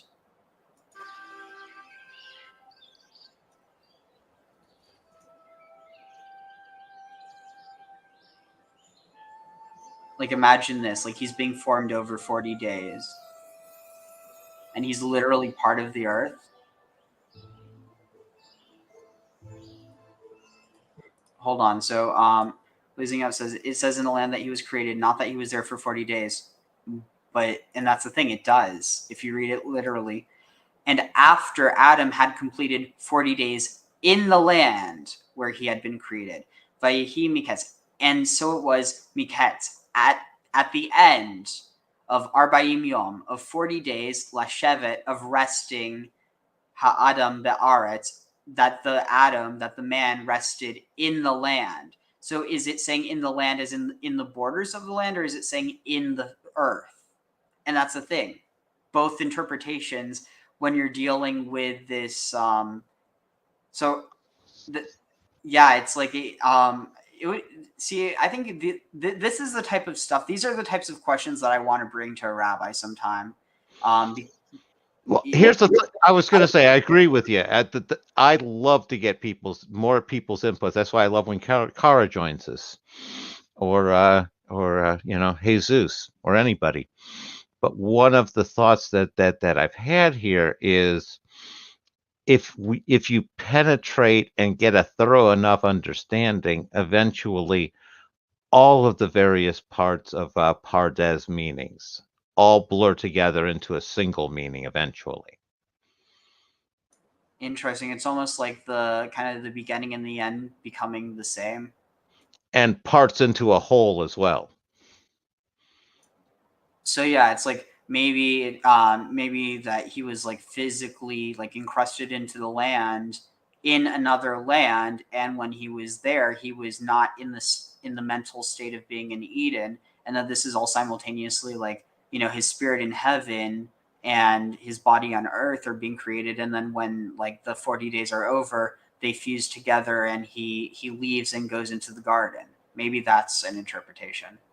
Yeah, or you could stack those together where you're going from the spiritual into the physical, and then from the physical into land into Eden. And that's the sort of thing that's where the pluriform and the fractal thing, you're scrunching it all into a single sequence of text. But like we've been talking about, different parts of the pluriform meaning, different layers, aren't going to necessarily correlate well with every single part of it. Definitely. But yeah, I do feel it's important to express, Mr. Blazing Up, this is 100% like it is saying, it says in the land he was created, but it also says he was there for 40 days. And what it means by he was in the land, that he rested or like slept, because the word lashevet could be to sit, to dwell, or to rest. And with rest, there's the possibility of sleep. So it's possible that he slept in the earth, because the word for land, aretz, is also the word for earth. Adamah is like earth, as in the like the physical substance, like earth, like earthy. But then aretz refers to like land as a abstract, or like referring to the land as opposed to a handful of dirt, which is also land. Or so a handful of dirt is earth, but land is the collective of the dirt, if that makes any sense. No, what you're saying makes sense, but it also, some of what you were saying also spawned on me. So let me put on my UFO hat again for a second, because one possible interpretation of in the land could be that created as miners to mine gold. and they were spending those 40 days mining the gold, and then they got the retirement package to get taken to Eden, to to paradise. Taking the UFO hat off now. Back to you, Ariel. Where are you getting that from, though? Like, is it? Are you getting that from anywhere in the text, or are you just reading that in? Well, I'm reading it in as consistent with the text, because you were talking about after Adam had completed 40 days in the land, i.e., 40 days within the land mining. No, it says resting, so he couldn't have been working. Okay. Fair enough. Just keep talking after you use the restroom real quick. Yeah. No, it's just that's why I like Ariel, where he can sit there and make adjustments there, where some of them I'll back off on, like this one, where, if it says he's resting, then he certainly wasn't doing any mining. But and where I'll keep holding strong when I'm pretty sure I'm on confident ground, like my math iteration structure. And that's why I can appreciate teaming with Ariel, and I think we make a good team, because I trust him to correct me well, and I definitely defer to his superior knowledge and his vast expertise, where I am just a rank rusty amateur at best. Thanks, but yeah, I mean, I like, at the end of the day, if it was just an echo chamber, this wouldn't be any fun. No, agree 100%. It probably wouldn't be very valuable at least it wouldn't be very valuable to me. Likewise.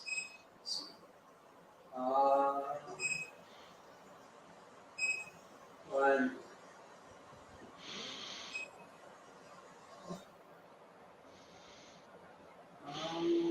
No, but I'm definitely getting the idea of getting taken to the Garden of Eden, and like I had been talking about with Ariel, I think a strong contender for at least one of the biblical Garden of Edens was the dry Persian Gulf bed.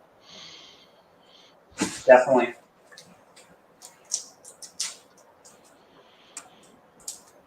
I also see some other ones. It's like the wet Sahara, like, the Sahara when it was all wet, was definitely seems like another one. Maybe a dry Red Sea basin. Definitely the Mediterranean at 6 million years ago for the last common ancestor seems like a strong candidate for one too. Oh wait, let's see. So where's the video? Let's see. Here. Time of day, etc. The basic facts. The policeman will then take these facts and reconstruct as accurately as possible what led up to the accident. Drash, on the other hand, is not bound by the facts. Drash, unlike Pshat, is not bound by the exact time. It's not even bound by vocabulary. It's perfectly legitimate for the Darshan, the one writing the Drash, to, for example, change the words of the biblical text.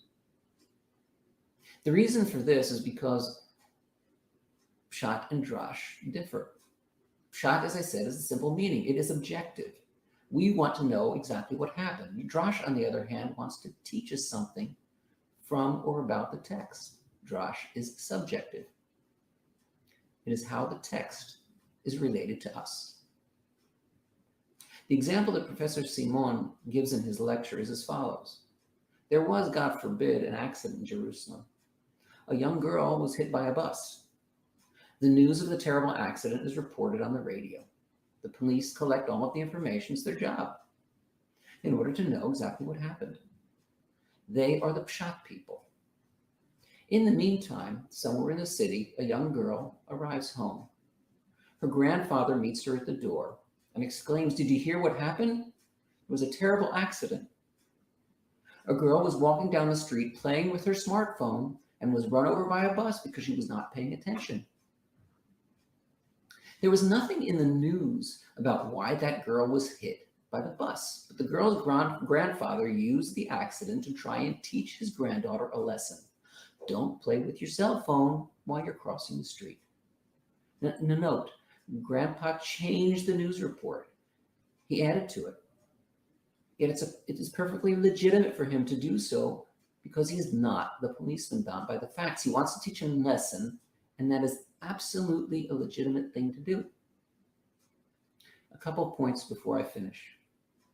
While it is okay for the darshan to change the facts, it is not okay to say that those changes are the facts. When dealing with the biblical text, that would be.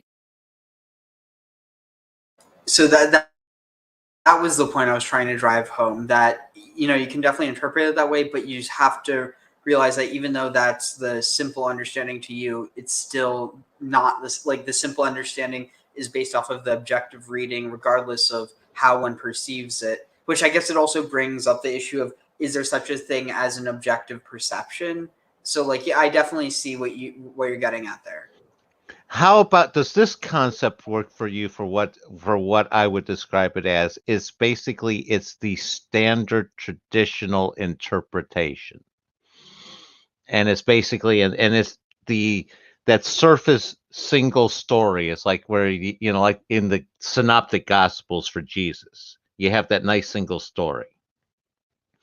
Is that similar to the sort of concept you're talking about here, Ariel?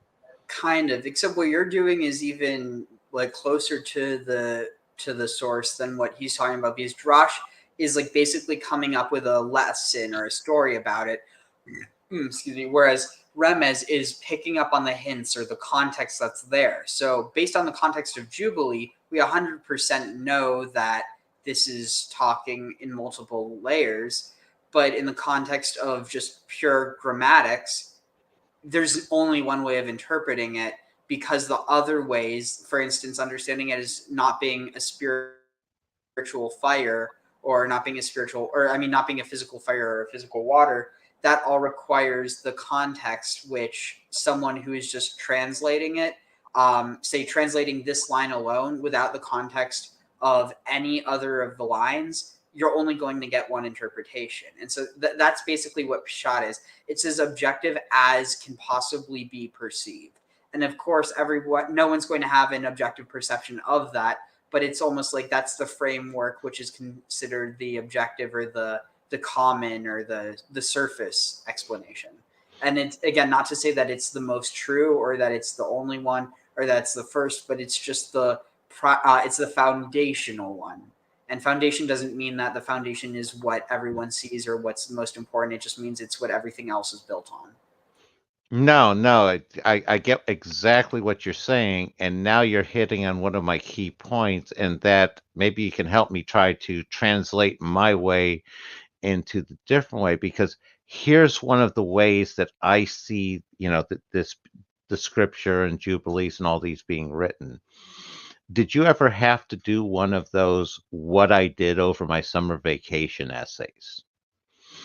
I see these as basically, take all of those what I did on my summer vacation essays and scrunch them all into one, where it's sort of I went to my uncle's house, I did all of this, and you're going to end up with a single narrative in your one condensed version.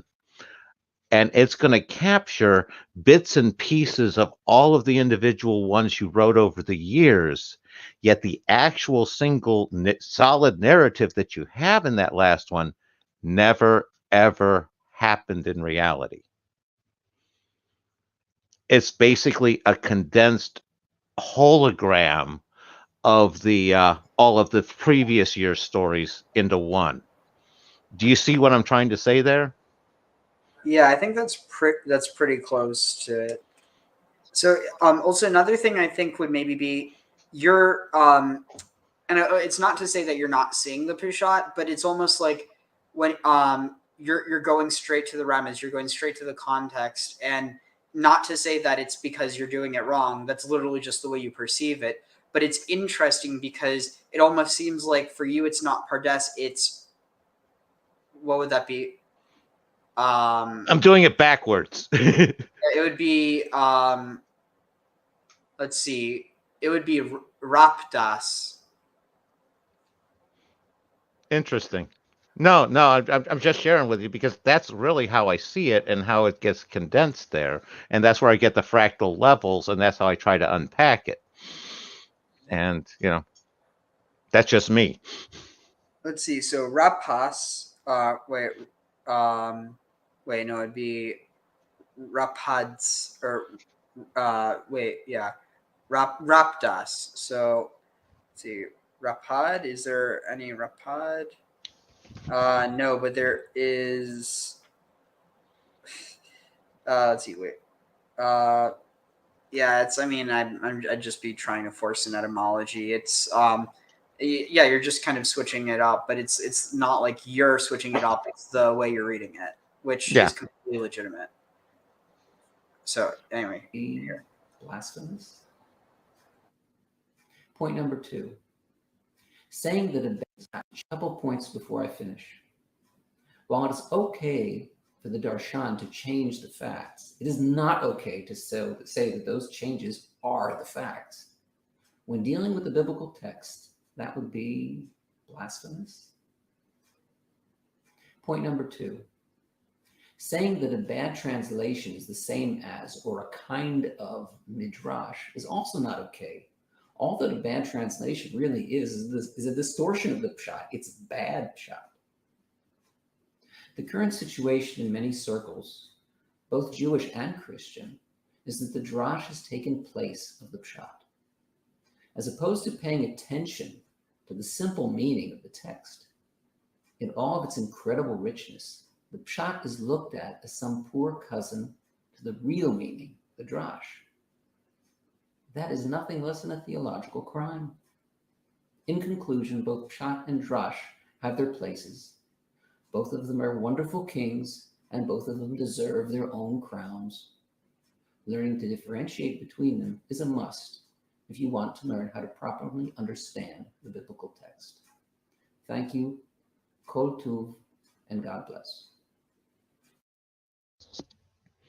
No, I endorse everything he's saying there. It is a necessary thing, and you have to differentiate those. And again, one of the things that I like is each of them is like a cross check against the other. Yeah, I'd almost compare it to like it's the building codes. Like you already have exactly what your building wants to look like, but you have to build the foundation, even if no one's going to see it, even if it's not important aesthetically whatsoever, because it's what's going to keep the building from falling down. Exactly. Let's see. So, okay. Wait. So is it? Oh no, is it? Because I want to see what they say about remes, because that's more what we're talking about. Though, even though this was interesting. Let's see. Dang it. There's got to be one that's not. Okay. Let's see. And maybe just let's see. Shot and Drosh. Oh wait, I guess he recorded 2 of the same video. Okay. Understanding Remet. Dang it! Come on. It's like, I mean, I understand that there's such a thing as like Christian Kabbalah, but it's just, I don't know. It definitely makes it kind of okay. Wait. Is this? The Chida teaches the Remes to learn on Shabbos. Some of it depends on what take on Jesus they're using, because some takes on Jesus you can integrate with Kabbalah easily. Some of them are almost impossible. I think it's more so just the use of the Pardes system. It's like, which I mean, I guess it makes sense because Christianity started off as a Jewish movement, but still, it's like if you're going to embrace it all the way and admit that that Christianity has some connections to Jewish mysticism. We've been over that one about how ridiculous that sort of denial is. Yeah. It's almost like the people who try and deny that there's a connection between, well, I'm trying to think. I mean, honestly, the biggest one coming to mind is police forces that started off as slave patrols. One of the things that jumps out to me is, why is there such an emotional attachment to it? What is so awful about Christianity being attached to Jewish mysticism? it's not like that's a negative inherently, at least from my perspective. But again, maybe it's just my autism talking here. Keep in mind, this is the reason why it would be a problem is from people who think that Jews are like no longer part of God's covenant or whatever. God never reneged the covenant. I was always taught it was just a separate covenant than what the Christians were going through, but equally valid. The really dangerous ones are the ones who basically teach that the Jews are not part of that, and or like basically that the Jews were removed from the covenant, and that in order to get back in it, they have to accept Jesus. That's the mainstream one that's become popular amongst evangelicals. That just feels like they're trying to fill in the blank for a reason to hate Jews. Oh wow, you don't say. Well, it is an old-time game. Not a very fun one, in my opinion, but it is an old one, apparently. Yeah. This Torah class is brought to you by TorahAnytime.com. Pasuk says in Shir Hashirim, Dvash v'chalav tachas l'shaynech. Honey and milk under your tongue. The Chidah finds in this pasuk an allusion to the importance of learning Torah on Shabbos. Torah is compared to Dvash v'chalav, honey and milk. And the Soifei Tevos of these words, Dvash v'chalav, Tachas, are Soifei Tevos Shabbos. From here, the Chidah says we see the importance of Limud HaTorah on Shabbos, as the Medrash tells us that when Klal Yisrael were in the Midbar, so they had time, they had 40 years to spend learning Torah all day, every day. However, the Torah complained to Hashem, now that Klal Yisrael are entering Eretz Yisrael, what's going to be with me? What's going to be with the Torah? Well, Hashem responded, don't worry, I will give them the Shabbos to be involved in Limud HaTorah. Dvash v'chalav, the Torah HaKdosha, Tachas l'shoynech, Soifei Tevos, Shabbos. It's interesting, Rabbi Nebuchadnezzar writes that when David HaMelech says in Tehillim Parakuf Yotes, Ma ahavti Torasecha, kol hayom hi sichasi, how much I love the Torah, all day it is my conversation, that David does not necessarily refer to every single day, but kol hayom, every the day. There is a hayom which is specifically designated for Limud HaTorah, and that day is Shabbos. Kol hayom, there is a specific designated day that the Rebbeinu Shalom gave us for Limud HaTorah. So perhaps we could suggest then that we open up Kabbalah Shabbos with Parak Tzadi Hey of Tehillim. And what do we say? Kihu Elokeinu va'anachnu amarisai v'tzoin yadai. Hayom, that day, the day that David refers to as a day designated for Limud HaTorah, called Hayom Hisichasi, Hayomim b'kolos tishmo. On this day, if we only listen to the voice of Hashem. So we sort of open up the acceptance of Shabbos with this reminder that Shabbos is designated Dvash v'chalav tachas l'shoynech, Soifei Tevos Shabbos. Shabbos is designated for Limud HaTorah. Wishing everyone a wonderful Shabbos and Mirz Hashem, Achar Kosher V'Sameach.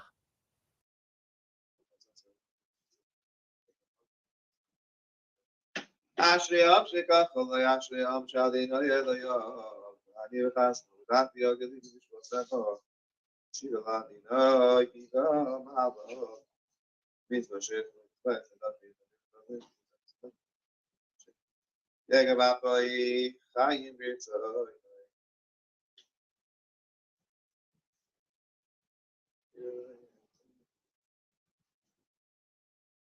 This Torah class is brought to you.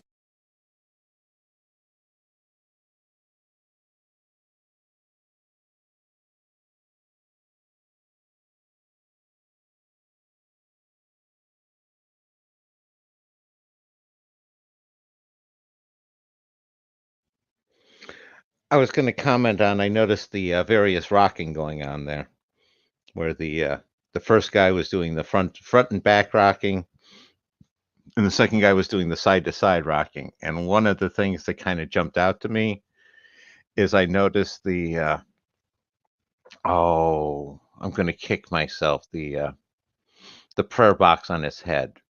It came across to me with this rocking similar to sort of like a spiritual flashlight in a sense. Oh, the tefillin? Yeah, the tefillin as being like a spiritual flashlight that some people wear on their heads when they're out at night and all. Just kind of struck me a little bit that way. That it's just a little bit of resonance there.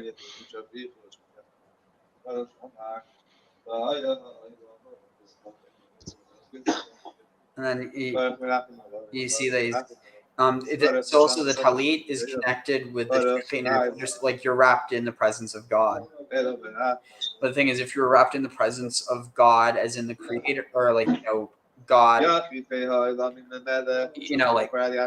God, you would be burnt up. So the idea is that it's the Shekhinah, the feminine part of God. And then there you also have the white, the black on the white.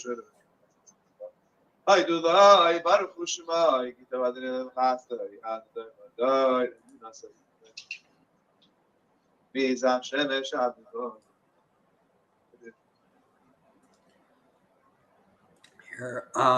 okay, this should be good. Oh wait, shoot, no, that's oh wait, Bat Ayin, daughter of the. Let's see. Let me see what this is. See if they're. Hopefully, it's. This Torah class is brought to you by TorahAnytime.com. Here, I'm gonna. Okay. And he lay down on the floor and he cried out to Shemayim, and he protected all those who are near him. And if you go to Tzfas today in the Shol Basayin, there's some kind of matzeva, there's some kind of plaque that says, here this great miracle happened with the Basayin. But be it as it may, this is an important vart of the Basayin Pashas Vayeshev. Okay, so the Basayin says like this, number 3. Try to do it quickly. He starts off by saying, if you look in the Kisvei Ari, the Gemar Chasima is Chanukah. Now that's a very interesting statement, because the Gemara says the Chasima is Yom Kippur. So the Rishonim say, Al Pi Kabbalah, maybe you'll stretch it out and extend it until when? Till Hoshana Rabbah. But he brings down the Kisvei Ari, it extends till Chanukah. So for context, he's saying the Gemar Chatima, so that's the sealing of the book. It's referring to the book of life. And so probably originally it was Yom Kippur, because that's like the the end of the old year and the start of the new one. But in the context of Hellenism, that gets shifted to Hanukkah because of the connection with the solstice and because of the switch to a solar calendar. Makes sense. I can see that. Now the question is, where in the Kisvei Ari? It does not appear in the Kisvei Ari. So how do you know? Nowadays, it's very easy to find anything. It's not in the Kisvei Ari. It doesn't actually, it doesn't say it anywhere. There is no makar that the Chasim is until Chanukah. However, there is a remez that maybe we're going to bring out, that the Zman Shuva exists till Chanukah. I will tell you that I heard from my grandfather many times. There's a pasuk in Tehillim, Tashev Enosh Ad Daka, do tshuva until Daka. And if you look at number 16, and this I heard from my grandfather, the Sifrei Chassidah say, Tashev Enosh, you could do tshuva Ad Daka. Daka is Gematria Chafhei. You could do tshuva until Chanukah. You have over here in the Sefer Torah Ar, which is some kind of journal of Seret Vishnitz, Tavshin Memtes, he brings down from the Sifrei Chasidus, you could do tshuva until Chanukah. But be it as it may, it's unclear what the makar of this is. You could do tshuva any day of the year. What's so special about Chanukah? Maybe we'll bring something out. So basically, the Soif Chasima is Chanukah, says the Bas Ayin. It's interesting, I saw, and I'm going to show you, some actually quote the Bas Ayin as the makar that you could do tshuva until Chanukah. He says like this. This concept of Chanukah being the Soif Zman Tshuva is alluded to in this pasuk. Vayihi kimish shlosh chadashim. It was in the 3rd month. Well, if you count from Rosh Hashanah, which is the beginning of the din, until Chanukah, it's basically 3 months. I would say, maybe we could say a little better, that if you look in the Maral wants to know, every single Yom Tiv is either in the beginning of the month or the end or the middle of the month, right? Hanukkah is like in no man's land. Chaf Hey. When do we ever have a Yom Tov of Chaf Hey? So basically, the Maral says, when did God create the light? Right, the first day of creation. Vayom Elokim Yehi Ar. So basically, then, Vayom Elokim Yehi Ar, the light was created on Chaf Hey Elul. 3 months later to the date is Hanukkah. So it's not basically 3 months from Rosh Hashanah. It's 3 months to the date is Hanukkah. Now, the Maral in the Ner Mitzvah that we quote on Wednesday, he says something very interesting. That man was created on Echad B'Tishrei, but the light was created on Chaf Hey Elul. Now, there are 4 zmanim of seasons in the year. When is that? The first Gevul is the first 3 months. Light is strongest, and darkness is at a minimum.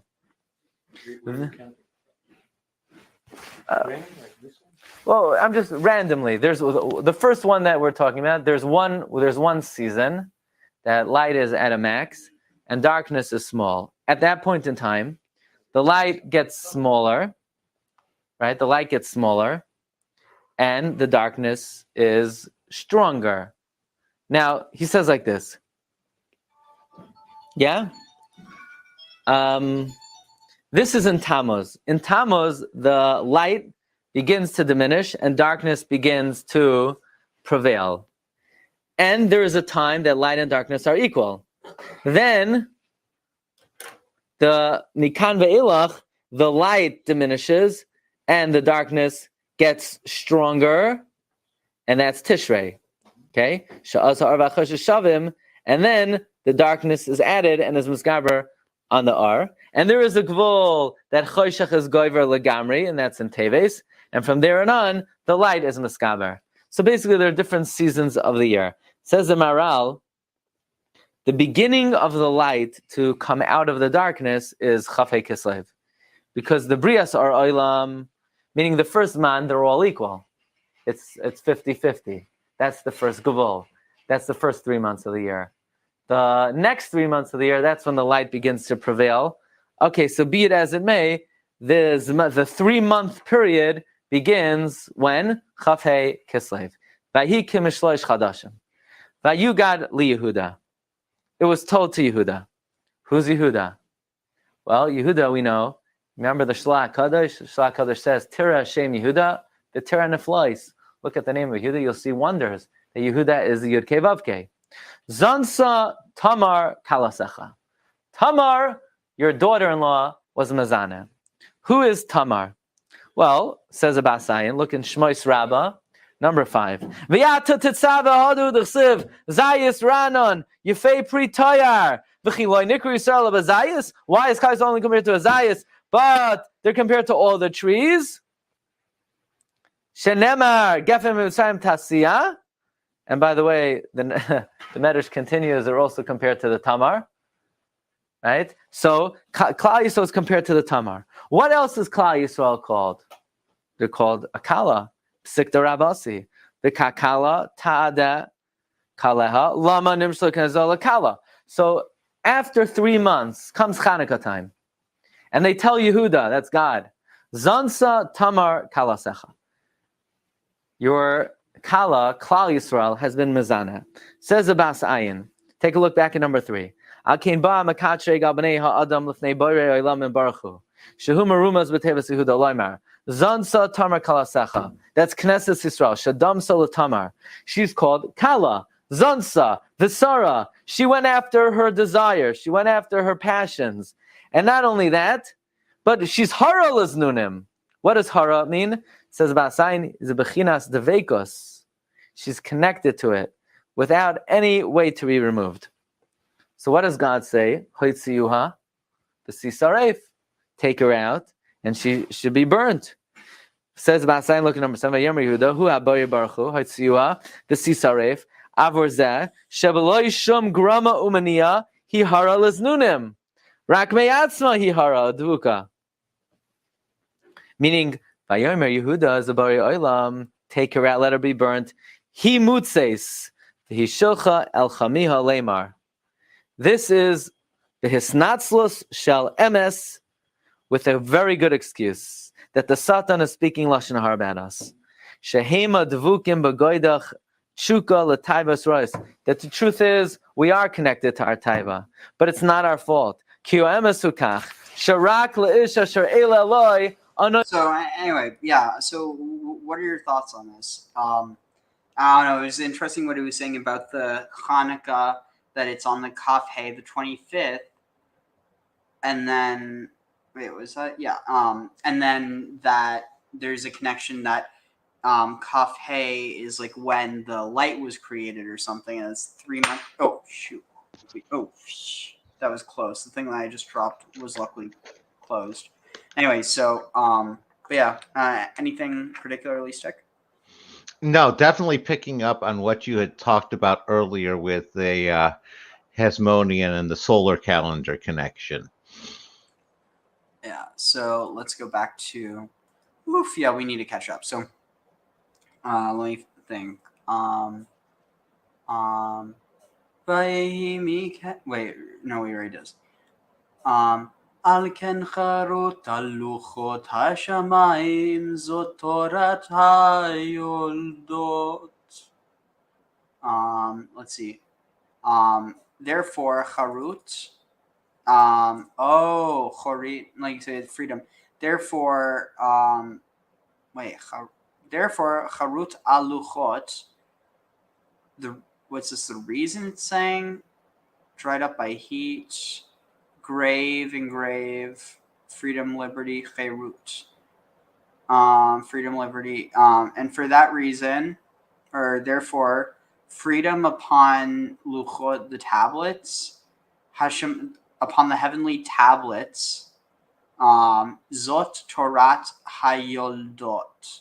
This is the teaching or the Torah of birthing, or of yoledet, of pregnancy, the Torah of pregnancy, maybe. What are you getting from this?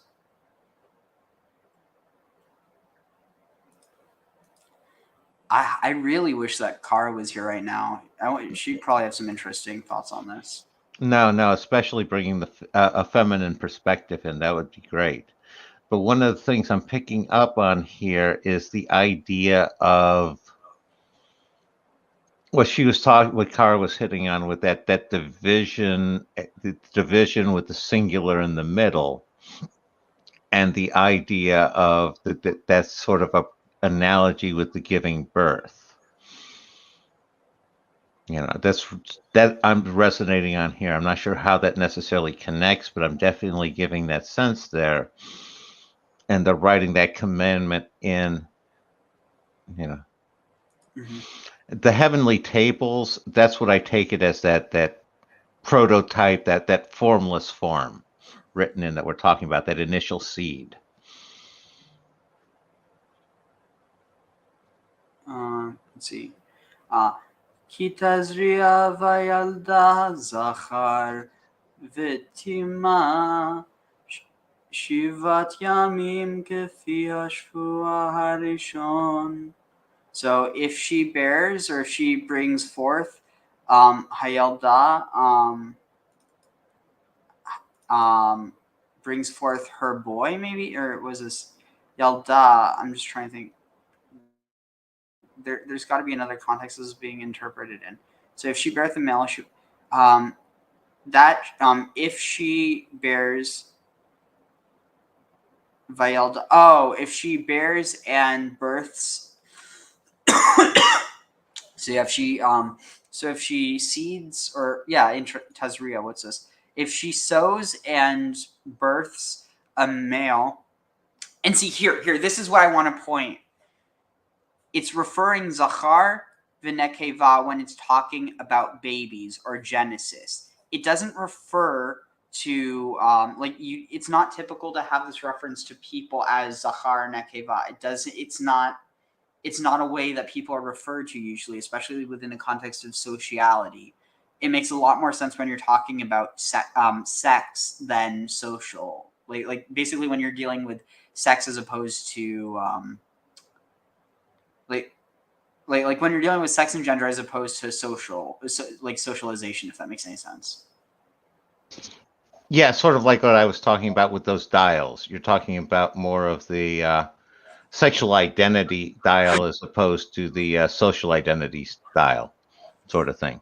Well, specifically what I mean is, so when it says you shall not lie with a man as you do with a woman, it actually doesn't say that. It says you shall not lie with a male as you do with a woman.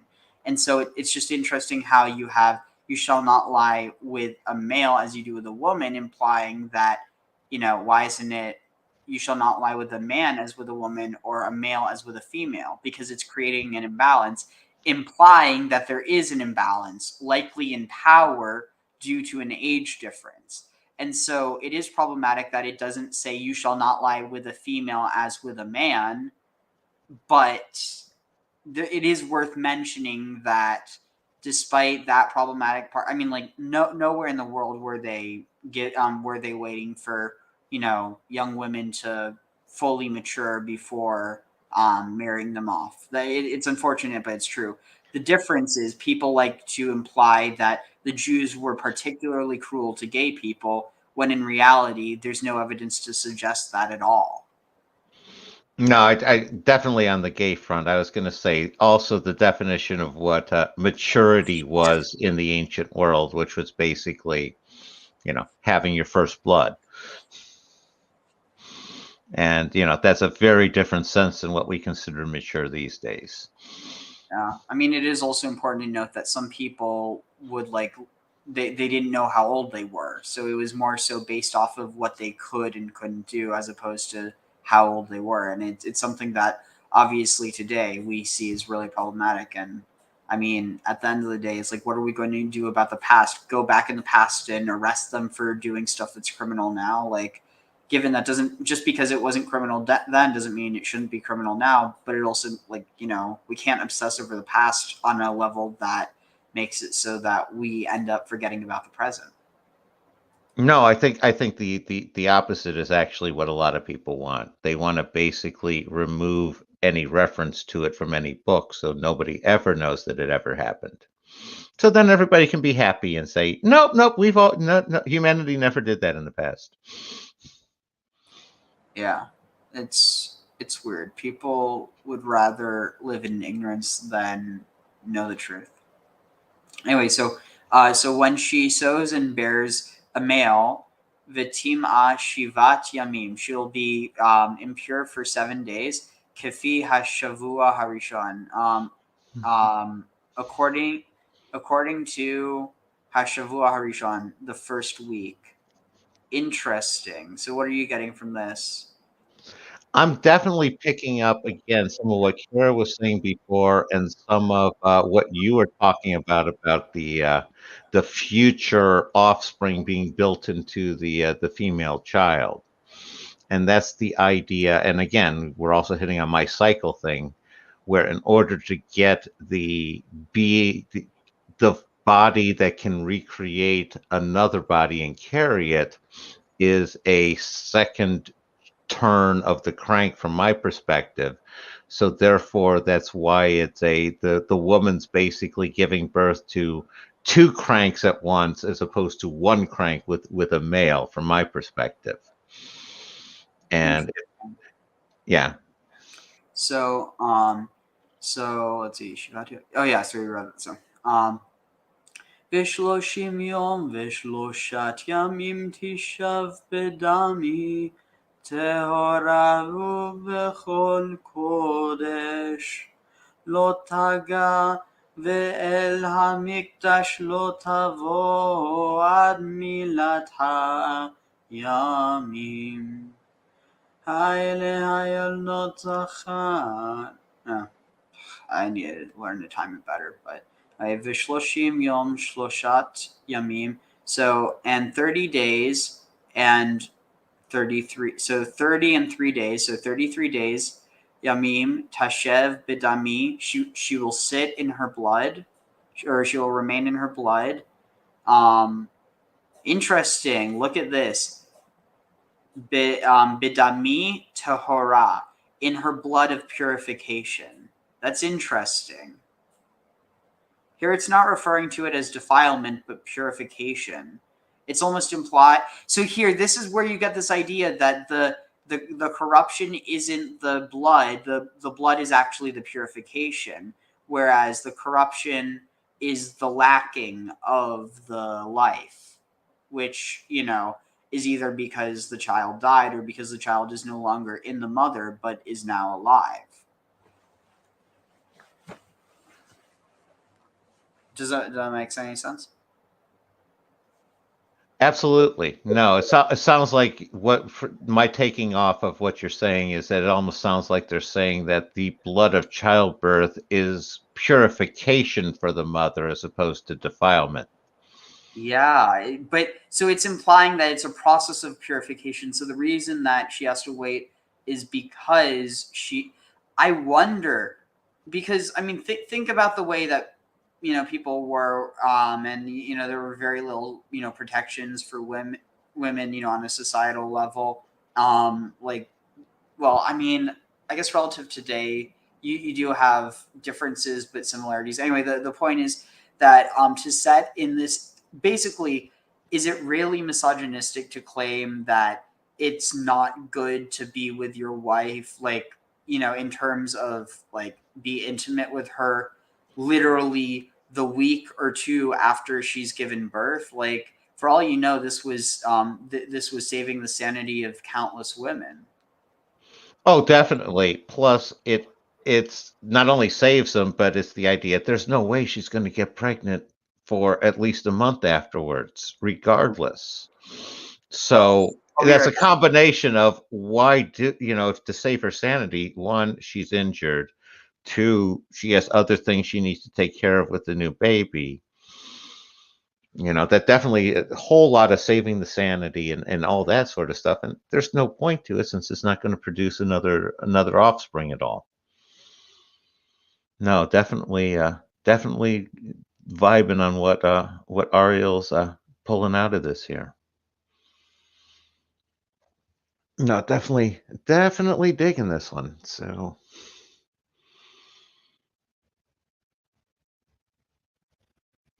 yeah, it sounds, and again, the other one that I'm picking up on is the idea that sort of a Spartan sense where women who die in childbirth are the ones worthy of the cemetery and the funerals and all, similar like men who die in battle. And that's sort of in the idea of childbirth and the blood childbirth being sort of a purifying, sanctifying idea.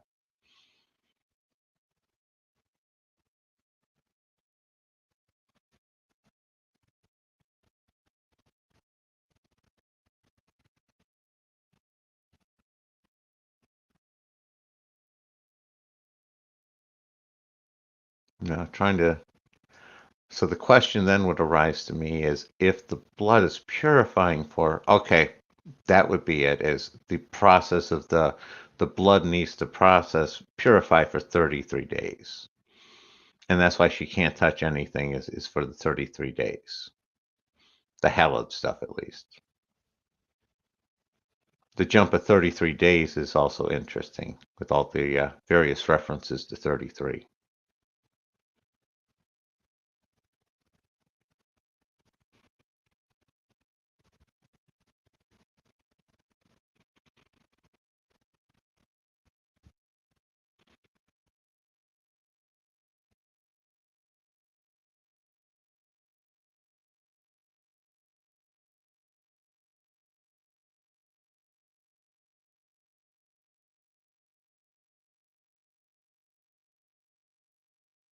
Now trying to read into this, see what else I see here.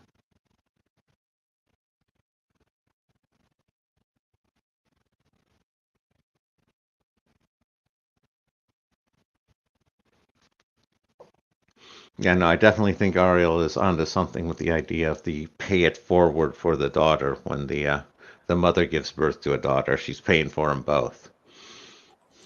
So I'm back. Also, Zephyr, if you want to hop in, feel free. I can send you the link in Discord if you want. I'll do that, and you can always choose to join. Yeah, more the merrier. Absolutely. Did you hear my babbling there, Ariel? Yeah. Okay. Any thoughts on mine? Sorry, what was the main thing you were focusing on? Oh, I had several thoughts. I was babbling about this being similar to the Spartans, where women who die in childbirth are given special honor, with the idea of it, of that special sanctification with the blood. And I sort of worked through the idea of why couldn't she touch anything hallowed until after 33 days? And it's the idea of it takes 33 days for the blood to finish the purification process. Yeah, it's interesting because that one rabbi, that was Ariel Constantine, he didn't actually cite anything, but the idea is very clearly here. Like it's in the Remez. Yeah, and I was also reinforcing that you picked up on that sort of the mother paying forward for the daughter. You know, she has to pay twice because it's the daughter. And the last one I was picking up on is that whole 33 days with that. Anytime you see a 33, it jumps out. Why do you think that is? Yeah, sorry. I was going to say one of the big ones is obviously, spinal column. And then you also have isn't that how old Jesus supposedly was? The amount of angels that rebelled, I think. Well, 1/3, yeah, if you're going out of 100. But yeah, let's see. Yeah, it was supposedly 200. It was 200 a Gigi, and I don't know if it was 200 watchers as well. There's a definite parallel going on there, and you got to figure out exactly what the connection is, but there's definitely something going on. So, but yeah, I can't get over this idea of the blood is purification, because it's almost like I wonder, is there a connection between this and the idea of the purification of the Passover blood? Or, given it's not a sin offering, that's something that some Christians will misstate. It's literally just a what is it? It's one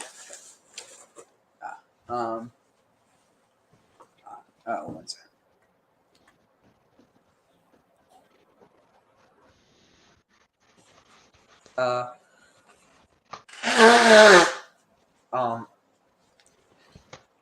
What was I saying again? Sorry. About it not being a sin offering. Oh yeah. It's not sin offering, it's a purification. Which is it's not like a moral failing, it's literally just a ritual obligation. But then on top of that, there's this idea of, I don't know, maybe there might be something there. Actually, I was taking it a slightly different tact, Ariel. I was going with childbirth being a purification ritual for a woman, and it taking those 33 days of that for the ritual to take in effect. Maybe. I mean, I don't know. Well, I don't know either. That was the take I was sort of getting a sense of. Yeah, I don't know what you mean, Mr. Blazing Up. I see a lot of your comments. I'm just trying not to get too distracted right now. No offense. I'm just trying to keep on track because we still have a decent amount to go. All right. So, and the heavenly tablets, like I said, what's the specific sense that you were getting off of that there? Is that a specific reference, or is that the heavenly Torah, or the Torah that's in heaven? Okay, so it's the idea we were talking about. Okay, go on. Let's see. So she will remain in her blood of purification, and in all holiness, or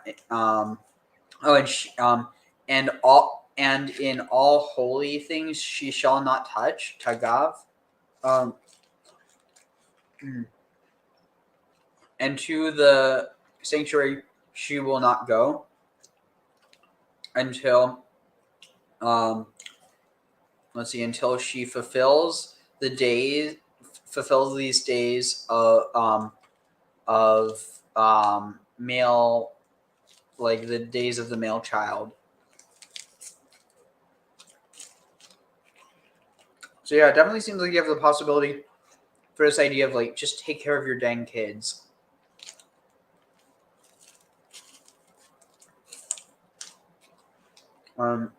Let's see. Ve'im nekeva telad ve'tima shavuaim kefi shnei hashavuim harishonim. So, and if a female is born, and again, see, notice this nekevan zachar, it's referring to children. Betima shvuaim, then you'll be unclean for 2 weeks, according to the Shnei Hashvuaim, according to the second, the first 2 weeks, or according to the second, was it the second week of the first ones? So it's like the second week in the first day. Does that make sense? Yeah, it makes sense because they're decompressing the days here in Jubilee. You know, it wouldn't make sense trying to do that from Genesis, but it makes sense if we're trying to process it through Jubilee here for me. I'm also getting the vibe that 2 weeks in this context is 14 years. Well, not literally, but in other cases. Yeah, no, it definitely has that coding of weeks to years connotation. And oh my God, this just hit me. Is there any possibility that ties into the switch to the solar calendar in order to cut months out of the picture? I think that you mean to cut out 1 month? You broke up on me there for a second, Ariel. To cut out a month? Like, because it used to be 13 and now it's 12? No, we're talking about the Jubilees and Enoch were part of the period of the switch to the solar calendar from the lunar calendar. Yeah, what I'm saying is, I think it used to be that you would have 13 months and now it's 12. And sometimes you have like Adar Bet, so you'll have like a second half to one of the months. No, I hear what you're saying. I don't think you're understanding what I'm saying is they're not referencing the monthly cycle here. They're simply talking about the weekly cycle and the yearly cycle. They're not talking about the month. They're totally cutting the month out of the picture, which the only time the month comes into the picture here is for the name of the month. No, I get that, but they still have to divide it into 12. That has to do with the whole solar calendar. Right. So what I'm saying is it used to be that it was a 13-month calendar that was based off of the month as opposed to the years. And now we have, like, I'm saying what you're saying. I think you might have misunderstood what I'm saying. Okay, because I'm trying to emphasize a certain amount of they're trying to say that the solar year breaks the monthly cycle is a sense that I'm trying to get there as well. So it's not that it's breaking the monthly cycle, it's establishing a new one. Yeah, and I think they're emphasizing a superior one here, or the one that's going to take preeminence, at least from their standpoint. I'd actually interpret it as this is the way as it's written in heaven as opposed to on earth. Like this is what it says in Jubilee, which was, supposedly given on given on Sinai. So this is something that's understood as being given to the Israelites by God. So it's something that's coming from heaven, whereas the understanding of the moon cycles is probably more connected to other traditions. And that was exactly where I was going, the moon cycle being the earthly cycle, and the idea of the moon being tied to the earth, as opposed to you're now breaking it into the cycle being against the celestial sphere with the stars, and that being now your reference point, and the sun as opposed to the moon and the earth perspective. No, good catch. I like that. We did well there. ושישים יום וששת ימים תשב על דמי טהרה, והיו לה בכולם 80 יום, or 80 יום.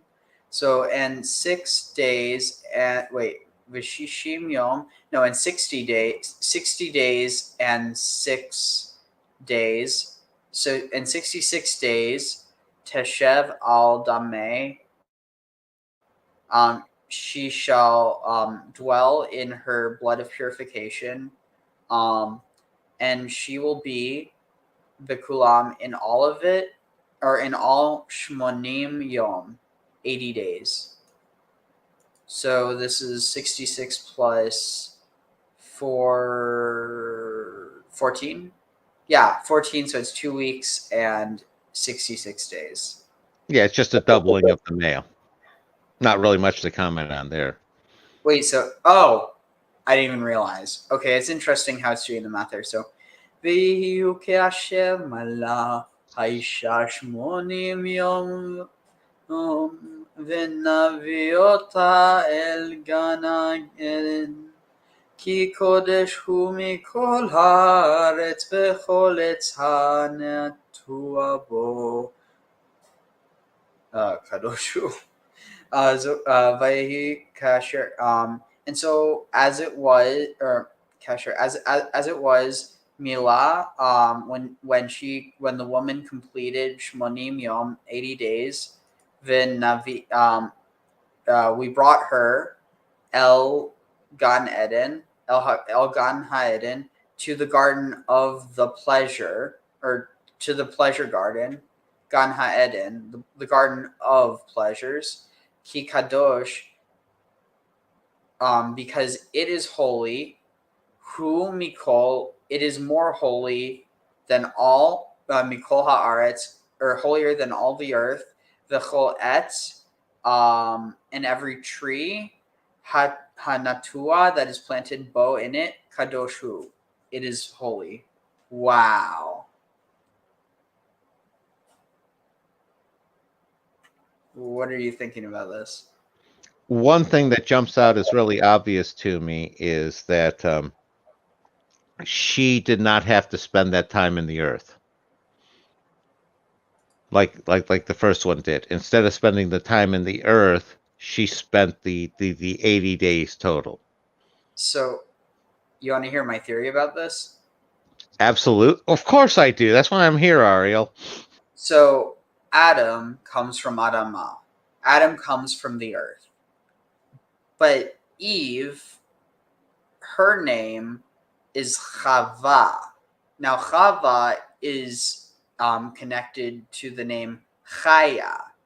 And Chaya basically means life. Chava means animal life, but Chaya is just like all life. It's like life.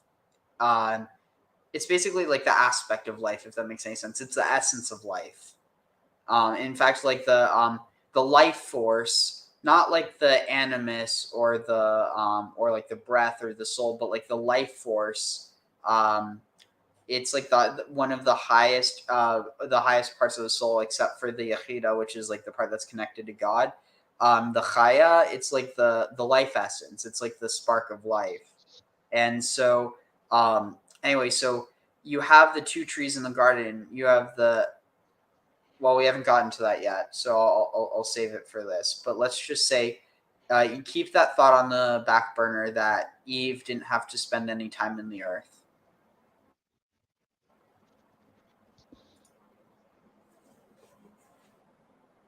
Because I think we're about to get to the part.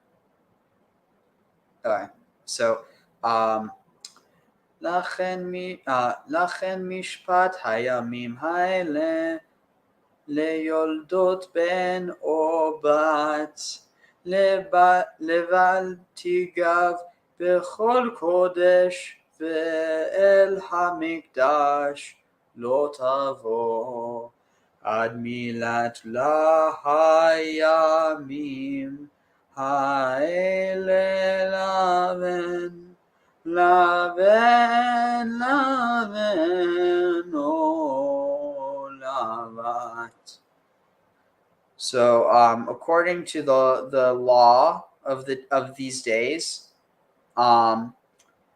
leyoldot, to those who bear ben or bat, a daughter or a son or a daughter, level. So this so it is. Let's see. Tigav was it? Regarding who bears a male or a female child, the statute of those days that she should touch no hallowed. Okay, so it says, Lavelle, according to was it Tigav? So probably according to the law, Tigav bekol kodesh ve'el hamikdash. So Tigav, what is this? It doesn't say that so it's saying Tigav bekol kodesh. So touching in all the holy things, and do not and to the sanctuary do not go. It's labil Tigav. What's I must label is do not. Okay, that's what I was getting wrong. So do not touch anything. Do not touch in anything that is holy, and do not go to the sanctuary until you have completed. Until she has completed her days. Completed these days of her for the son or for the daughter. Zot Torah ha'adot ha'katuva libnei Yisrael lishmor ota leolam. So this is the Torah and the testimony that was written for the children of Israel to keep. For them to keep for eternity, or so that they should observe it for eternity. Bereshit hayovel harishon hayu ha'adam ve'ishto sheva shanim began eden le'avada ve'lashmara.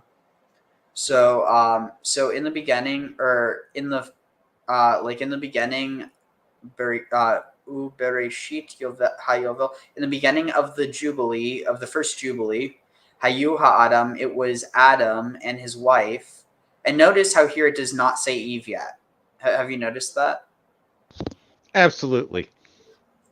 So yeah, this is the human and his woman. Sheva Shanim began Eden, 7 years in the Garden of Eden. La'avda. Oh, interesting. 7 years for tilling and for keeping it. This is just like the story of Jacob working for Laban, right? Because he worked for him for 7 years for each daughter, I think, right? Right.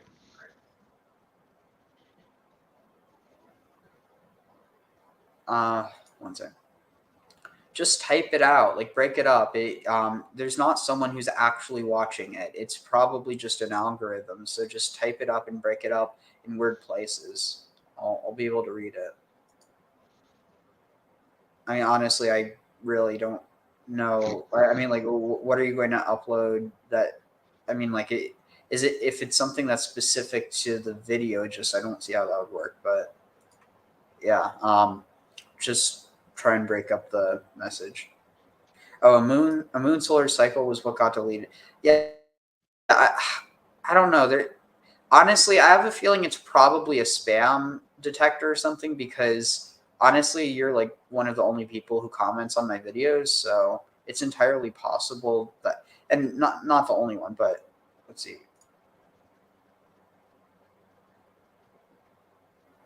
Interesting. But yeah, I mean, I really think it's probably just like maybe because I'm looking, you're typing like at least 2 comments a minute. I mean, it's not something I've set, but maybe it's some internal YouTube thing. I really have no clue. But let's see. So where are we? So trying to figure out YouTube often gives a pain in my head. Yeah. But yeah, so it's also worth mentioning because here it's saying that Adam and his wife were in the Garden of. Yeah, it's implying that they were both doing the work and both keeping it. So like this custodianship, it's equal. It's not just Adam. And custodianship of the garden is definitely heavily implied. Yeah, but the other thing that's just interesting is because the way it's typically talked about is that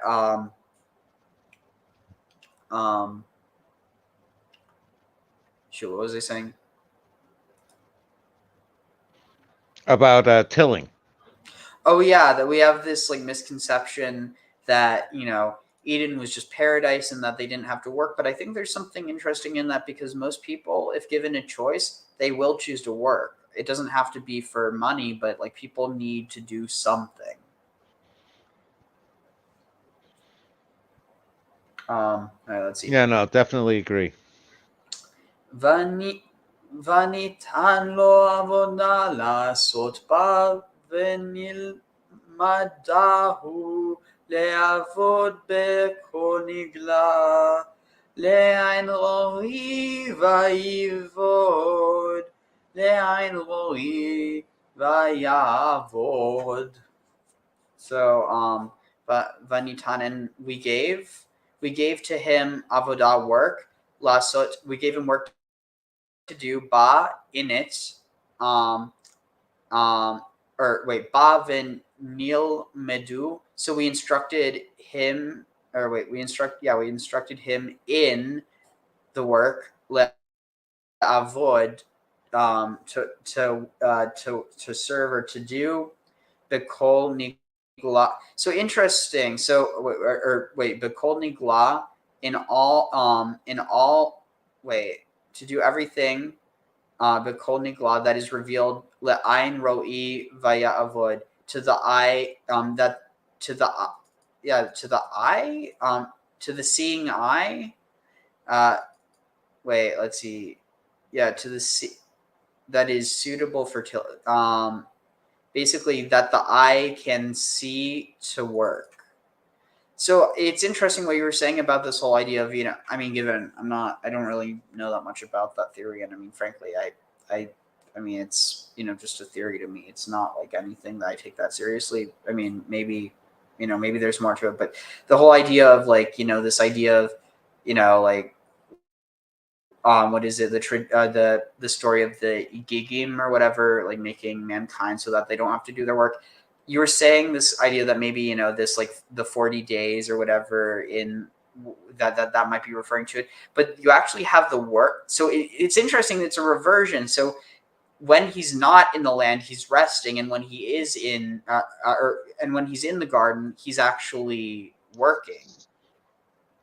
Another one that I picked up on here is they're talking, the instruction was given to him and we instructed him, where in the previous one it was Adam and his wife. So it sounds like they're excluding the instructions from going to her. And again, this sounds like this could be some of that echo that was picked up on later with Paul, and that, you know, don't let the women give instruction. They're supposed to receive it, kind of thing. Interesting. Again, just throwing spaghetti at the wall here. והוא היה ערום ולא התפונן. hold on. והוא היה ערום ולא התפונן להתבושש. So, and he was naked and did not know it, and knew it not. Lehishtaboshesh. He knew it not, and he knew not to be ashamed. So here we also see that he's naked and does not know it. So similarly, how there's this idea of corruption in the garden, or before the garden. Interesting, it almost seems like there's this idea of the purification from the children before the garden. Or no, they are the children. So they have to be purified from the like from that separation from the mother, and so, but the mother in this case is Earth, and it's almost like Adam is the mother to his own wife. Yeah, no, you are definitely onto something there, Ariel. That's a strong catch. Good job. Thanks. So let's see.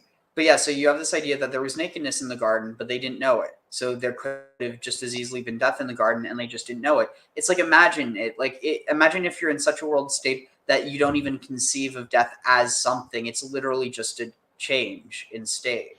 Yeah, no, I was definitely picking up on that one, and that goes along with this idea of adding levels of consciousness awareness dimension.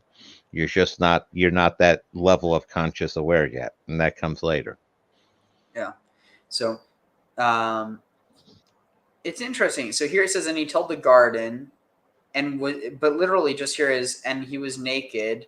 And so it's like, it's interesting how some of them, they add context, others they don't have all the context. But so vayishmor et hagan mipnei uf hashamayim v'chayat haaretz habehema ve'yasof et pri hagan vayochel hanaotar שמר לו ולאשתו והיה לפקדון.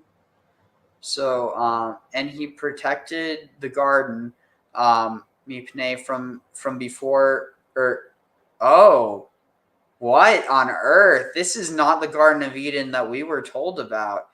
And he protected the garden from I have a feeling this is referring to probably.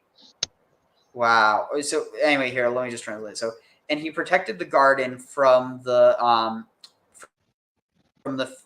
from before the birds of the heavens, or the flying things of the heavens, and the beasts, or the life of the earth, and the beasts, or like the behemoths, the cattle. And he gathered the fruit of the garden, and he ate, and he became great. No, he gathered like the excess, hanotar, the additional, the plentiful, shamarlo, protected it, le'eshto, for himself. Wait, lo, for himself, ve'le'eshto, and for his wife, v'haya lifkadon, and it was pakad. It remained. Oh, and so they deposited it. Any thoughts? Yeah, I'm noticing again the lack of her outside of receiving at the very end. What do you mean? That basically it talks about he is protecting the garden, and he is protecting, he's doing all of that, and at the end he's putting aside the residue for himself and for his wife. The wife hadn't come into a picture until like right at the very end. Oh, you're right. And the other one that I picked up on is we're having something similar to the previous earlier in chapter 3 towards the beginning, where you had where you had basically all life, and then you had that cattle specific word where I was going with simple life, and then like the multicellular life connotation there. And then they also had the air, earth, and water creatures in the previous one. And so another thing that you could even connect it with. So you have let me think. So I was just going to say, it's almost like you have the air creatures are associated with fire, the earth creatures are associated with air, and the water creatures are associated with water. And it's like here you've eliminated the water creatures by moving it into the garden. And it's and it's basically you're left with the beasts, the birds and the beasts, and you eliminated the water creature, and then you also have the next level up, basically the monsters, the larger ones, which are the cattle. Interesting. So let's see. So ויהיה מקץ 7 שנים לפשטו שם 7 שנים במספר וחודש השני ב17 בו ויבוא הנחש ויקרב אל האישה הנחש ויקרב אל האישה. So,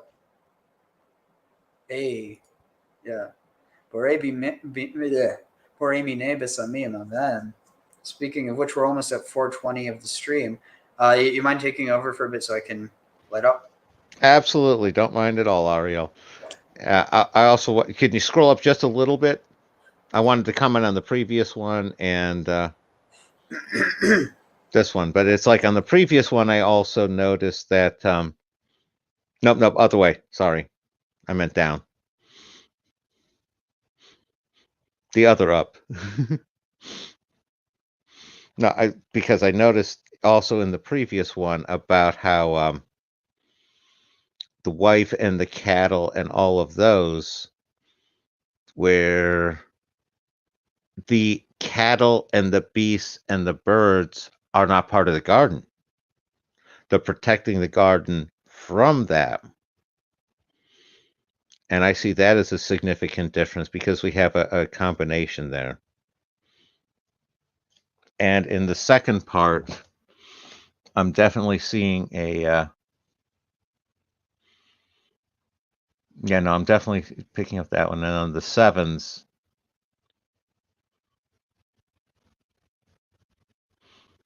so they're saying after completion of 7 years, after completion of 7 years, which you completed there, 7 years exactly, second month, 17th day. There's definitely some significance coming up here with those numbers. But no, I'm noticing a huge difference between Adam is named. He's the only one really active in the garden. The wife is the receiver. And again, this definitely the one, he's getting the instructions. He's being told that she hasn't even been named yet. So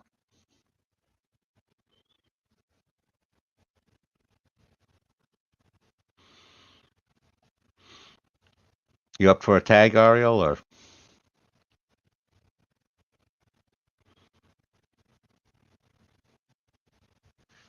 So here, I'm going to put this on in the meantime because, so here, let me just read where we were real quick. So, Vayhi Kids. So after it was 7, shoot, one second. Where is it? Okay, so, and so it was, oh wait, hold on, let me clear this from, and so it was, Vayhi Miketz, and so it was at the end of Sheva Shanim, 7 days, Lishpato Sham, which they had rested there. Shanim Lishpato, where he rested Sham there. Sheva Shanim Mispar, Bemispar, so 7, Shanim, sorry, not 7 days, 7 years. So at the end of 7 years, for resting or for dwelling there or completing there, Sheva Shanim, 7 years, Bimispar, in the number, the Chodesh, in the number of, in the number, in the month of the second, Hashiva Eser. The second 17th in it. On this in the second month on the 17th day. Okay, so on the second month, 17th day, in it, Vayavo, and so the Hanachash, the serpent, approached and or came and approached to the woman. So now we're getting into the very familiar part. Now, what's the significance with all of those numbers? Why would they repeat the 7 years twice? So it might be referring as a reference to, oh, this would be interesting.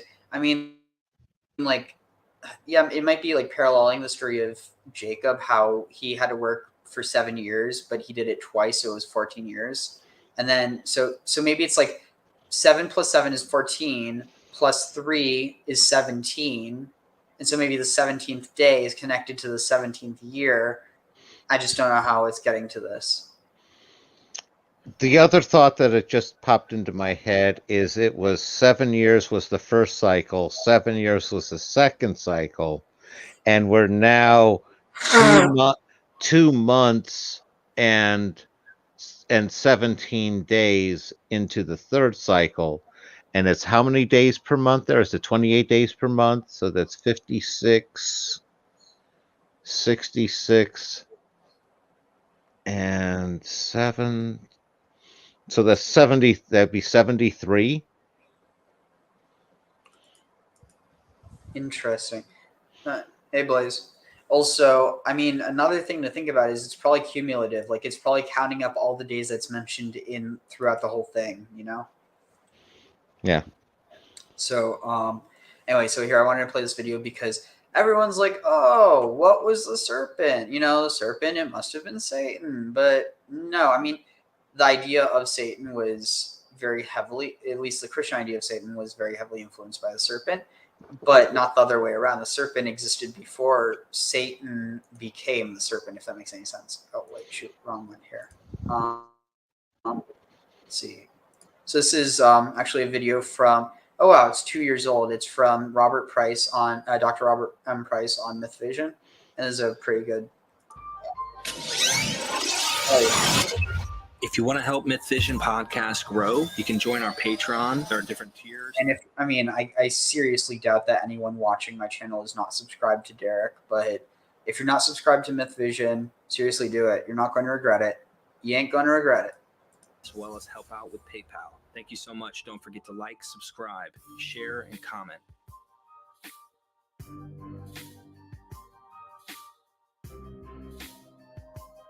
Dr. Price, I just received an email that I'll be interviewing Dr. Michael Heiser this coming up Thursday. By the time I release this video, though, it'll probably be far after my interview with Dr. Heiser. However, one thing I really 100%. appreciate about this gentleman, and he is And brilliant. that's also where the idea of Jesus as the suffering servant, I think there's also this idea of a healing serpent. And the servant and the serpent, there's like this given, I mean, it's not like a connection that's in the Hebrew, but I do think that there is a typological similarity because there was this, by his stripes we were healed. So obviously that's referring to the nation of Israel and to like basically being like beaten with whips. But on the other hand, what has stripes and heels? Well, the Nehushtan does. Any thoughts on that? Not on the Nehushtan exactly. It's, as far as the serpent thing is definitely a stretch to try to think is a standard snake. The whole interesting identification with the idea of in the Sumerian Mesopotamian take on it, it was for, that you were supposed to try to eat of the tree and gain the wisdom and all. And it became a prohibition in the, like I said, in one of those inversions that I talk about. So I guess my point here though is, what am I doing here? You know about the whole idea of, Jesus as the servant on the cross. Yeah, the servant king. I know that concept and all. And Yeah, but the servant on the cross, there's the motif of a serpent on a cross, and in fact, there's a lot of discussion about. Well, see, here's what Robert Price is going to talk about. The serpent in the garden was a seraph. A seraph is an angel. So, like, basically, it's a servant of God. I mean, angel means servant. So, that he would. So, I was going to say, you also have that whole Jesus saying, "Be wise as serpents and what pure as doves or innocent as doves." Exactly. And so think about it. Serpents are connected to Yahweh, and I mean, and also to Asherah, but then doves are connected to Asherah without a doubt. And another snake by Moshe, yeah.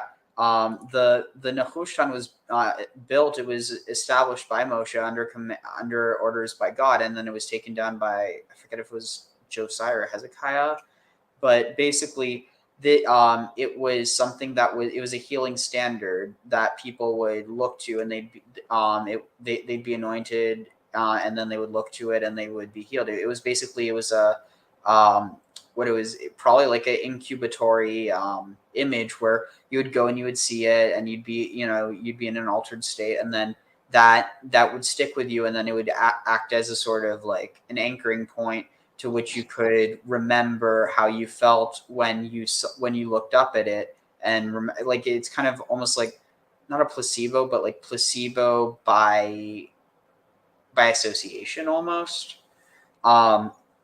Either that or just use. I mean, there's so much that we don't know that was going on in the ancient world. But the important thing here. I was going to say a modern version of that is basically like that going to your happy place. Kind of, yeah.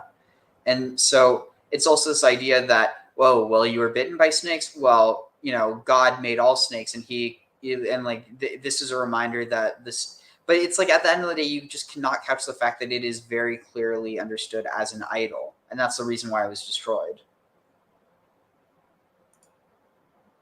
Hey, 420, you should hop on if you want. I'm going to post the link again in case anyone wants to. And then so Usal, you touch on another good point. So the winged fire snake, seraphim, Egyptian motif, right? Yeah. You also have the concept of the Urias, or I don't know how it was pronounced. Like it's I think in English you could just say Urias, but basically it's the serpent that goes off of the crown, or like off of the headdress, and it has like a lot of connections with this idea of like divine consciousness. And so that's one of the reasons why it was the pharaohs who would wear that. And it was like, similar to how purple dye became reserved for only the royalty at a certain point. The symbol of the snake became associated with like royalty or with divinity. And so that's one of the reasons why it's associated with Yahweh. No, definitely. And I also always have the natural association of winged snake equals dragon. Oh, 100%. Also, snakes don't have feet, but it says that the seraphim had 6 wings, 2 to cover their heads, 2 to cover their feet, so there we have feet, and 2 to fly with. Well, what would be confusing about having non-existent wings to cover non-existent feet? That seems perfectly reasonable. No, but it's the contradiction, it's the mystery. Oh. Okay, I guess I'm not supposed to find it not mysterious. No, you are supposed to find it mysterious. You're just not supposed to ask questions about it. Well, no, I was taking it as a double negative. If you have non-existent feet, covering it with non-existent wings makes perfect sense. Wink, wink.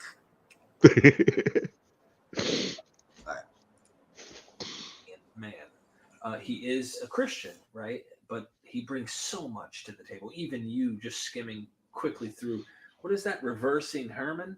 Yeah, about Mount Herman somehow and the Watchers. He gets into the Watchers, the Enochian stuff. I remember watching him discuss this because he reads the languages, the Aramaic and the Hebrew, and he talks with the serpent. talks about this trickster, so to speak, in the garden, or maybe he isn't a trickster. Maybe really that's just a later personification of this thing that isn't really necessarily a trickster. It's just telling the truth, so to speak. Who knows? He says this is like a shining one or something like that, and I can't remember. He goes into the language, but everyone just looks at it and sees snake. There's a snake. There's a serpent, and he tricks the woman. This little squirrely little snake on the ground talks. It had legs and arms at one point, some people say, like, and then it got its arms and legs removed, and now it has to crawl on its belly. All that nonsense. You have any like insight on what's going on with this serpent?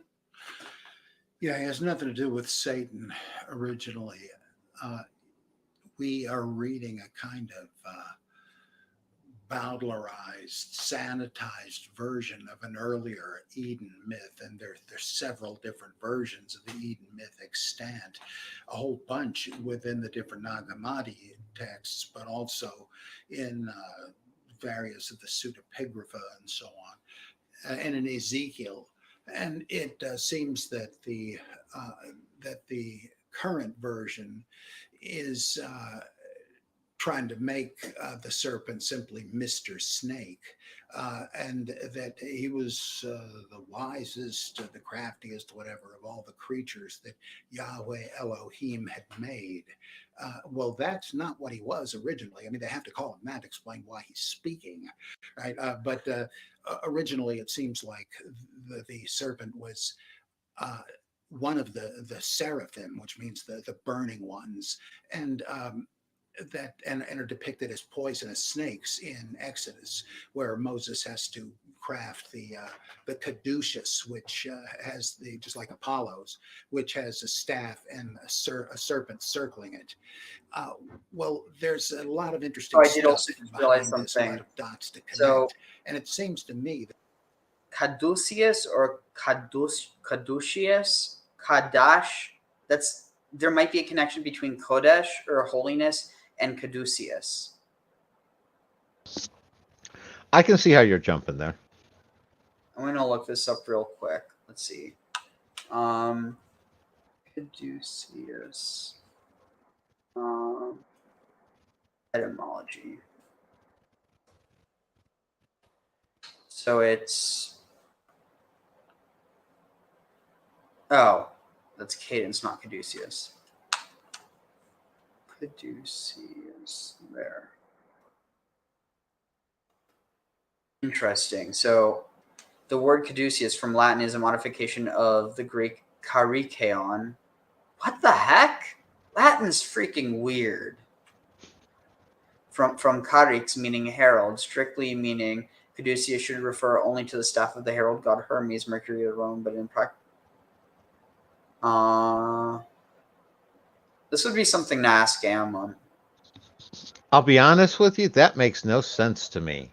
Because why would they be saying caduceus is a Latin word? Because wasn't he carrying that in Greece? Yeah, but this is saying that it's called a karix. Which means what? I'm not 100% sure. Let's see, where was it? I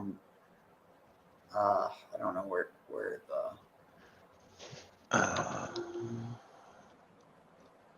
Let's see. Need to find the tab.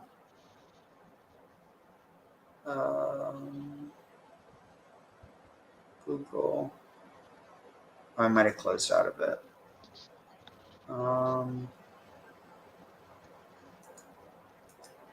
Let's see. Here, I'll look again. Let's see, Caduceus etymology. It says if. Oh, I guess I wasn't sharing it. Okay, so the Latin caduceus from Latin is a modification of the Greek karikeon from karix, meaning herald. Let's see.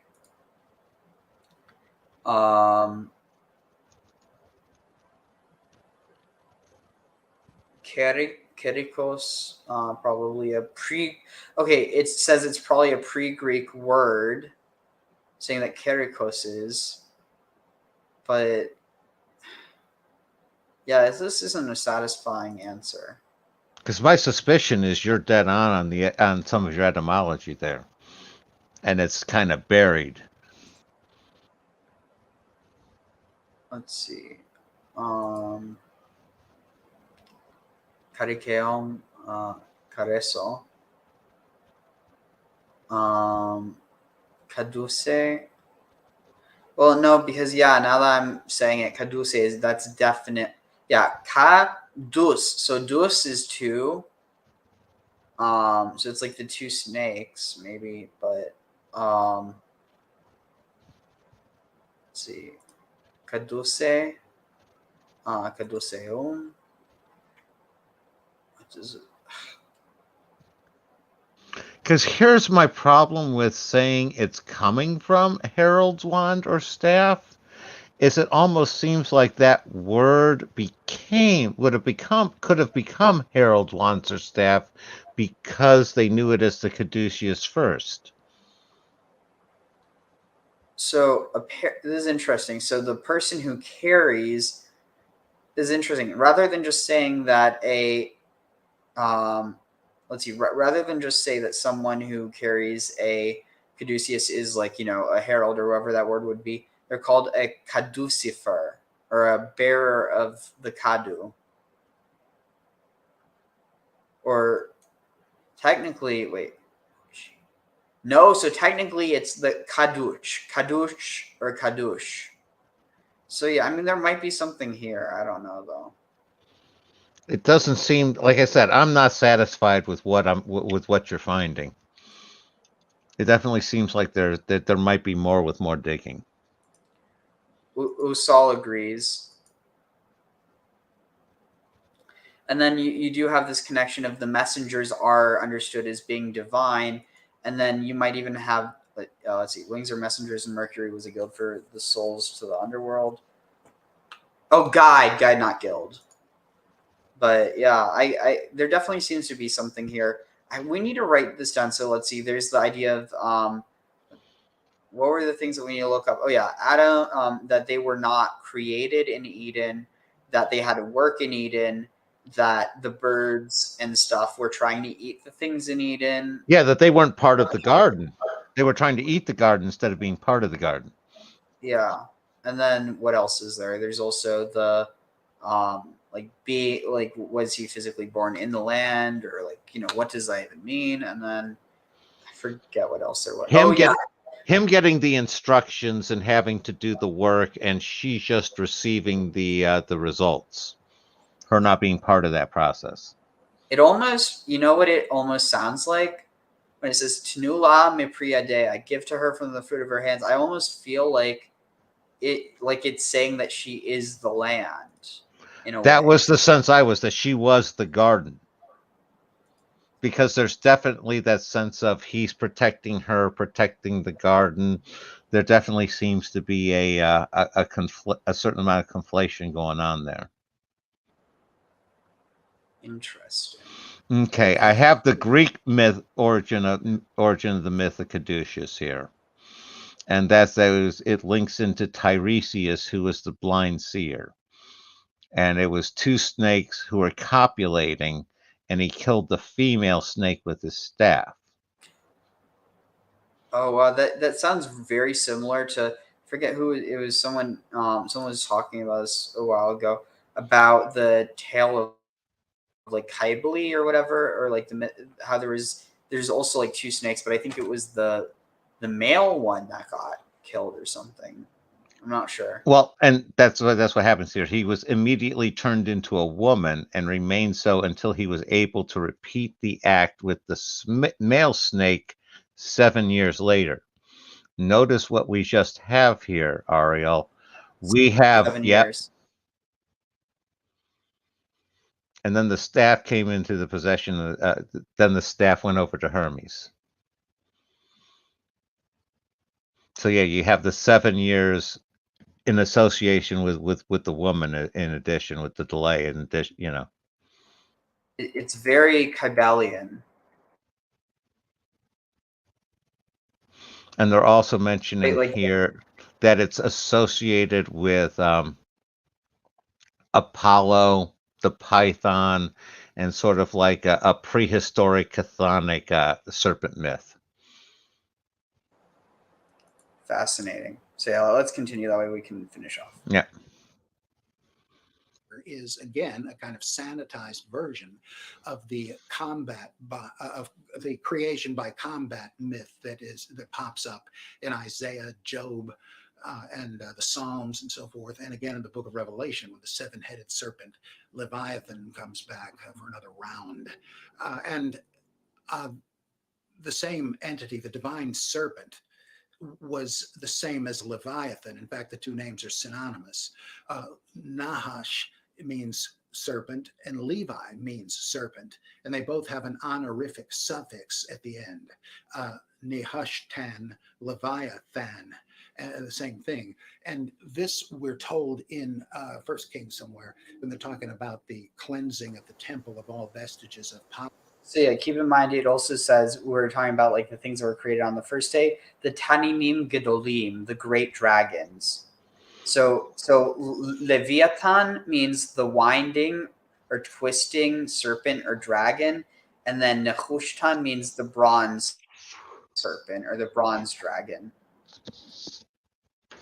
Interesting. No, this ties into one of the snippets that I did back in the day about the what I called was I forget if I called them celestial triplets or something like that, where it was one of my basically inner cross spiritual examinations, where you have this triplet of water beast, land beast, air beast.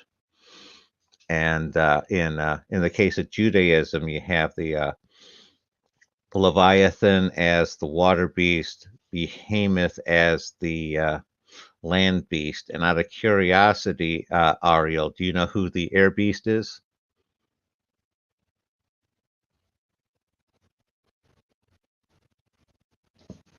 Sorry, yeah. Would that be the serpent? No, the serpent is the Leviathan. Leviathan's the water beast, and then you have Behemoth as. Because the you have the Leviathan, which is a water serpent, but then you also have the flying serpent. Well, no, you actually have a flying bird creature in Jewish mythology. That's Ziz. Ziz, Z-I-Z. Oh, is that it's based off of the Anzu bird? Yes. Still, because I'm pretty sure the idea where Christians are getting the idea of that Satan is the Lord of the air, they're getting that from the idea that Satan is the serpent and that he's a dragon. Actually, I think it's easier with the Lucifer and Morning Star vector. Well, I mean, they're all connected. The point is, originally Lucifer wasn't Satan, or if they were, it was just a role. It wasn't actually who they were. But the point no, I wasn't addressing any sort of Satan sort of connotation. I was just commenting on that celestial triple, and we've been talking about the air beast, the sea beast, and the land beast. And I was going to say they keep recurring in various different cultures, because you also have the same thing in like Norse mythology with the Midgard serpent and the Fenris the wolf, and you also have the cognate there would be Schleppnir. And the interesting thing there is they are all offspring of Loki. He fathered, and hey, I hadn't realized this one. This may tie in with what we're talking about with the female, because he fathered the sea beast and the land beast, but he was the mother to Schleppnir. Interesting. Also interesting name, Schleppnir. It's like, what, did he schlep stuff everywhere? That kind of, yeah. No, could be there as well. Yeah, definitely onto something. Could be. Yeah, the reason why I don't think it's the Aziz bird is because of the fact that, well, so wait, you said Ziz? Yeah. So, I mean, even in that, there might be a reference to Aziz, which is also referred to as Lucifer. But I think the key thing here is that it doesn't appear directly within the Tanakh. It's something that is being influenced by Babylonian tradition, which, it doesn't mean that it's invalid. It's just that it doesn't really make sense within a biblical cosmogony. It makes sense within within a ancient Near Eastern one. The way it makes sense in that one is all of them being as basically archetypes for sea beast, land beast, air beast. I wasn't even remotely trying to say that Ziz was a cognate for seraphim, because that whole dragon aspect is much more of a one, and Ziz doesn't have any of that serpent aspect. All air. Yeah, but Yahweh does.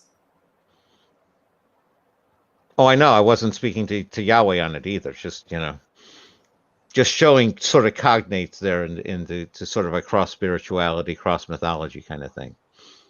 Yeah, I guess really just what it comes down to is like, do you see any reference to the bird, like to this archetypal bird within the context of the Bible, or is it only within Jubilees? Well, I see it sometimes in the Bible. I'd have to see it at a specific place. I see the fitting within the overall cosmology. But what I'm saying is how much of that is because this is an ancient Near Eastern cosmology, and how much of it is because it's actually in the text. How much of it is chicken? How much of it is egg? I don't know. But yeah, I mean, even with the name Ziz, that is connected to the idea of like the son of the morning, and that's connected to the idea of the Nehushan. And again, like when you're dealing with these special creatures, they're generally chimeras. So who's not to say that it is a bird, but that it's also a serpent? I mean, that's what a dragon is. Oh, no. I'm just introducing the concept because it seems to be at least fitting somewhere in the general territory we're exploring. And I see it as more closely to a fit, like I said, for the archetypal flying creature, and as opposed to Leviathan as the archetypal sea creature and Behemoth as the archetypal land creature, and then it also fitting into various other levels as well. Yeah, let's continue here. Polytheism and idol worship, that the bronze serpent, Nehushtan, used to receive sacrifices of incense until, was it Josiah or Hezekiah, I forget which, cleared all the stuff out of the temple, and I guess had a white elephant sale, a garage sale or something, get your gods here. The temple was, as they said in the only funny line in that Dudley Moore movie, Holy Moses, chock full of gods, right? And they got rid of all of them at one point. And so they had to come up with a new explanation for what the bronze serpent was. And so they said, well, actually, it's a relic from the days of Moses when God got ticked off at the Israelites and sent a bunch of seraphim, poisonous snakes after the people, and they bit them up good. But God was merciful and told Moses if he wanted to make a bronze serpent as what they call an apotropaic device, a turning away device. If you looked at the bronze serpent coiled on the staff as Moses held it up, you'd be miraculously cured of the snakebite poison. Well, they said, yeah, that's where it came from. And as a sort of a museum, a huge testimony for the Jewish people, and it's fairly well known that in the early relic, it was in the temple, but not anymore since people got out of control and started worshiping it and offering incense. Well, eventually they got rid of it, but the original myth was that Yahweh had taken up the challenge of the elder gods, like El Elyon, the Ancient of Days, to fight these chaos dragons who were threatening the gods. And he was a young warrior god and thunder god, which are two different ways of saying the same thing. His arrows and javelins are the lightning bolts, and his rainbow is the bow he uses to fire them, and he rides in the clouds as the chariot, as the beasts that draw his chariot and so on. Well, he defeated the dragons and killed them and made the world, the heavens and the earth, from their remains, just like Marduk did, just like Odin and Zeus and Baal and various other gods did in the local versions of the same myth. And as the price for his saving act, he was made the new king of the gods.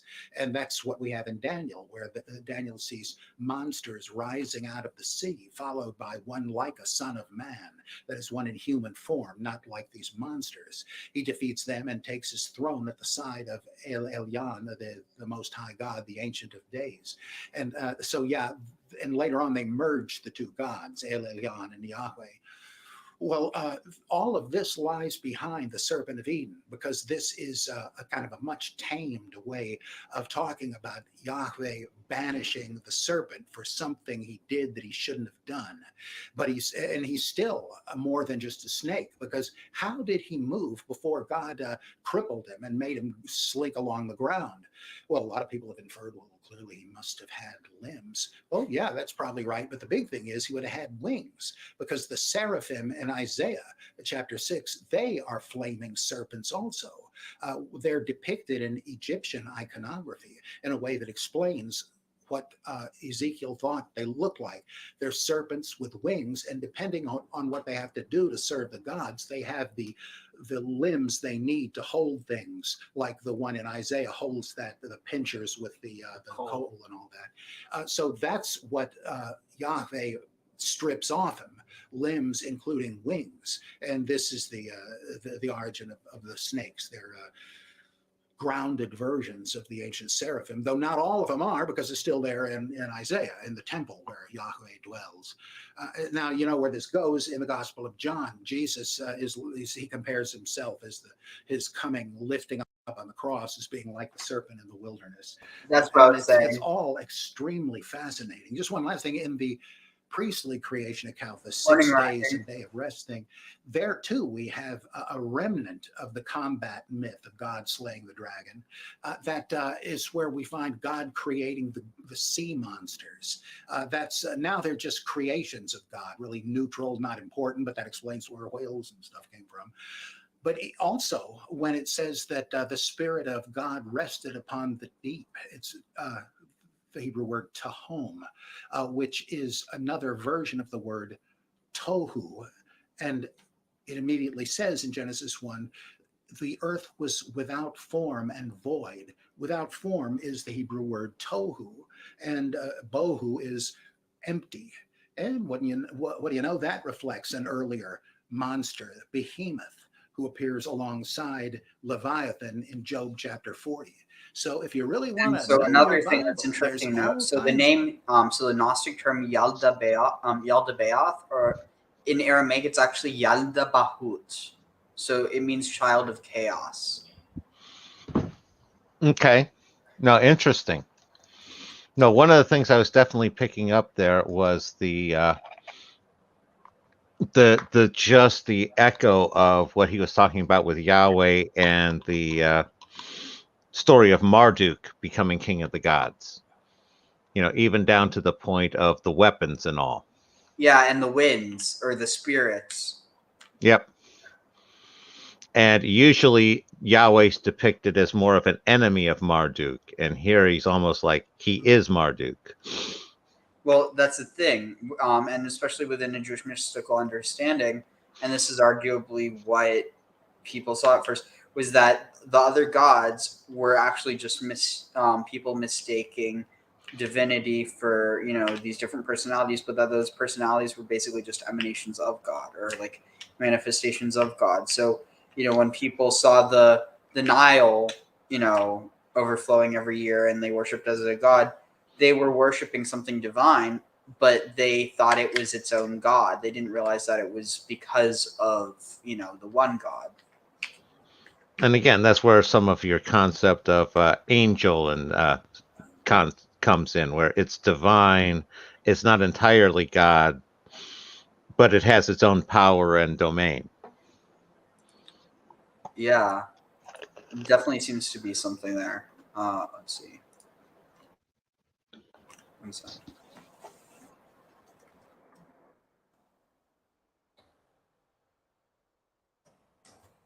All right. Let's see.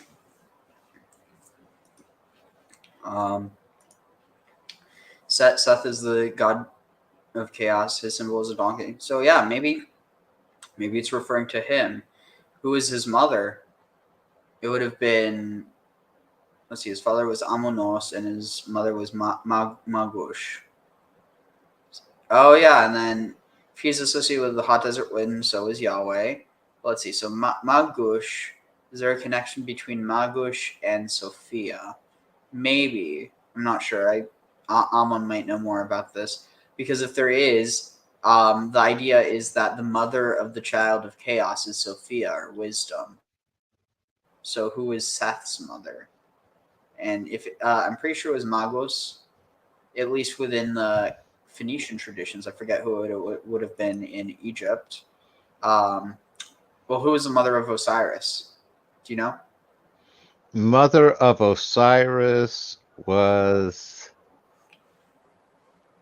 I want to say that was the sky. Is that Tefnut? Nuit. Okay. Let's see. Mother of Osiris. Not of our Savior. Ugh. Stupid autocorrect. Not saying that that term is stupid, just saying that autocorrect is. Wait, oh wow. I think we're onto something. So Geb and Nut were his parents. So you have the child of chaos, or the chaos child, who is the son of Geb, which is the earth, I think. Yeah. And Nut, which is the sky. Nut, also known by various other transcriptions as the goddess of the sky, stars, cosmos, mothers, astronomy, and the universe in ancient Egyptian religion. She was seen as a star-covered nude woman arcing over the whole earth, or as a cow. She was depicted wearing the water pot sign that identifies her. The pronunciation of the ancient Egyptian is uncertain because vowels were long omitted from its writing, although her name often includes the unpronounced determinative hieroglyph for sky. Her name Nut itself, meaning sky, is usually transcribed as Nut, but sometimes appears in the oldest sources as Nunut, Nent, or Nuit. She also appears in a hieroglyphic record by a number of epithets, not of all which are understood. So, what's really interesting here is this connection with astronomy, which by extension has this idea of, wisdom. Oh, a sacred symbol of Nut was the ladder used by Osiris to enter her heavenly skies. Wow, so the stairway to heaven. Nice catch. This ladder symbol was called Maquette and was placed in tombs to protect the deceased and to invoke the aid of the deity of the dead. Nut and her brother Geb may be considered enigmas in the world of mythology, in direct contrast to most other mythologies, which usually just develop a sky father associated with an earth mother or mother nature. She personified the sky and the earth. Interesting. And so who was her father? Parents, Shu and Tefnut. So They were to Tefnut. I was close. So this is interesting. So Shu, I wonder if there's maybe a connection between Shu and Saturn. Oh, definitely. You got a similar, or actually, Uranus would probably be closer.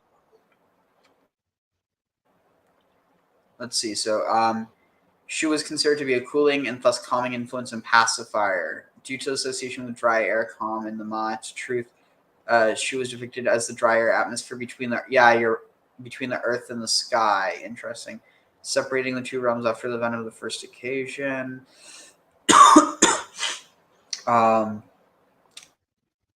Interesting. So basically, if Nut is connected to Sophia, then also another thing. So do you know what Joseph's wife's name was?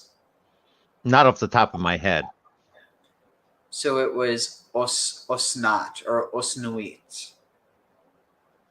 Interesting. Yeah. Okay, let's see. Where is the... is it here? Yeah, here. Sure. The weird dots you have to study with, and the more you open your mouth about it, the sooner you're going to be kicked out.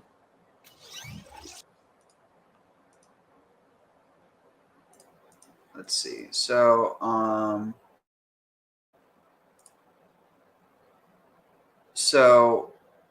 mean, in the Hebrew, it's asnuit or asnat or osnat. But let's see. Yeah, Jacob's ladder. Oh, you're saying Seth's wife is Ozura. Oh, interesting. Star covered woman. Seth was Levantine. Nuit is snood and covered in stars. Seth's mother is Geb. The donkey has a cross on its back. I don't know which donkey you're talking about. I forgot. Let's see. What else was there? Oh yeah, here. Oh yeah, and then No, yeah. I'm here. Oh, okay. So but let's see. Wait, what was the paradigm? Was he? Oh yeah. ויאמר הנחש אל האישה אף מכל פרי העצים אשר בגן אמר אלוהים לא תאכלו ממנו. So and he said and the serpent said to the woman, really, or like truly mikol from all the fruits of the trees that are in the garden, the Lord or God said, do not eat from them. Like, has he truly said that? And remember, interesting. Wait, because if Adam was there for however long before she was, maybe God commanded him but not her.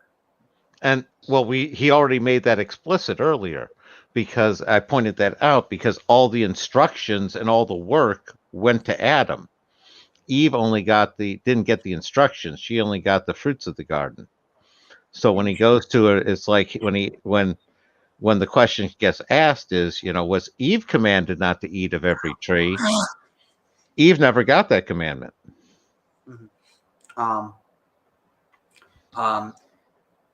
Let's see. ותאמר אליו מכל פרי העצים אשר בגן אמר אלוהים כי נאכל ממנו. And she said to it, from all the fruit of the tree that is in the garden, God said that we said all the trees in the garden, he said we to eat from them. ומפרי העץ אשר בתוך הגן אמר אלוהים אלינו לבל נאכל ממנו לבל נגע בו פן נמות. So from the fruit of the tree that is in the midst of the garden, God said to us, do not said that we are not to eat from it, and we are not to touch in it or touch it, so that we do not die. ויאמר הנחש אל האישה לא מות תמותון. So and the serpent and the serpent said to the woman, you will not surely die. כי יודע אלוהים כי ביום אכולך ממנו ונקחו עיניכם והייתם כאלוהים יודע טוב ורע. I'm messing it up. It's we're almost done. So at least I got some stuff on the previous stuff to comment on, Ariel. Okay, here, let me just translate this real quick. So because God knows that if that on the day that you eat from it or from the midst of it, and take that you will open pakach, pokeach. You will open einechem, your eyes, and you will be ke'elohim. You will be like gods. Yodea tov v'ra, knowing good and evil. It's almost like, if you think about it, it's almost like God is transferring his divine or their divine consciousness into them through the fruit. You see what I'm saying? Yeah, no, the fruit adds another one of those dimensions of choice of consciousness here. Now, if stop right there. When they're talking about what God commanded, he's saying, "Ye shall not eat of the tree or touch it, least you shall not die. Least you die." It's basically you shouldn't do it to prevent yourself from dying. And what the serpent says that if you do so, you're not going to surely die. And this is where that distinction of good and evil comes in, is they didn't have that concept of death yet. So, and because you can know good and evil, it allows you that choice, and you can either choose for life or for death. And before that, they didn't have that option. Any of that bouncing with you, Ariel?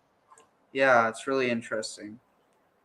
It's also interesting how you said like for life or to life or to death is like l'chaim or l'mavet.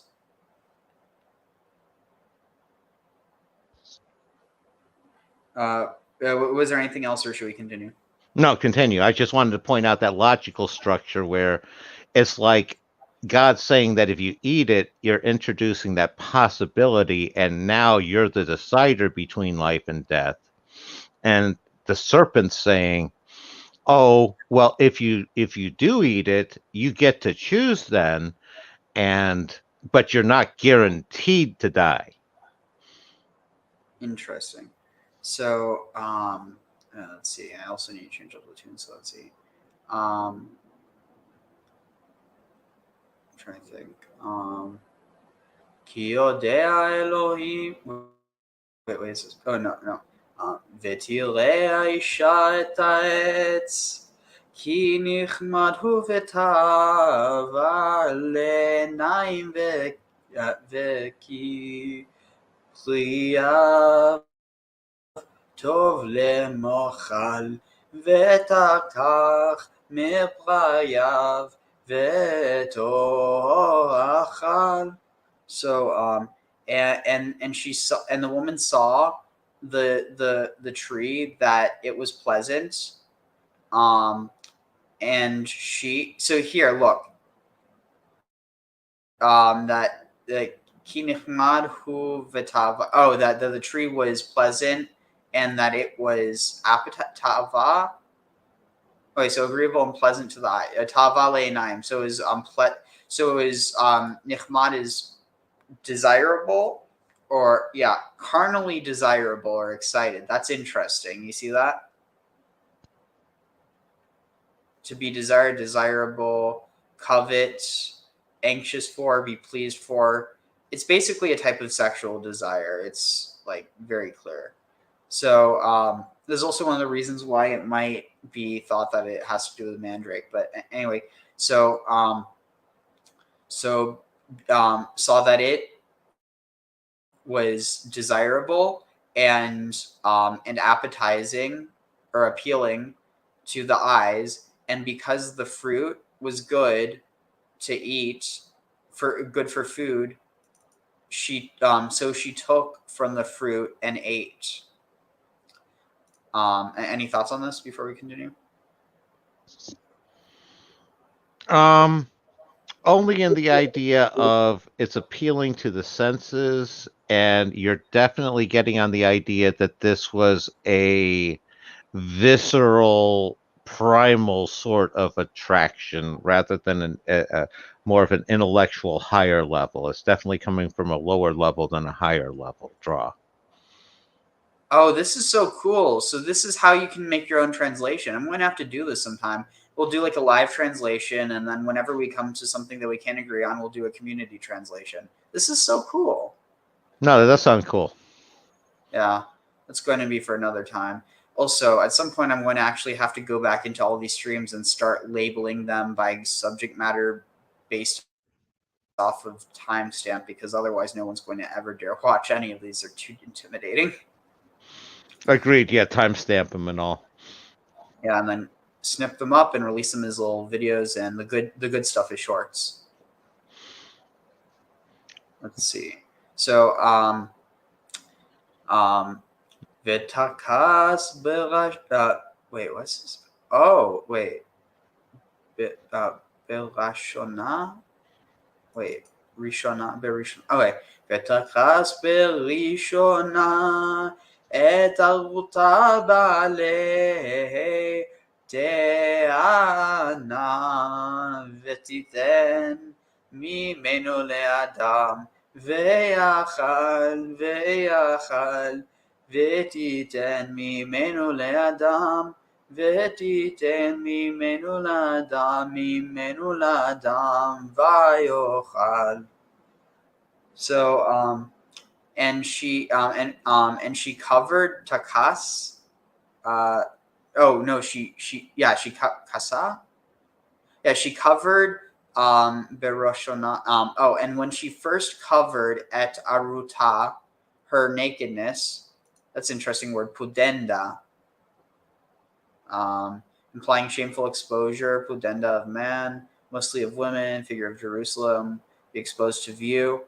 And when she first covered her nakedness, Bali, be'ale, not Bali. So be'ale with the leaves of Tana, of the fig. I think that's where we get the whole fig tradition. Yeah. Let's see. Yeah. So V'titen mimenu le'adam vayochal, and she gave from it. She gave from it to Adam, and he ate.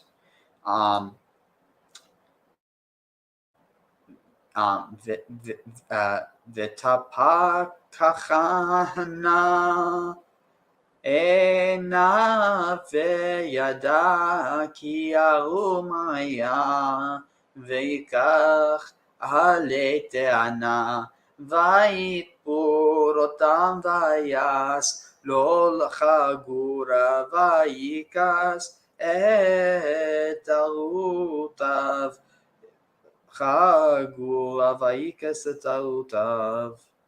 So, V'tipkochena, and he opened enav, his eyes, v'yada, and knew ki arum, that he was naked, arum haya, that he was naked, v'yikach alei tana, and he took the fig leaves, v'yitpor tapar, and he sewed them, or tefer. I don't know what this is from. Oh wait, yeah. Basically, he sewed them together. Otam vayas lo chagura, and made himself a girding. Or so, interestingly enough. So, do you know why this word apron is so relevant? No, go ahead. Also, one second. So let's see. There's also some commentary. So let's see. So after you finish, I do need to channel Dr. Amon for a few comments here, but I assume everybody here has an idea who he is. Yeah. So let's see. So the serpent to you, Saul, the serpent to me is like the allegory of the cave. Definitely, I see what you're talking about. It's kind of like the serpent. You're either at the tail or you're at the head, but at the end of the day, you either think that you're trapped or you think that you're free, but it's all about the mind. But then let's see. White means meadow. He's saying you won't die. You're just going to see reality through defiance rather than living in ignorance. Or you are. And then Rat King asked for the tree. And then Zephyr said, I always thought it was a pomegranate, not an apple. So the reason for a pomegranate is because it has traditionally 613 seeds for 613 commandments. But that probably has more to do with the Hellenistic tradition of the pomegranate being connected with opium and like this idea of attraction to opium. So I mean, but the thing is, opium's not a tree, so it doesn't match that. But I mean, it could be referring to pomegranate tree, but it's not as likely. She has carnal desire for the tree that does seem to lead towards an aphrodisiac, 100%. And if you've ever smelled mandrake, it's honestly very appealing. Like it's appealing in an off-putting way. It's almost like how, and it's really gross, but there's some perfumes that they actually use like trace amounts of scatol, and that's like literally a chemical that is produced from fecal matter. But in trace amounts, it actually is very appealing. It just has to be mixed with the right things. See, mandrake isn't even disgusting. It's appealing in an off-putting way. Scatol is just disgusting if you smell it on its own. And then let's see, pariah. Let's see, apple is palm in French. Rat, or Usal says rat. I think general sexual desire. Figs are also flowers. Maybe another allusion to sexuality. Interesting. Yeah. How can you reason feeling any kind of attraction, sexual or otherwise, towards a tree? Seems indicative of a botanical link. Oh, 100%. It's interesting because this word nichmad is also used to describe like the Garden of Delights, or like referring to the lover in the Song of Solomon or in Canticles, where it's talking about, what is it? His mouth is delightful and all his something are pleasant, but it straight up says his palate. Like it's not just talking about his mouth or his lips. It's talking about like the inside of his mouth. Like it's basically alluding to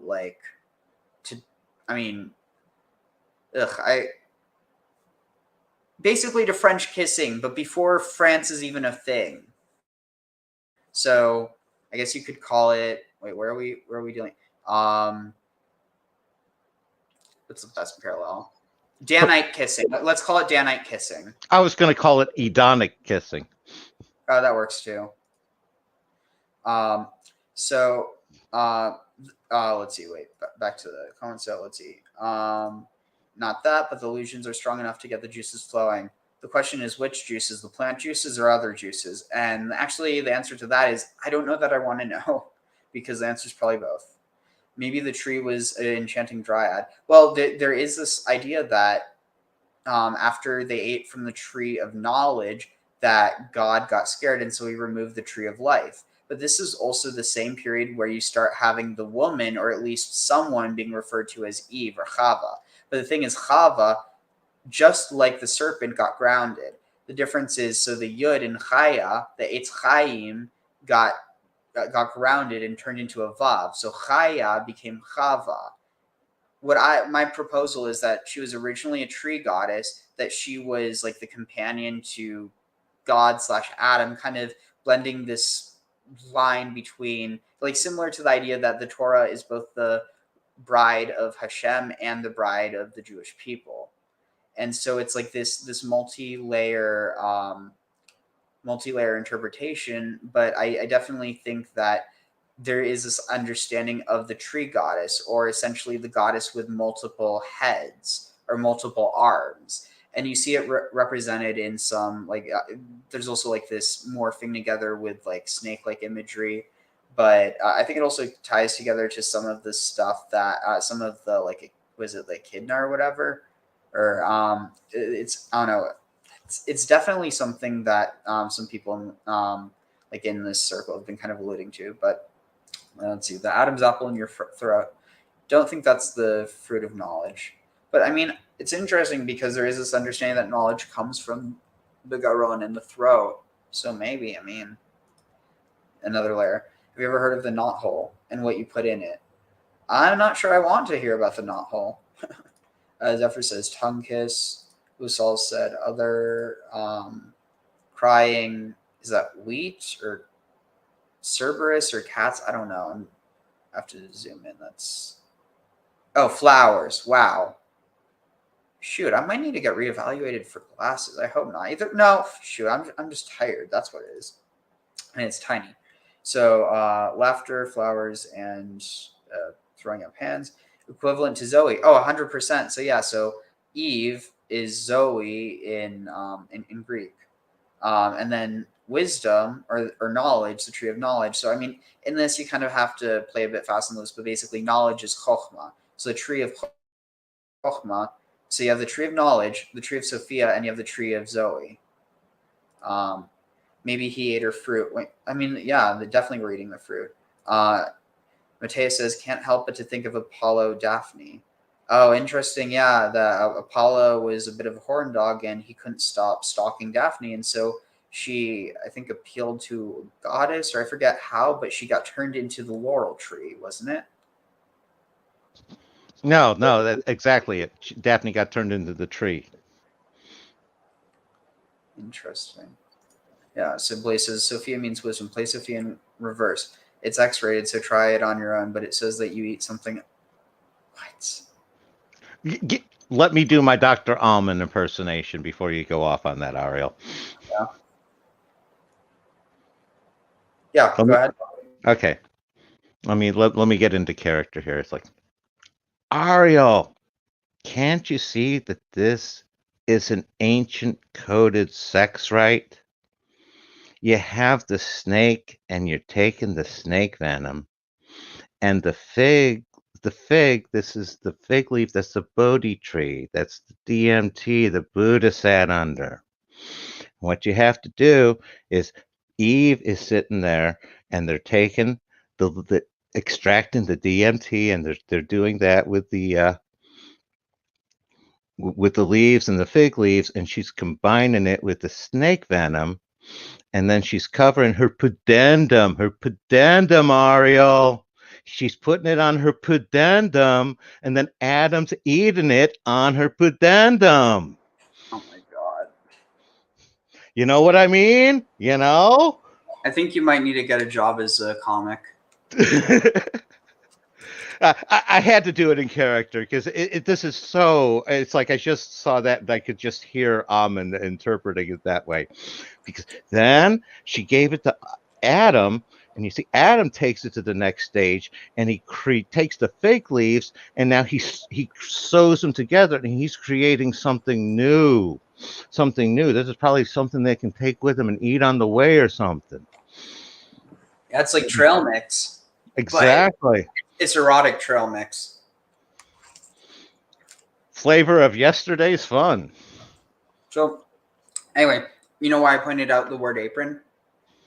No, and it could very well tie into what I just said here. So I'm going to slide out of character again, but I hope I did Amon justice. I wasn't really mocking him. I was just trying to do him justice. I'd say you did him lady justice, as he was talking about the other night.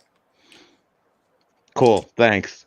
But yeah, so this word apron, do you know where else it's used ritually? Well, Masons, yes. Exactly. This is the reason why. Gotcha. So literally, it's like a tunic, but it's like a tunic that literally just covers your genitals. That's it. But so this word literally, chagura, it's a girdle or a gird. Let's see, belt girdle or loin covering or belt. But I'm immediately jumping to girdle of Hercules as well. Did you tell? Just as spurious analogy, just a tangent. Oh, no direct tie-in. Also, what do you know about Aphrodite's girdle? That's the one with the Amazons. That was the that was what Hercules had to go to get. Interesting. So, what do you think's going on here?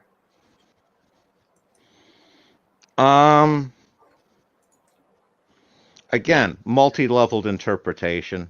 I could think all of what we talked about could have some role to play in here. Sorry, one more time. I said multi-leveled, multivariate. Multivariant. I think all of what we talked about could have a role in here. Definitely with that DMT to a consciousness. Definitely with the mandrake to sexual attraction. Are you back in character? No, I'm back into to my grandpa. Yeah. Oh, But I'm just saying I don't dismiss that the Amen interpretation. so speaking of that, Blaze said he also said Jesus likes little boys. I met Jesus when I was 9. That's the name of my father-in-law. So, oh shoot, wait, dang it! I just had something. I don't know what I did with it. Shoot. Oh, that's where I was. Sorry, but no. So it's also important to keep in mind that. So I was looking into this because I was trying to. Basically, I was trying to see if that maybe we were miscontextualizing this, and I think there is a potential for that.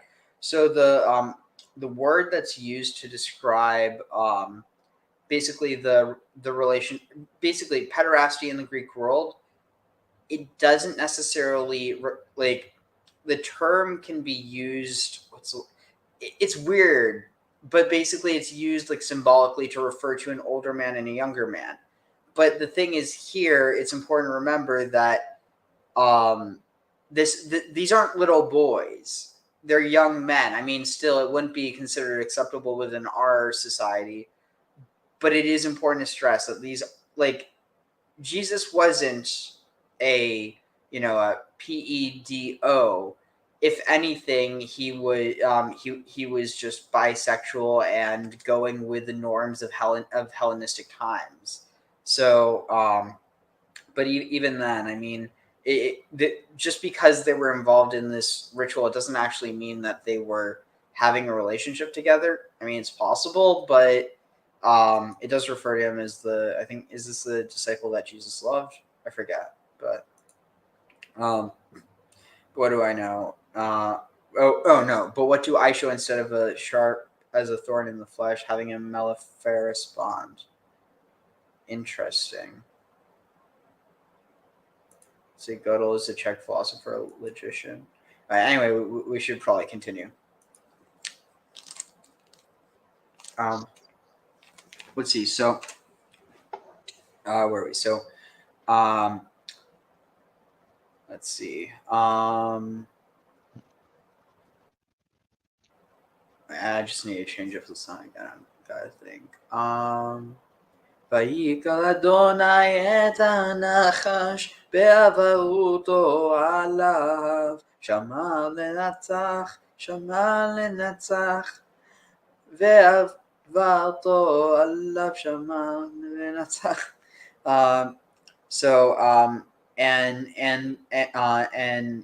And Yahweh cursed the serpent and Ve'avarto and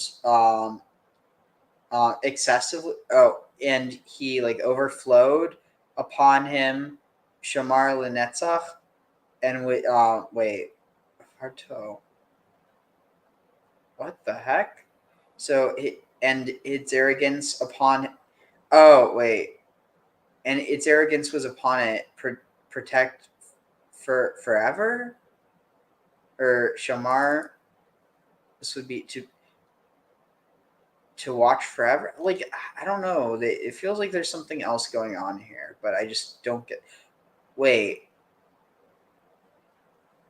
Interesting. Wait. So Avarto. Oh wait. This is Avra. So maybe it's his overflowing rage. So curse the snake, and his rage was upon him to protect for. I don't know. I feel like it says that the serpent is almost like the protector here. It seems like there's something else going on. What do you make? I would say that echoes back to some of that original Sumerian, Babylonian sort of sensibility of it was you were supposed to eat of the tree of wisdom, and the serpent was the guardian to make sure you are worthy of it. Interesting. So it's basically, it's almost like the idea of having to surpass, or like you have to bring the right codes to the archons in order to surpass them or whatever. Yeah, no, a certain sense of that, exactly. Interesting. So,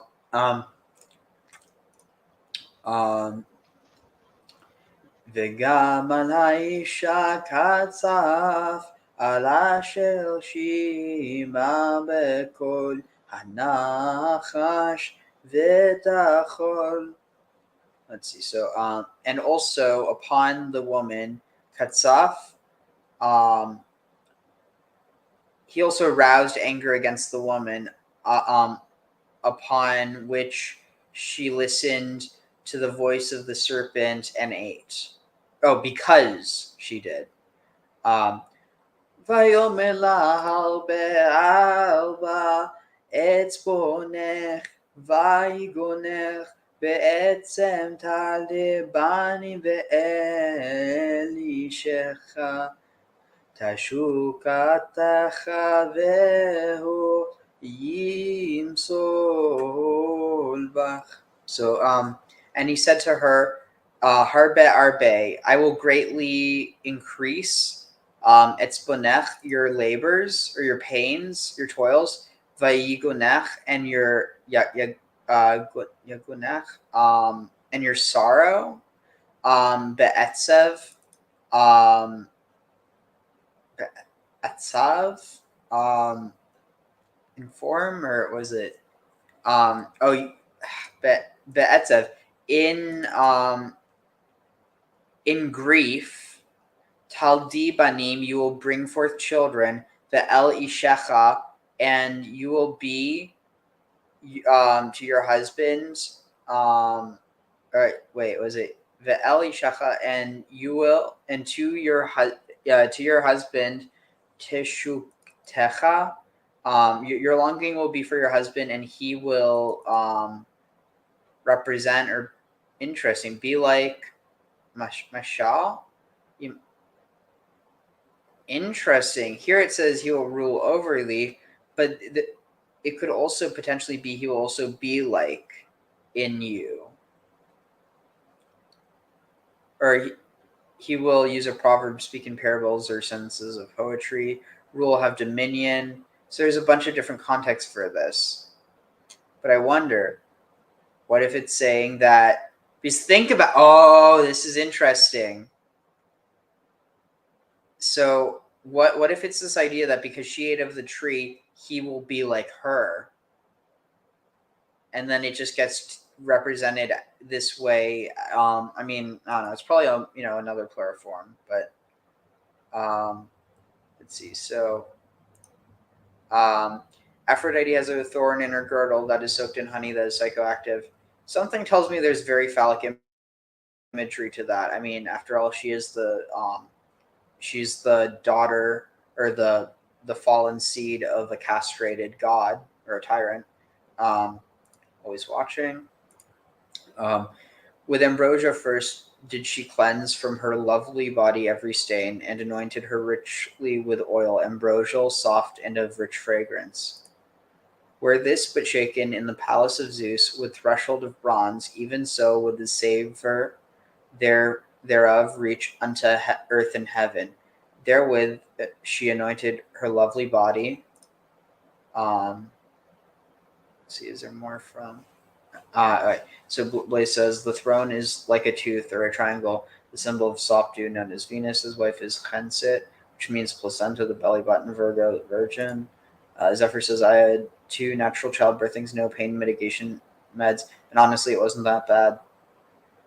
It's interesting. Maybe there's I wonder what the common denominator is between people who have relatively easy experiences and people who don't. Vir is Latin for man, and gin is Greek for woman. Virgin is a man, woman, play, boy, girl, and reverse. It says for what? Interesting. You always have interesting things to say.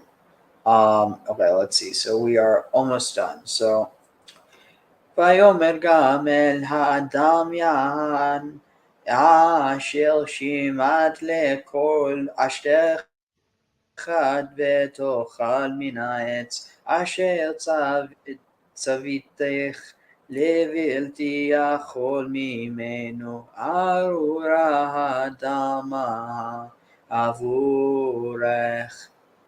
And he said also to the man, or to Adam, Ya'an, let's see, Ya'an is because, or therefore, or as a result of, because you have listened to the voice of your woman, or your wife, that and eaten from the tree that I commanded you to not eat from it. Because of this, you are cursed. Aruraha adama be'avorecha. So let's see. What is cursed is the ground be'avorecha. Cursed is the produce of the field, or cursed is the produce of the land. Here it says, "Thou shalt not eat thereof. Cursed be the ground for thy sake." Avorecha. Oh, it's like maybe on account of you, maybe. Yeah, for the sake of, on account of. Yeah, avor. So, any thoughts on this while I try to think of a new tune? One of the things that I had seen up further was about the falling out between God and the Satan. This seems to be like a very firm, hard division where he curses him. Right there. Yeah. It's like, is that a special type of curse? Let's see.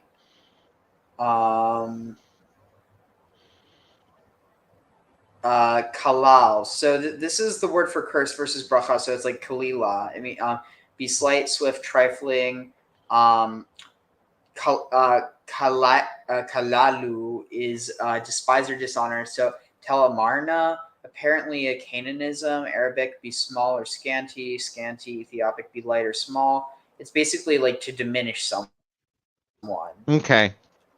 So this could be a coding of sort of that falling out between God and the serpent, Satan kind of thing. You know, again, not Satan, not in the sense of the fall of the adversary, where it seems like they maybe had worked together in the garden, and then they had the falling out here, and this is where he got diminished, and they're going their own separate ways. Does any of that resonate with you? Yeah, I also think that you have this. So kavad is weight or honor, and kalal is lightness, or it's almost like this idea of like weight is something that gives you It's connected to the idea of gravitas, and so without that gravitas, or like with a curse, it's kind of like diminishing you. Do you think maybe this could be sort of a separation of the good God versus the bad aspect of God, where before it was sort of neither good, sort of all in one? Oh, also Rat King's taking off. Okay. But you were saying?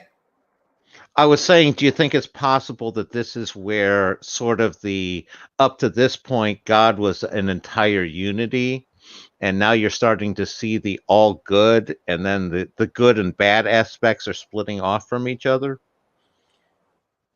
Honestly, no, because I don't see that separation in the Bible at all. I think that throughout the Bible you have God doing, I mean, it's part of the antinomic nature of him. If you split it off, you get rid of that. Say that last part again. Like if you split God into good and bad, you get rid of the antinomian nature of him. Well, but you also need to do that in order to get the omnibenevolent aspect of God that a lot of people go with. Now you're hitting with that, that triple dilemma, the omnibenevolence, omnipotence, and omniscience. And it's sort of like you can have two out of the three.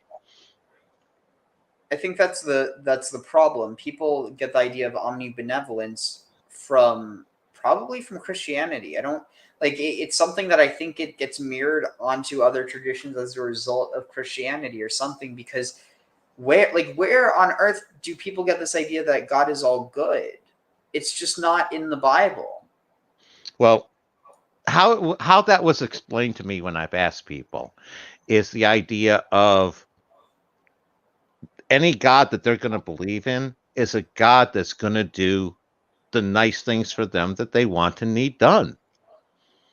And if that's not happening, that's not a good God.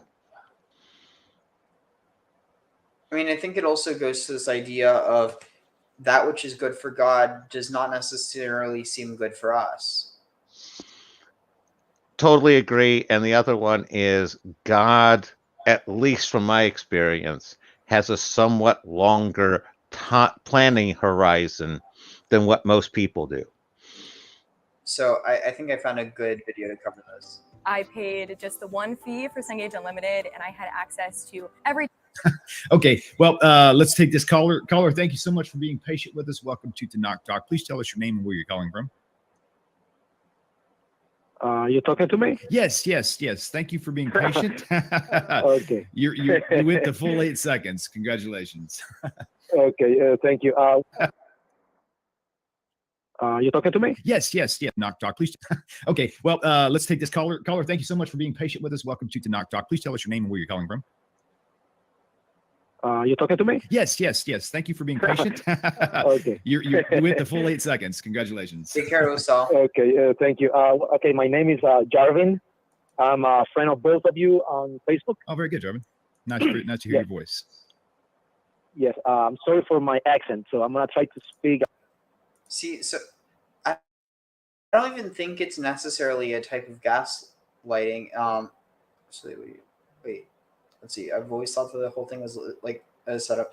Like the servant was doing God's bidding, so they would eat the fruit. So God, I mean, see, that's the thing. I don't necessarily think that they were being gaslit. I think that we are being gaslit by the editors of the text who changed the serpent away from being a bearer of knowledge into a trickster, when in reality, I don't know. I feel like there's something else going on there. Like, I don't know. What about you?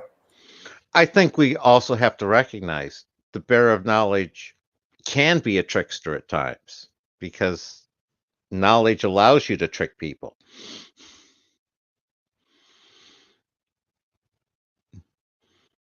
You know, I think that's an essence of it. It's and I kind of agree with what Zephyr's saying in the sense of I get a certain Book of Job kind of feel here, where following through on what God wants, sort of a, you know, in that adversary sense.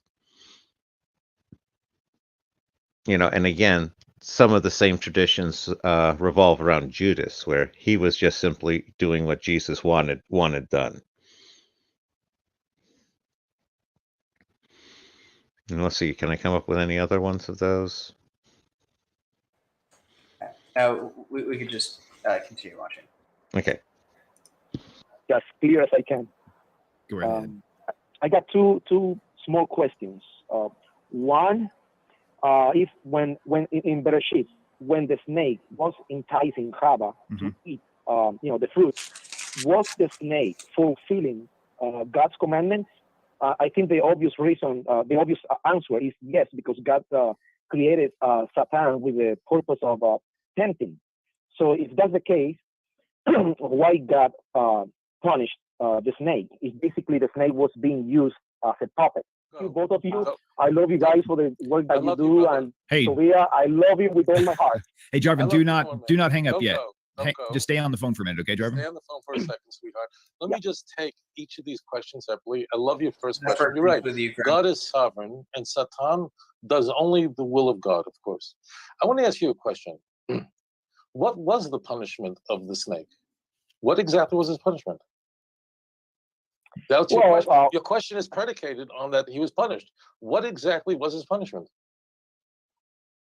Well, basically, it's the one that it says that the snake will bite, basically the human or the descendants of humans on the heel, and then the man will step on the head, and then the snake will be eating dust, for the rest of its life. And I think when I look at it, it looks like it's symbolic. It's not like literal, like a real snake of flesh. No, let's do it real. That means let's not get symbolic, because So he once lost we his enter- legs and his. Right, I'll explain from here. Okay, great. I'll explain from here, but thank you. Rabbi, I should wanna we go ahead and keep him on the phone? No, let's get rid of it. Okay. I'm joking. No. Okay, Jarvin. So let's take the question. If you look at it, it's a very strange thing about the serpent. So the serpent, as we see, is a image of Satan. It doesn't mean that today, when you see a snake, that's Satan. Of course not. That's a snake. It's a reptile. But I'll tell you an interesting thing, that people have a natural revulsion to snakes. People, I remember as a kid, when I would go to the zoo, they would always go to the reptile house, and they'd have the snakes that would be behind the glass, right? And I would stare at them, but in horror, and pray that the glass wouldn't break, because if they did, I would run for my life. There's something about a How does he actually know that that's natural, though? That could just as easily be societally ingrained. Definitely. Snake, even though it is a snake, it's nothing more than a snake. But as it turns out, it's a memorial, it's a zikaron, that when you look at a snake, there's something about its features that generates horror with a human being, which is really the opposite of all of the creatures, because every animal in the world has a natural fear of human beings. It does, it's a fact. Unless they are acclimated to humans, they run from people. And God says that in Genesis 1, that man would have sovereignty over all the creatures of the world. But the second thing about a snake is that, interesting, snakes, I'm not talking about those who are in the water. Water snakes don't crawl on the belly, they swim. But land snakes actually crawl on their belly. But a funny thing happened. I was watching this debate. I'm pretty sure it was on ABC, the major network in the United States. I don't have a television, but I was able to watch it on my computer. And there was a debate between two Christians, famous, actually very well known, and two atheists. And the two atheists were very, very, very articulate. And the young lady got up, and she was trying to prove there's no God. I'm not kidding. And I was kind of rooting for the Christians. I mean, because the premise, the Christians said that what they were going to do was they were going to prove that there is a God without using the New Testament. So I was very curious to see what they would do. So I'm watching this debate go on, and the atheist, this woman who was very articulate, she said, as it turns out, there are many things in the world that are completely vestigial, meaning they don't have any purpose. They have no purpose. So if God is perfect, why would he have things in the world that have no purpose, no function? Now, it used to be 50 years ago that they used to think that really there were many things that were vestigial, that serve no purpose, like tonsils and so on. Now they know that actually does serve a purpose, and they used to take it out routinely, which they did to me. And if I find a doctor who did, he's in big trouble. Anyways, this woman says the following. She says, "How could you believe in God? As it turns out, although snakes crawl on their belly, they have in their muscle structure." As I'm watching this ABC through the internet. As it turns out, the snake has the joints, the muscle structure for 4 legs, but it has no legs, and it serves no purpose whatsoever. And I'm going, what? Who knew this? That means that there is the structure in a snake's belly on its underside that has the full structure to have legs, but no legs, and the structure 4 legs has no purpose at all, because snakes crawl on their belly. That shows there's no God. Now, I don't know about you. I'm watching this show and I'm going, wow. I can't believe this. And actually, I have 2 screens because I edit videos. So as I'm watching here, I'm going, really? And I open another browser and I just type it in, going on Wikipedia, whatever it is. And there it is. And I'm like, wow, she just threw him like the greatest softball right down the middle. I mean, knock it out of the park. This is a home run. Like, I didn't even know this, but like God left over a zikaron, a memorial to the legs that the snake once had, and it's still there. Like, pow! Because in evolutionary biology, anything that isn't necessary should have disappeared. That means if it has no purpose, that it proves the opposite. That means if something is unneeded, then it eventually goes. It's gone. The evolutionary process, as articulated by all the evolutionary biologists, like George Gaylord Simpson and so on, they should disappear completely. But this is that's Genesis chapter 3. And the Christian, I don't know what happened. He started talking about the book of Matthew or something. And I'm going, oh man, that's terrible. I hit my mouse and I shut it off. I was so sickened by that. So as it turns out, there is a memorial in a snake that is from the past. But if you ask yourself, what exactly was the serpent's punishment, using your words? So if you think about it, he really had a great deal. What kind of punishment? He says, crawl on the floor. What? You need to be up tall so you can see, have a great view? That everything you eat, you'll be eating dust. That means food's everywhere. The key of the snake is that everything will taste like dust and you can eat anything you want to and you're never going to go hungry. And snakes are very successful animals. They are. That's no punishment at all. That's a great deal. Conversely, the Adam and Eve, what happens to them? They're told that, well, now you by the sweat of your brow you're going to eat, which means that the land is not going to just give forth its produce, but that's the thing, you never did according to are Jubilees. going to have to give birth in pain. Now, the question is, what's going on here? The answer is obvious. This is a picture of something fabulous, and that is, now that this has occurred, now that you now know the difference in good and evil, so now man, God is forcing man and women, I mean mankind, to always need me. You're going to always need to pray to me. You're always going to have to call out to me. You're going to need me to become pregnant. You're going to need me to give birth, to have children. You're going to have to pray to me when you want to grow fruit, when you want the land to give forth the produce. The snake will never need me. That's the exact what Israel and Egypt are. Egypt is a place that is a desert. But they don't need to pray there. Why? They have the Nile River. There's always water, and it's always very, very successful agriculturally. Why? Because you didn't need to pray for rain. In Israel, on the other hand, Israel has, how much fresh water does Israel have? In Israel, you basically have your few months during the winter, essentially December, January, February, the winter. If you don't get your rains during the winter, you're finished. That's why on Sukkot in the fall we pray for rain. And the whole world prays for it. That means, so what Eretz Yisrael, the land of Israel, does is it forces you to turn to the God of Israel. And what Egypt represents is that you'll never need me, and that's what it represents. Now, let's move on. So it's really quite the reverse, because this now explains, why should I be punished for what Adam did?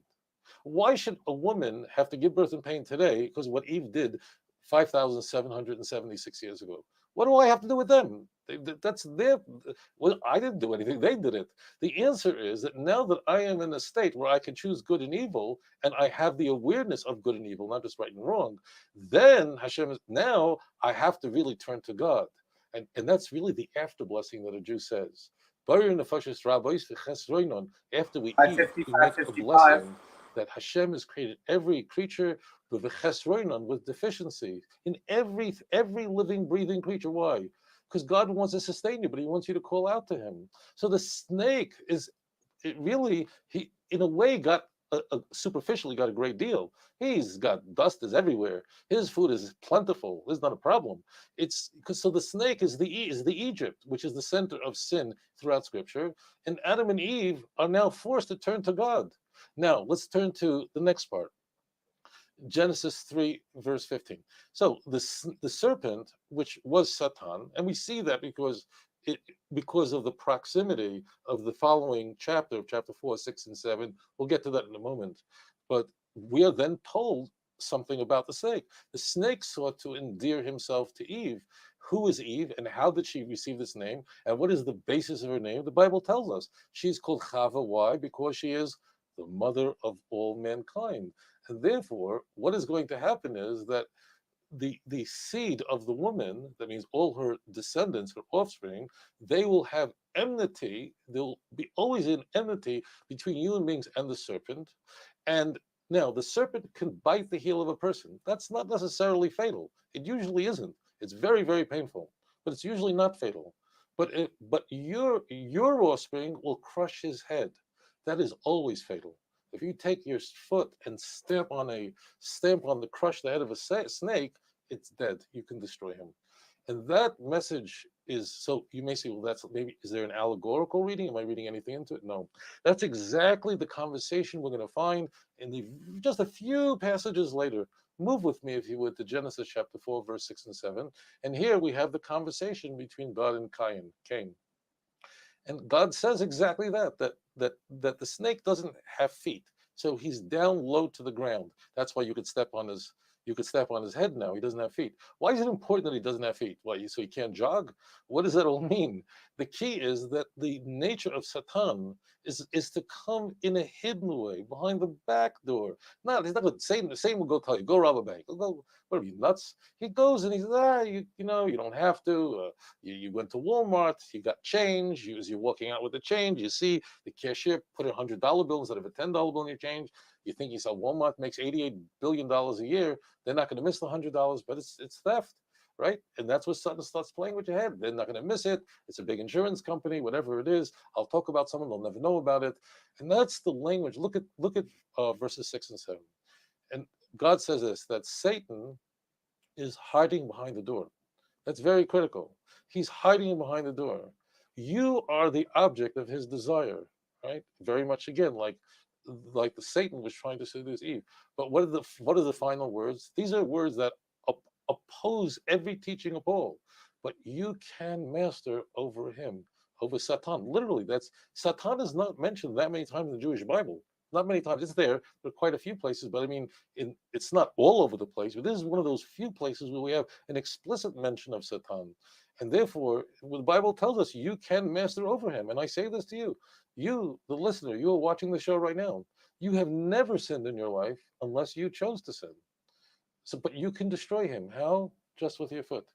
Christians, evangelicals often will say that, no, this is talking about Jesus, and how can a woman have seed? That's absolutely nonsense. You see later on in Genesis 16 that Hagar is promised seed. It doesn't mean seed literally as in what a man's body produces versus an ovum, but Zerah means physical offspring. You see the same thing with Chana and so on. But Christians say this is talking about Jesus. If this is talking about Jesus, then Jesus can't be the Messiah. Because if his job was to destroy Satan, which we are told in the Christian Bible, then he failed completely at that task. That means if I want to suspend my brain for a moment and just insert Jesus into Genesis 3:15, that doesn't prove that Jesus is the Messiah. It proves he's not the Messiah. Because if the purpose of the Mashiach is to destroy Satan, let's say I grant everything. Let's say I grant all the Christologies and say, yeah, it's the Messiah, everything you want. And the Messiah's job is to destroy Satan. Well, that means Jesus is not the Messiah. He didn't do it. So, I mean, no one just thinks it through that way. So that's the answer to your first question. This is an imagery. The imagery is that Egypt, the serpent, doesn't need God, never needs God. Food is everywhere.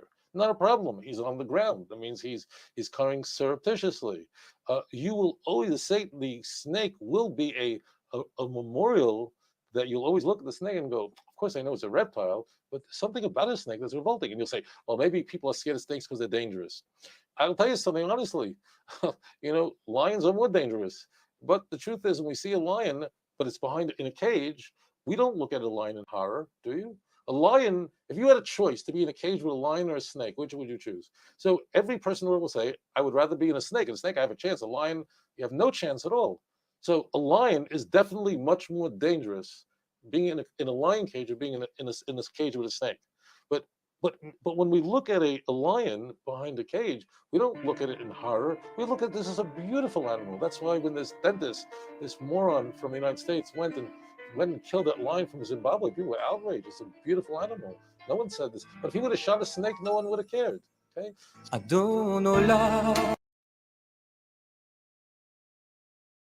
So yeah, what are your thoughts on that? Oh, I had a lot of thoughts on that one. One of the big ones is I disagree with, Rabbi Singer a fair amount. And the one that I do agree with him on is I definitely agree with him on there's a lot of correlation between this, excuse me, the snake in the garden and the Satan of Job and the temptation sort of thing.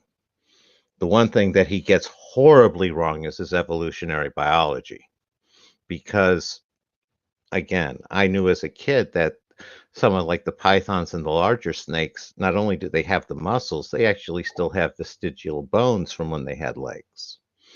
And the thing is, by evolutionary biology, it doesn't say that it totally vanishes.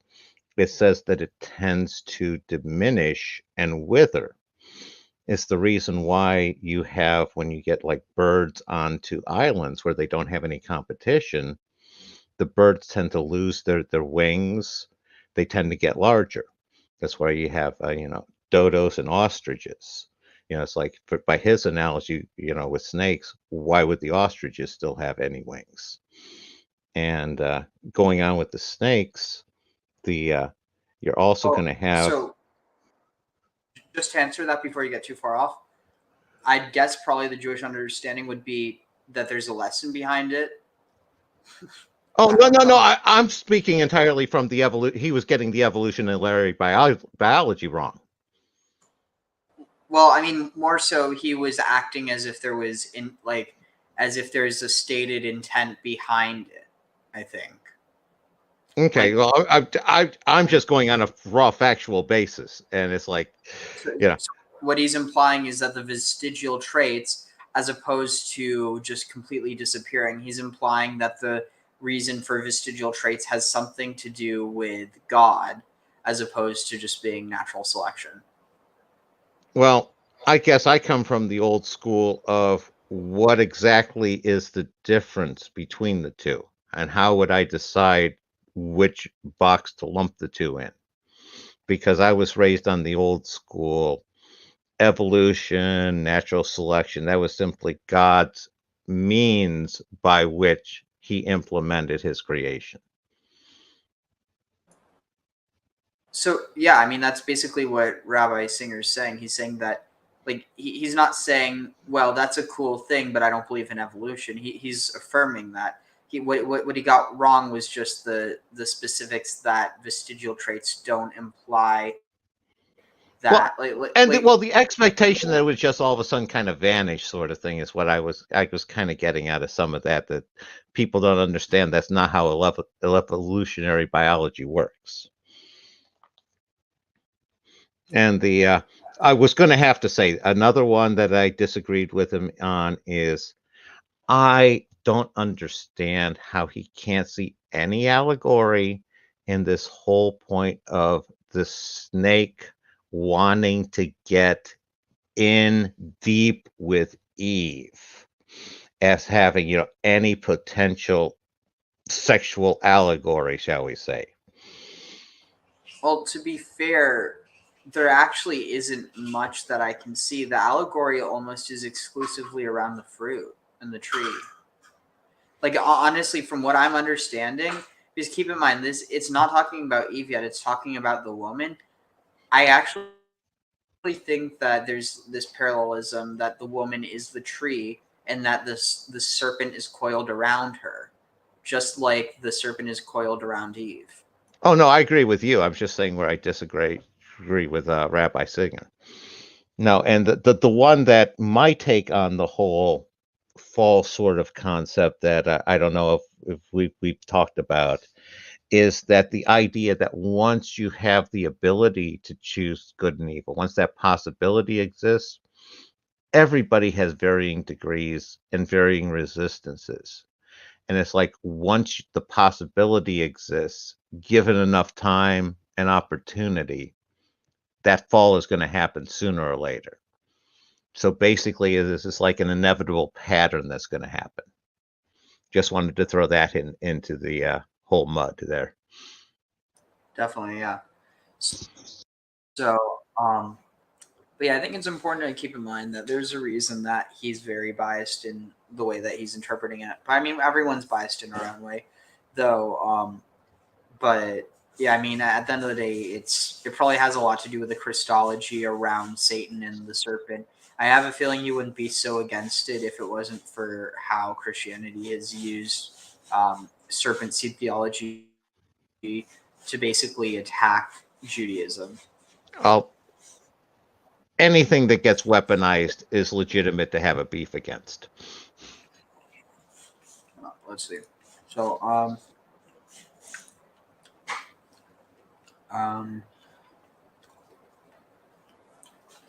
Oh, right. Let me see if I can find a quick one.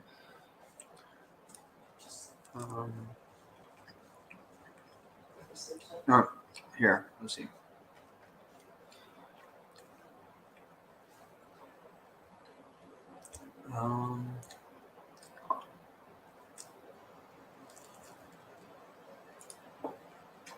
Here. So the fun thing with the serpent is, how does a serpent talk? What and not only that, he's a why is perfect- the serpent's punishment to crawl on perfect its belly, guy. and that's what it does. If you don't know how to read You'd like to biblical say you poetry, planned that. if you don't know the formal qualities of parallelism and expansion, you are missing out on 1/3 of the Hebrew Bible. Whatever theological background you have, you're going to have your own hypothesis, that is to say, your own plot and narrative. What the literary reading allows you to do is to find new details that work within that overall plot or narrative. How appropriate. Now the question becomes, what's the way in which the specific details and the particularities kind of show us the subtlety and the nuance to really bring to the fore to these theological insights that are so important to our traditions? The book of Genesis, which is the first book in the Bible, is profound, serious, and mysterious. Did all this start somewhere? And if so, where? And if there actually was a creator, he would actually have to be outside nature. He wouldn't be just that dense lump at the beginning of things. He'd have to be something outside that thing to be the source of it. What I hope you'll get from studying Genesis in this course is a deeper appreciation of the biblical insights with regards to the human person, its psychology, our predilection towards rivalry, but also reconciliation. I'm Justin Jackson, professor of English at Hillsdale College. This is the course on Genesis. Let's begin. He kind of looks like Justin Sledge.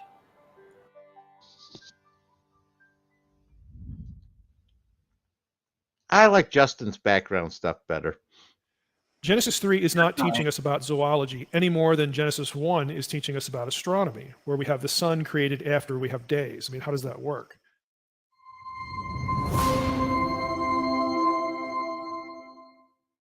But let's just put that aside for now, and I want to ask this question, just for the average person watching this video, and even the evangelical scholar if they do. The first question is, do you believe that John was correct? The Apostle John, writing in the book of Revelation. Do you believe that John was correct or mistaken in Revelation 12:9? This is the verse where John, we might as well just click out to it so that you can see it. Revelation 12:9. This is where John mentions the great dragon was thrown down, that ancient serpent who is called the devil and Satan. So the serpent, the devil, and Satan are connected, okay, in this verse. It's the only time in the Bible where these terms are actually connected in the same verse. And this is the last book of the New Testament. But the question remains, do you think John was correct or not? If you think John was correct in this identification that, hey, the serpent back there was really the devil, the one who becomes known as Satan. And by the way, look at the way John words this. That ancient serpent who is called, okay, who is called the devil and Satan. It doesn't mean, John's not saying, because John knows his Old Testament, this does not need to be read as though John is looking at Genesis 3 and seeing the word Satan in there. He's not. It's not there. But that rebel comes to be known as the devil, which is just, the slanderer, the liar, and Satan, the accuser. Okay, this individual rebel becomes known by these terms. That's all John is saying, and he's connecting the dots. So if you think John is correct, then you must conclude that the serpent in the garden was more than an animal. It's not just a snake. If you say he's mistaken, then you have a serious problem with biblical coherence and really biblical inspiration, at that point. And for evangelicals, again, I don't know how you're going to take that position. Second question I would ask, of viewers, and again, anybody else, if we were in a different forum, scholars who are saying, well, you can't really, this view isn't what most scholars think. I don't really care. Okay, I'm asking a serious question. I just asked one. Do you think John was correct or not? If you say he was correct, then the serpent in the garden is more than a snake. Question 2, do you believe that Genesis 3 was intended to provide us with lost zoological knowledge? is Genesis 3 a zoology lesson? Now, I've mentioned this before, but if you put the question that way, is Genesis 3 really designed to teach us about, catch the wording here, about the evolution of the snake before it had legs and could talk, and now the snake as we know it now? Again, I think that's ridiculous. But you'll see it in evangelical literature, and I think, again, that's why a lot of scholars react against it, because it's kind of cartoonish. Genesis 3 is not teaching us about zoology any more than Genesis 1 is teaching us about astronomy, where we have the sun created after we have days. I mean, how does that work? Again, you know from the class on metaphor, and just the class where we illustrated metaphor with Israelite cosmology. The purpose of these chapters is to teach the reader who God is against all the other gods, why we're here, who put us here, what our purpose is, what our destiny is, the whole concept of imaging. It's designed to teach us, yes, that there is a God, and he created what we know here, but God doesn't bother to use people who could give us a sophisticated 21st century presentation of science. If he did that, God made a horrific mistake, because he had people writing in the 2nd millennium BC and the 1st millennium BC and the 1st century AD. They are not capable of giving us a scientific presentation that would satisfy a 21st century audience. And that's a good thing, because 500 years from now, we'll be laughing at points of the science that we think is just settled now, because it'll change. That's not what Scripture's about. God deliberately, this was his own decision, he did not tether the truths he wanted to communicate to something, i.e. science, that he knew would change and would never stay the same. Again, we talked about this extensively in the metaphor episode. I have lectures online, again, I directed you to. But if you're gonna take that position, then it's absurd to think that Genesis 3 turns around and teaches us zoology. So again, how could you draw that conclusion? I don't think it's teaching us zoology. I do think John was correct that we have a divine being here, either in the guise of a serpent, or we should look at the term Hanakash, which is the serpent, in different ways. I think personally, and you know this from reading Unseen Realm, that what's going on with that terminology is we have a double or even a triple entendre with the Nakash, because depending on whether you consider it a noun or a participle, it can mean the snake, the serpent, it can mean the one who practices divination, like deception, or it can mean the shining one. And all three of those things are going to be sort of stock ways of presenting supernatural evil later on in the Hebrew Bible.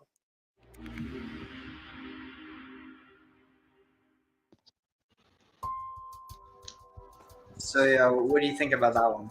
And then we'll finish off. I don't think he understands evangelicals very well, because this whole idea of them having to employ metaphor to interpret the Bible, that doesn't go well with evangelicals. Next thing he's going to say, you're going to have to also use analogies, and that at that point in time he's totally lost. And it's easy to interpret. Bishop Uster showed them how. You sit down, you add them all up, those numbers, and you get when creation happened. It's settled. Interesting. Give me 1 second. You've met those young Earth creationists, haven't you, Ariel? Oh yeah. No, they have great clarity in how they view the world.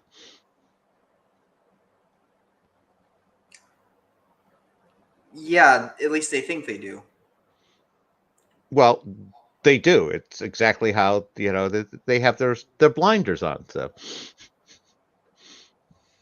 Let's see. So, 1 moment.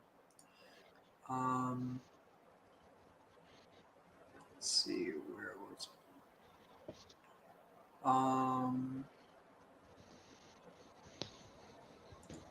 Okay, where was that? Yeah, Dr. Heiser probably also goes with that fruit was a spiritual fruit too. What do you mean? Well, if he's going with the snake being a spiritual being, you're probably going to go with the fruit being a spiritual fruit. Oh. All right. So, oh shoot, I forgot to look up the.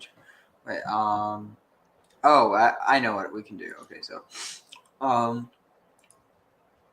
let's see. All right. Kutzve Dardar. Wait, was it Dardar? Interesting. Dardar.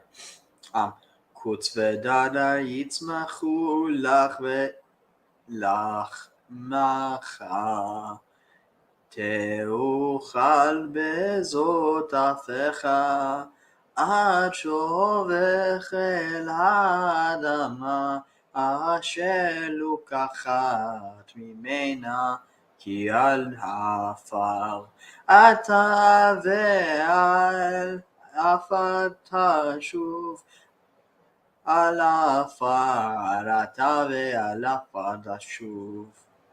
So, let's see. So Kutz, let's see. Clear thorns. Wait, cleared? Like dried it? Let's see. Kutz. There must be. Oh, Thor. Oh, one second. Sorry.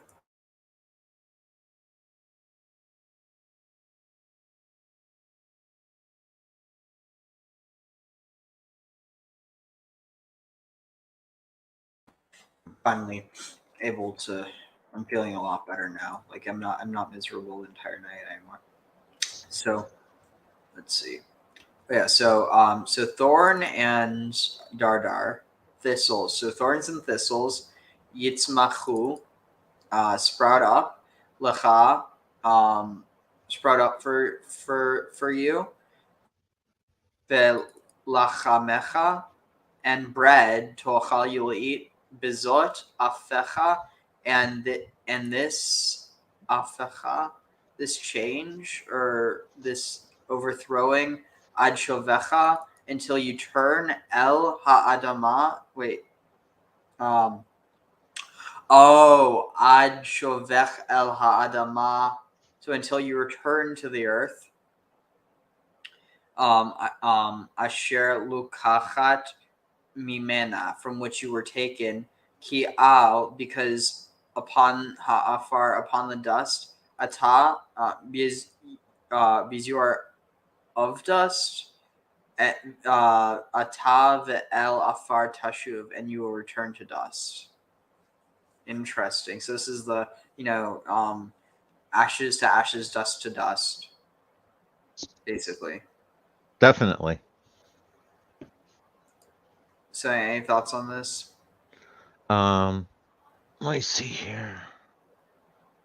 I'm definitely picking up throughout this whole thing about Adam has a name. The wife or woman still has no name at this point. And the idea of it's like it feels like a descent from the spiritual realm into that incarnation, the physicality, like we've been batting around back and forth a bit. Other than that, I'll kick it back to you. All right. One second. Here, just keep talking for like a few seconds. Actually, I was going to say the other sense that I was getting from it is almost like a demotion from management to labor here, where it's like before Adam was helping with the garden and following that one, and now he's like out on his own. Before he was following the instructions, now he has to decide for himself. Interesting, yeah. Ve'as lahem bigdei or vayilbeshem bahem vayilshechem ve'agen eden vayilbeshem bahem vayishlachem magen eden. So Vaya'as, and he made for them Bigdei Or, clothing of skin, of like skin. Yeah, coat, or here it says coats of skin. Vayilbashem. So you think here this might be he made them, basically made them bodies? Definitely, that was exactly what I was on. Is he was basically, this is giving them that incarnation, that physical body here. Oh, interesting. So this he literally this is he made for them clothing of skin, and he labash, he dressed in them and sent them from the Garden of Eden. Yeah, I think we're picking up on this is a multi-stage. They weren't in a physical body when he was breathing life into that before. Now, if I'm interpreting that through the Kabbalistic layers here, that was up at a higher level, and now's at the point where you're actually bringing them into the earth. Any thoughts on that? I mean, that's kind of what I'm going with as well.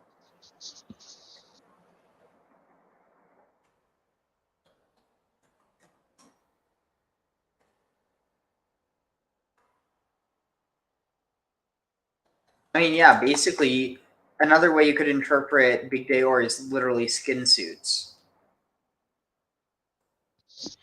No, I definitely think we hit another one there, Ariel. Good job. I wonder what Miguel would think of this. Definitely. I was going to say, when I hear skin suit, I also think skinwalker. I'm trying to think, what was I thinking of? I was going to say Miguel also likes the meat suit analogy as well. That's what I was going with. Too bad it's not Big Day Basar.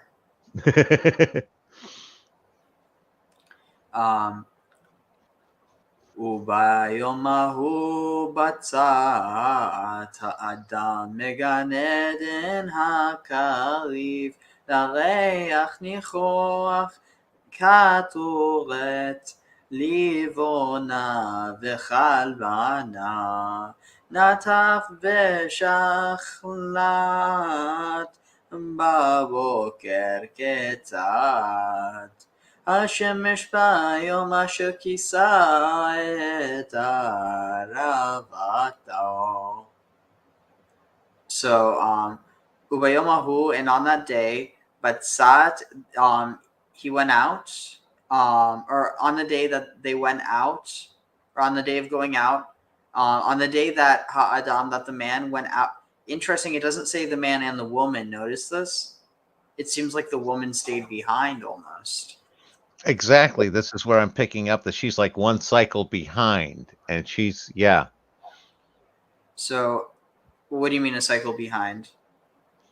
Whereas, like, man was created at one level and was given, like, it's like Adam was there, and when he progressed, that's when what woman got added. It's like man was created there with the name of Adam, and he progressed, and when woman was created, it was woman without a name. So it's like next you're going to have Adam with woman with a name. It's that progressive level. Interesting. But so Adam stays at a different level because his name is always the same. Well, because he's the incarnation of the Aleph. And each time, like Kara was talking about, it's a return to the center with the Aleph. You go to the extremes and return to the center. So that's why Adam is sort of that incarnation of the Aleph. Well, at actually, each. Go ahead. I was going to say, actually, now that I think about it, his name does change from it changes from Ha'adam to Adam. So from the man to man. No, and I think that's picking up on the sense that I was talking about then.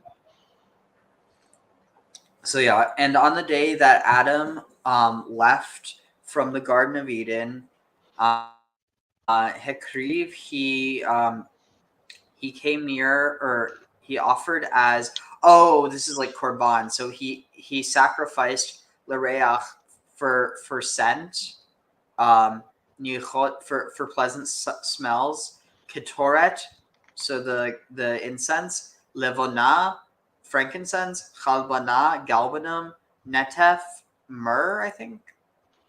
Yeah, nataf is myrrh, I'm pretty sure. No, netef is something else. Vishachelet, and Anika. Baboker in the morning, kitzat. In the morning that he left, the sun on that day, or on the day that covered the Aravato, I'm not sure. You heard saying so. And on that day which Adam went forth from the garden, he offered as a sweet savor and offering frankincense, galbanum, and stacta, and spices in the ground, or spices in the morning with the rising of the sun, with the from the day when he covered his shame. Oh, Ketsaat, the sun went out like the day that. Wait, what's this? This doesn't even make sense. Instructed and spices in the morning with the. Wait, where's it even saying? Spices, vishachelet. Oh, so it's here. It's taking natef as spices. But anyway, so in the morning with the rising kitzat, the leaving or the going out of the sun, b'yom asher kisat, on the day that he covered his shame. And so that's actually connected with the fool card in the tarot. Okay, Ariel, how many different items does he sacrifice? We have frankincense, and can you give me the order too? So it's frankincense, galbanum, spices. This is how it translates it, or I mean, nataf. Well, I'm wondering what the Hebrew actually says. Aromatic gum used in incense, probably the storax. Okay, so what's it called? Benzoin.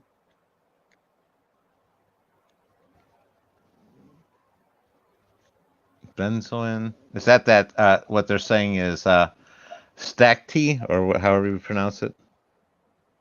Oh, that's interesting because this says okay, no, yeah, just put stacta, and then so stacta and onica. And Anika is a different one? Yeah. So it's frankincense. So it's only 4 of them? Right. Okay. They're probably each associated with like a different element or something. Or the 4 pillars or something like that. Let's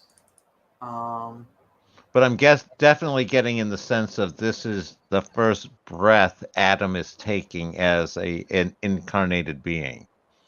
I'm getting that feel from it. All right, so let's see where we וביום ההוא ניסחר פי כל חיית הארץ ופי בהמה ועוף השמיים ופי כל חולך על ארבע וכל הרמס לבל יוכלון לדבר עוד כי כולם דברו יחדיו שפה אחת ובלשון אחת. So, וביום ההוא, and on that day, niskar, we dammed up, or we closed the mouth. Interesting. We closed the pei kol chayat, that we stopped the mouth, or choked the mouth, basically stopped the speaking of all the beasts of the animal, or all the life of the earth, and all the upi bahema, and all the cattle, all the mouths of the cattle, and all the mouths of the bird or flying things of the heavens, and all the mouths of all that which goes upon four legs. Upon 4, so I'm guessing 4 legs, or crawls on 4, v'kol haremes, and all that creeps, and so as not to yochlun, so as not to be able to speak or to speak anymore, because they all spoke together, safa echad, with a single tongue, or single safa, single sfatai, a single lip, or like single safa, because they spoke together with one lip, or what, like basically one dialect, and together with one tongue. What do you make of that?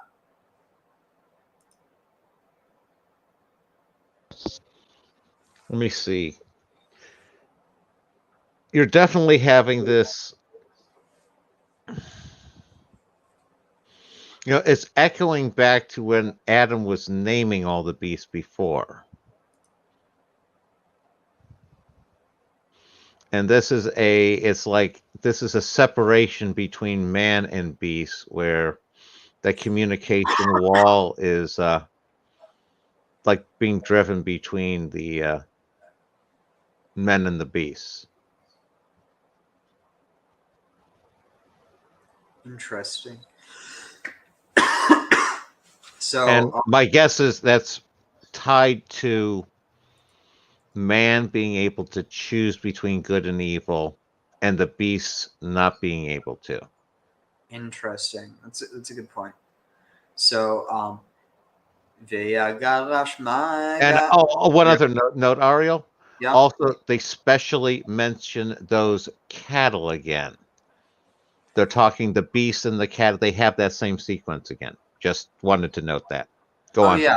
It always repeats it, just like in Sefer Yetzirah, Kesher lo Keter, or Tzur Bahem.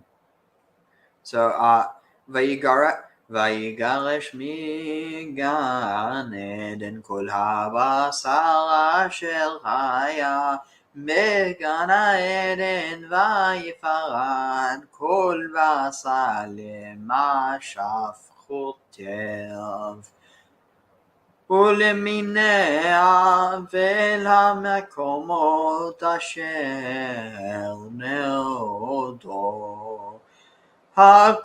המקומות אשר נודו להם. So and he expelled him from the Garden of Eden, and all flesh, or all meat, all flesh that was in the Garden of Eden was separated from all the flesh that was all the flesh that was in the Garden of Eden, and all the flesh that was scattered according to its let's see. Shafach.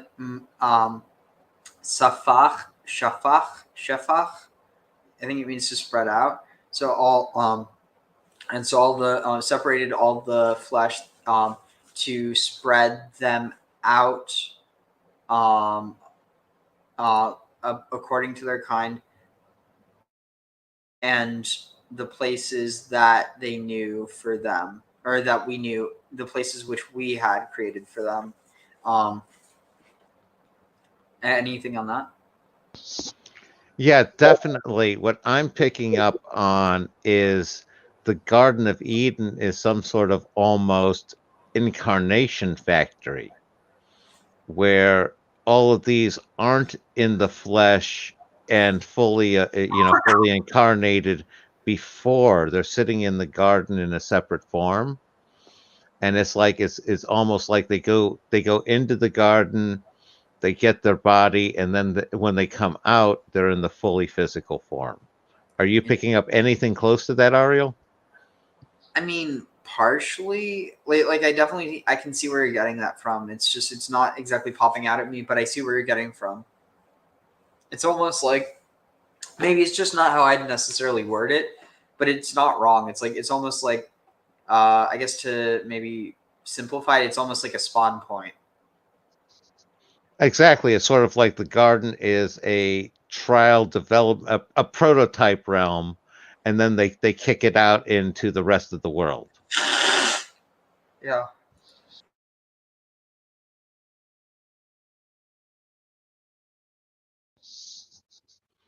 So You know that. yeah. Go on. Oh, yeah. So let's see, where are we? So אך בלב האדם נתן לכסות בשר ערבתה לא לבודו בכל היה לא לבודו בכל היה ובהמה. So also in the heart of Adam, of the man, he gave lekasot. He gave to cover flesh. He covered what's this Aravatab, like his shame. He alone covered his shame from all the life and all the beasts, or all the life and all the cattle.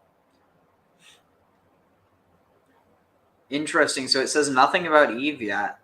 This is fascinating. Yeah, no, it's like she's clearly in a separate category. על כן ציווה על הלוחות את כל יהודי משפט התורה לקצות את בשר ערבתם ולבלתי התגלות כאשר יתגלו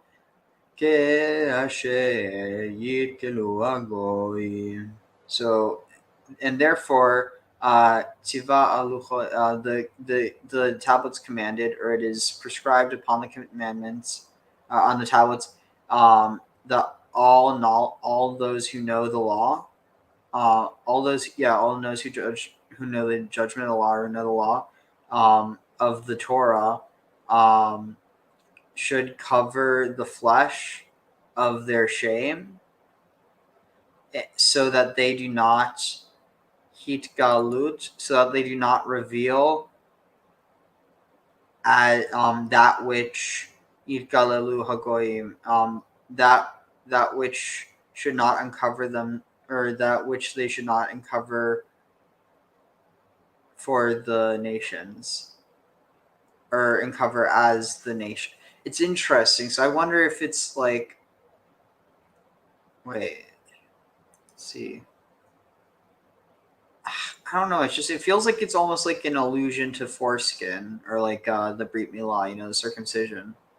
That was exactly what I was picking up on. And the whole, what we were talking about before, about the idea that Adam was without a foreskin.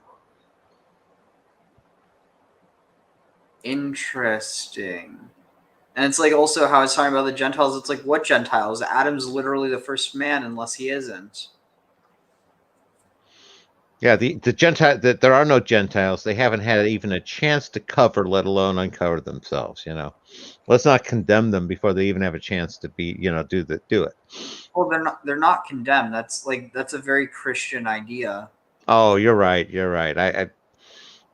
My heritage is showing there. I apologize. Yeah, it's like literally the idea is an Orla Goyim. It's a light to the nations. It's not this idea of like, oh look, we're shining here. Here, follow us. It's more so like, you actually see this idea with here. Actually, let me see if I can find this real quick, because this is it really, I think. Let's see. Okay, here, check this out.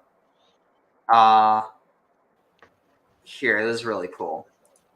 So I think that the idea of the Jews keeping the Torah for the world, that like it's crucial that the Jews keep the Torah so that the world keeps on going, like that can seem very egotistical until you realize it only seems that way because people apply a double standard to Jews that they would never dare apply to, say, the Native Americans, which is kind of strange because both groups have been traditionally oppressed for basically as long as white or well, it's not specifically white, but Christian Europeans have basically been in control of either Jews or Native Americans. I tend to think oppression is a function of power to a large extent. If you're more powerful, you're going to oppress people. Yeah, but still, on some level, you do have to admit that the level of oppression that was done in the name of Christianity far exceeds. I mean, so like between Christianity, Islam, and then, I mean, like I guess at the end of the day, for an ideology, it's responsible for so much bloodshed.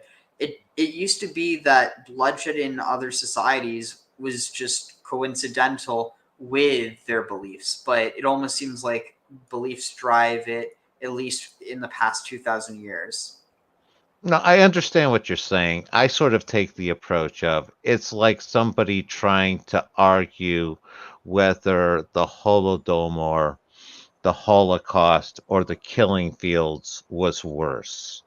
And Wow. it's like, that's just, I've been in too many of those. It's an analogy, those sorts of things. And it's sort of like, I'm of the approach of all of them were infinitely bad. And I hate, the thought of trying to compare them against each other to see which one might be better and trying to like put a checkbox on better on any of them. It's Yeah. like, and that's where I am with a lot of this is some of this stuff you can't put it in the comparison category. You know what I mean? Well, and also once people start doing that, you should probably question their motives. Definitely. But yeah, I was going to say, wow, yeah, we're going to get demonetized now. I'm joking. If we get like honestly, if the algorithms are that crappy that they would demonetize it for that, it's like honestly, who even knows what's going on with society anymore? But well, I think that's a good thing. I don't know who does know what's going on with society these days. Anyway, it's not egotistical to think that Jews need to keep the Torah to keep the world going because this one indigenous American tribe has the same tradition with rice, and that might see. And this is the thing: when you talk about Jews having to do something to keep the world running, all of a sudden that sounds conspiratorial. When you talk about a bunch of indigenous Americans, practicing the rice traditions, all of a sudden it seems innocuous. Some people might even make fun of it, which would be horrible. But the point is, no one's going to be afraid of it. I missed you at the end there. No one's going to? No one's going to be afraid of it. Oh, I don't know. You remember the ghost dance where they went and basically, massacred Indians for doing it. Fair. But that wasn't because what they were doing was scary. It was because they just wanted an excuse to. There's an old Indian saying that to live here. Again, I think we covered that before with Jews, too. Love it. Again, to clarify, when crusaders go on the offense against Jews and against indigenous peoples. Just it's evil, violent people that are looking for just a fill in the blank to excuse their evil and violence. Oh, interesting. This group, the Kickapoo tribe, was probably known by the clan name Mahuea, derived from the Illinoisian word for wolf, Moea. Maybe why she couldn't see her. It was in my head. Maybe you're. Sorry, I'm kind of lost, and we're about to finish up. Yeah. Some people have money, some people have material things. Love it. Hear and understand the world. And also another thing is just to show how the idea of race is so flawed because people end up just believing that people look like stereotypes. Because this man, I mean, in almost any context, he would look like white. And, people say the same thing about certain Jews, and all of a sudden that means that Jews are European when throughout Europe they were never considered European. World. You gotta love it. Some people have money, some people have material things. I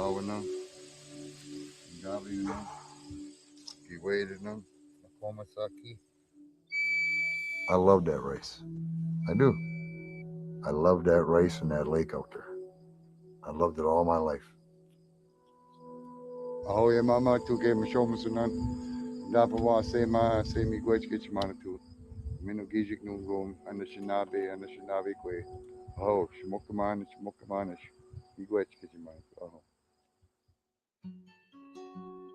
I'm 65 now, so that's 55 years that I've actually been out there somewhere doing rice. My mom made us go pick it and buy our own school clothes. So I learned the different things of that manoma and what it does for me. These two little bony arms, once I get going out there, I don't want to quit. I got this rhythm. You call it a wham, wham, wham, wham. That's the rhythm. Now a polar, he keeps up with that rice. He goes into the rice stuff and tries to get the best heads he sees. So that guy's rhythm gets all them plants on both sides. As much as we can get in every 2 hits. He's pulling. I'm keeping that tap. In my mind, every time I hit a new plant, I'm saying, Miigwech, thank you. Every Miigwech, Miigwech in my mind.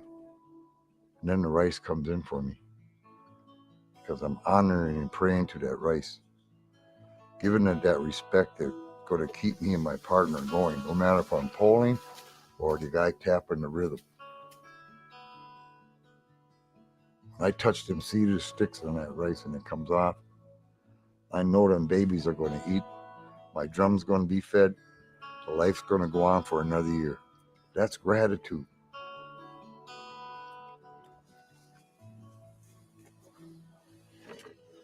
My grandma used to call it roasting and parching. She liked to use the word roasting better because of the aroma and what she did with her hands and fire and tools she used to make that come out dehydrated enough to last all winter for 5 years maybe. If you don't get it wet or you can store it right, it'll be good for you. That medicine.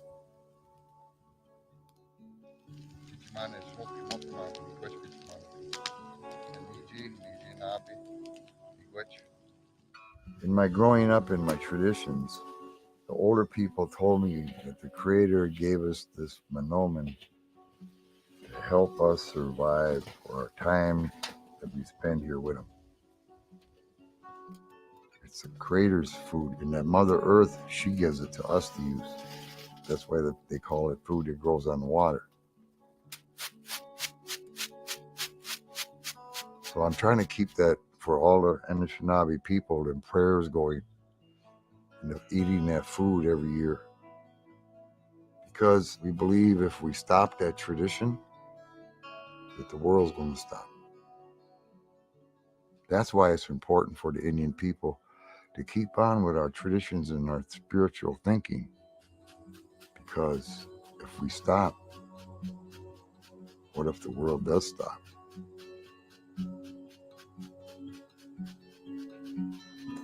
So what'd you think of that? No, I was going to say that whole tradition of needing to keep performing the act in order for things to continue is a very cross-cultural sort of thing. It's like I remember when my brother-in-law was baptized into the Coptic church, and that's like a 6-hour process, full immersion. And after the 6-hour baptism, they then had a mass for him, and that was the 3-hour mass, which they explained was the short version.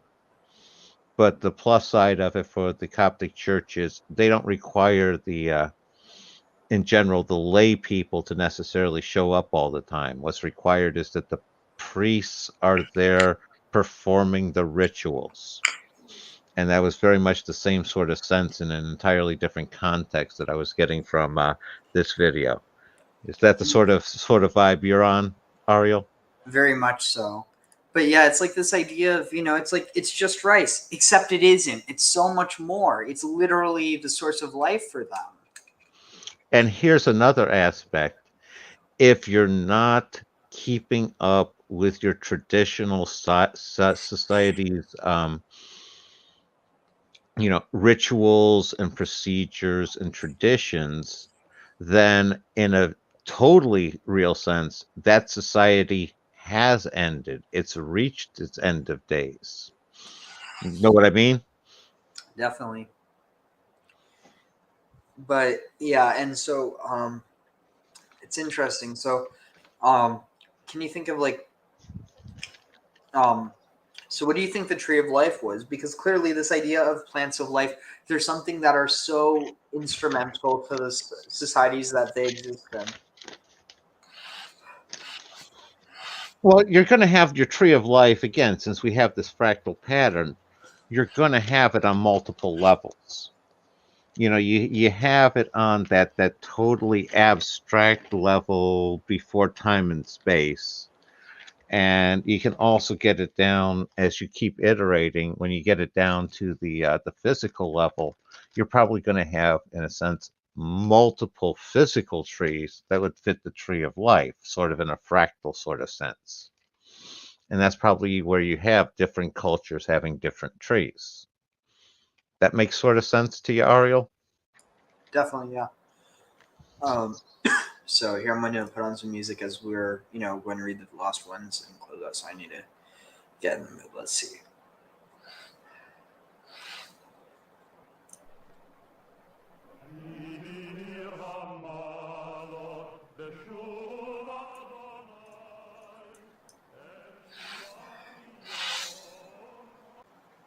Actually, wait, no, because this is the perfect song, so I should start. Alright. Let's see. Alright, so, alright. Al Ken Siva Al wait, did we read this? Oh yeah, here. So we have I need to turn up music.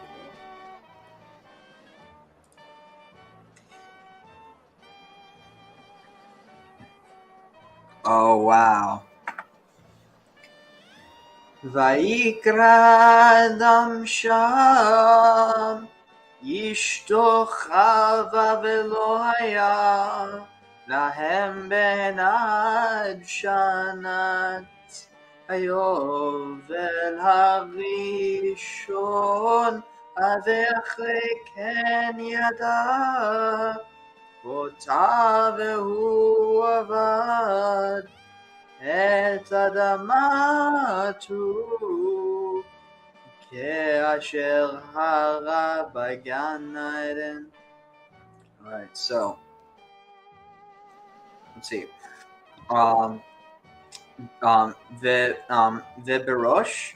Viberosh HaChodesh. Wait, I didn't read. Wait, what? I didn't read this. Hold on. What? Wait. Oh wow, I must have skipped. Wait, so here. Oh yeah. So, well, Did we do the one above about Adam alone? Yeah, we did. Okay, yeah, because I was going to say that's another reference to just Adam and not the not that woman thing that he happens to be dragging around with him for some reason. Do you not remember we just talked about how he was without a foreskin? Right. Yeah. No, I'm tired, Ariel. All right, we're almost done.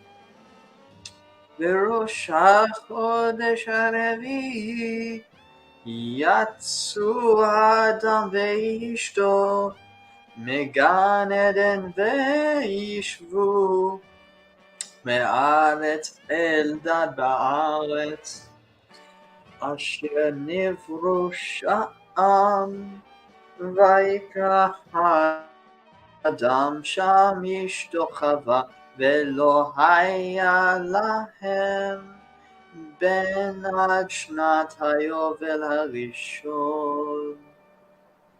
So, I'll just wait until this one starts. So here, I have something on the new moon. All right, yeah. So here, let me just.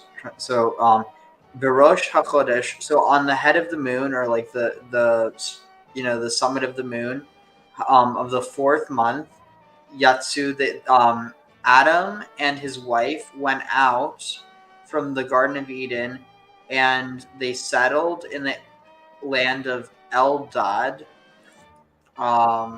Interesting. And it means Eldad means God has loved, or like Eldod.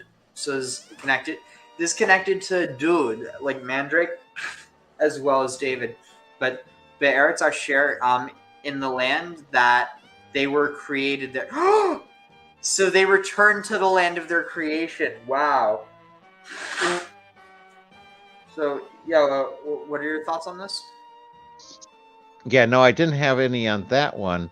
What I was noticing is they're talking about, it seems like they're going for each of these 4 months being the equivalent of days. And this seems to be like where they're trying to insert the lunar calendar.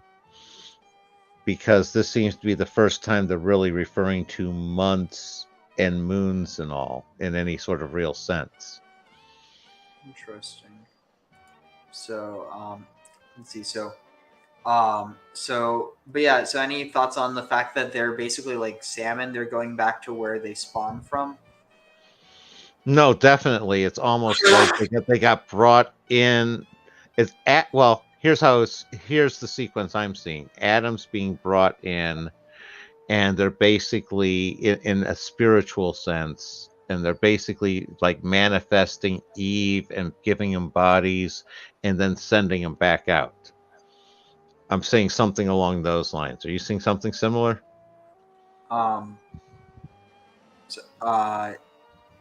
Sorry, just repeat that last part one more time. Where they're basically it's that embodiment factory concept where they're bringing sort of them in, Adam in on sort of the spiritual level. Then he's basically creating the female to go along with them, and then putting them into the meat suits, and then shipping them back out again. Yeah, I don't really know what to make of it. I mean, personally, That's why I'm trying to make it a little simple and ridiculous, because I don't know quite what to make of it, but that's the sort of feel I'm getting from it.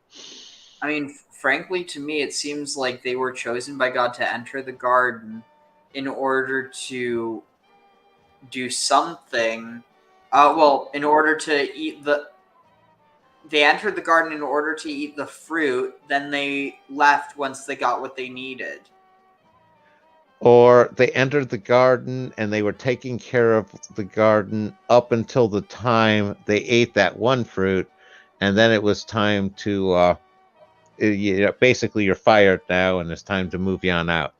Yeah, I was just trying to like make it a little shorter, but you contextualized it. Okay. But yeah, so then, Vayikra ha'adam sham ishta, and Shem ishta. So and he called and the man named or called his wife by the name. Called his wife by the name Chava. So this is it's also interesting. So it's Vayikra ha'adam sham ishto Chava v'lochaya. It's a like play on words, even though it's not like connected. It's just kind of like it's a rhythm, which is also interesting because one of the things Alman was talking about is how you don't have rhythm as a part of poetry until like I think he said the medieval period, but you clearly have it in Semitic literature. But anyway, and the man called his wife by the name of Chava, which means interesting. It says Chava, Eve, Adam's wife, Genesis Rabbah, the original Eve. Interesting. Chava Harishona. Called her Eve, and they did not have for them, and they hadn't.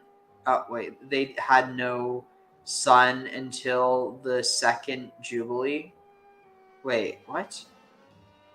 Ad Shanat Hayovel. Oh, until the year of the Jubilee, not the second Jubilee. Sorry, Ad Shanat Hayovel Harishona, until the first Jubilee year. V'achrei ken, and after that, Yada Ota, he knew her. Vehu Avad, and he served et Admato, and he served the land ka'asher as as he had been instructed began Eden in the Garden of Eden. So it's almost like he's being instructed and trained in the Garden of Eden, almost like Moses going up to Mount Sinai and being given the tablets. And here it's talking about the heavenly tablets. You see what I'm saying? That was a brilliant catch there, Ariel. I would not have caught that one about that fractalness between Adam and the tablets and Moses and the tablets. That was a good one. No, I'm noticing a parallel here between the naming of Eve at this point and the naming of the animals earlier. As sort of like yet another one, like I said, another turn of the crank. And that also being the point of them not having a son until the Jubilee crank turns. At that point in time, they would have that reproduction happening. The only thing that doesn't make sense, though, is it talks about him knowing her before. So they had relations, but they just couldn't. So this saying that they didn't have any children until the year of the first Jubilee is implying that they tried before, or at least that they did something that could have resulted in a child, except that they couldn't. There's another thought here. How long is the time period between when they're getting kicked out of the garden and the end of the Jubilee? Wasn't this basically, isn't that going to be about the gestation period of a baby? How long are you saying they were there? Well, they were saying that she was tempted by the serpent. What was it, in the 4th month? The 15th day of the 4th month? Where was that? Was earlier, right at the beginning, at the temptation part. Oh, sorry, it's late. It's late. Yeah, no, I was doing that as well. All right. Anyway, so. But I'm saying that may add up to the first time they had he knew her when they were out of the garden. She immediately got pregnant and then carried to term and gave birth on the Jubilee. Honestly, I'm kind of getting the vibes that it's almost like an actual Jubilee year, because remember, they lived a long ass time. Yeah, I'm just throwing thoughts out there, and we are so exhausted. So let's. Yeah, definitely. But so the thing that's worth noting here, though, is that let's see. So the Jubilee, that would have been 50 years. But the thing is, it also reminds me of Abraham and Sarah, because they had children when he was 100 and she was 90, and then on top of that, they were. I don't know if Abraham was. Or when that changed for him, but at least Sarah wasn't able to have children until she was blessed by God, and she was given the name Sarah from Sarai. Her name was changed. I forget what Sarai means, but Sarah means princess. But yeah, so let's see. So so he called her Eve, and yeah, they don't have any. Okay. And after that, Yada Ota, he knew her. Oh wait, we already finished this. Sorry. Yeah, it's really interesting. So here, I want to finish it off at 7 minutes, 7 hours, 7 minutes and 49 seconds if I can. But okay, here's another thought. That could have. I was just going to say, do you see what Jody said? No. So Jody said, how about this suit God made for Adam, the suit of skins that follows through his genealogy? Oh, and when Adam, the idea of that suit is made up of all the foreskins of his descendants. Oh, that's disgusting. That's the implication I got out of it. Wait, from what? Just what they said? Yeah. No, it follows it. It's like it's passed down. It's an heirloom. Oh, okay. I was taking it as the metaphysical of basically with the whole Y chromosome and the foreskin thing of basically it's that skin is that all the skins that are going to be removed because of what is children. Oh dear Lord. Well, if we weren't demonetized before, we sure are now. I'm joking, but yeah. And when Adam is in the cave, is he waiting to be born? Like when he's hiding from God, I'm guessing. I don't know exactly what you're referring to, but anyway, we're going to end off here. So The one thing I wanted to say before you did there is we don't know how old Adam was when Cain was born. all right. Anyway, we have to end off here. Okay. Good night.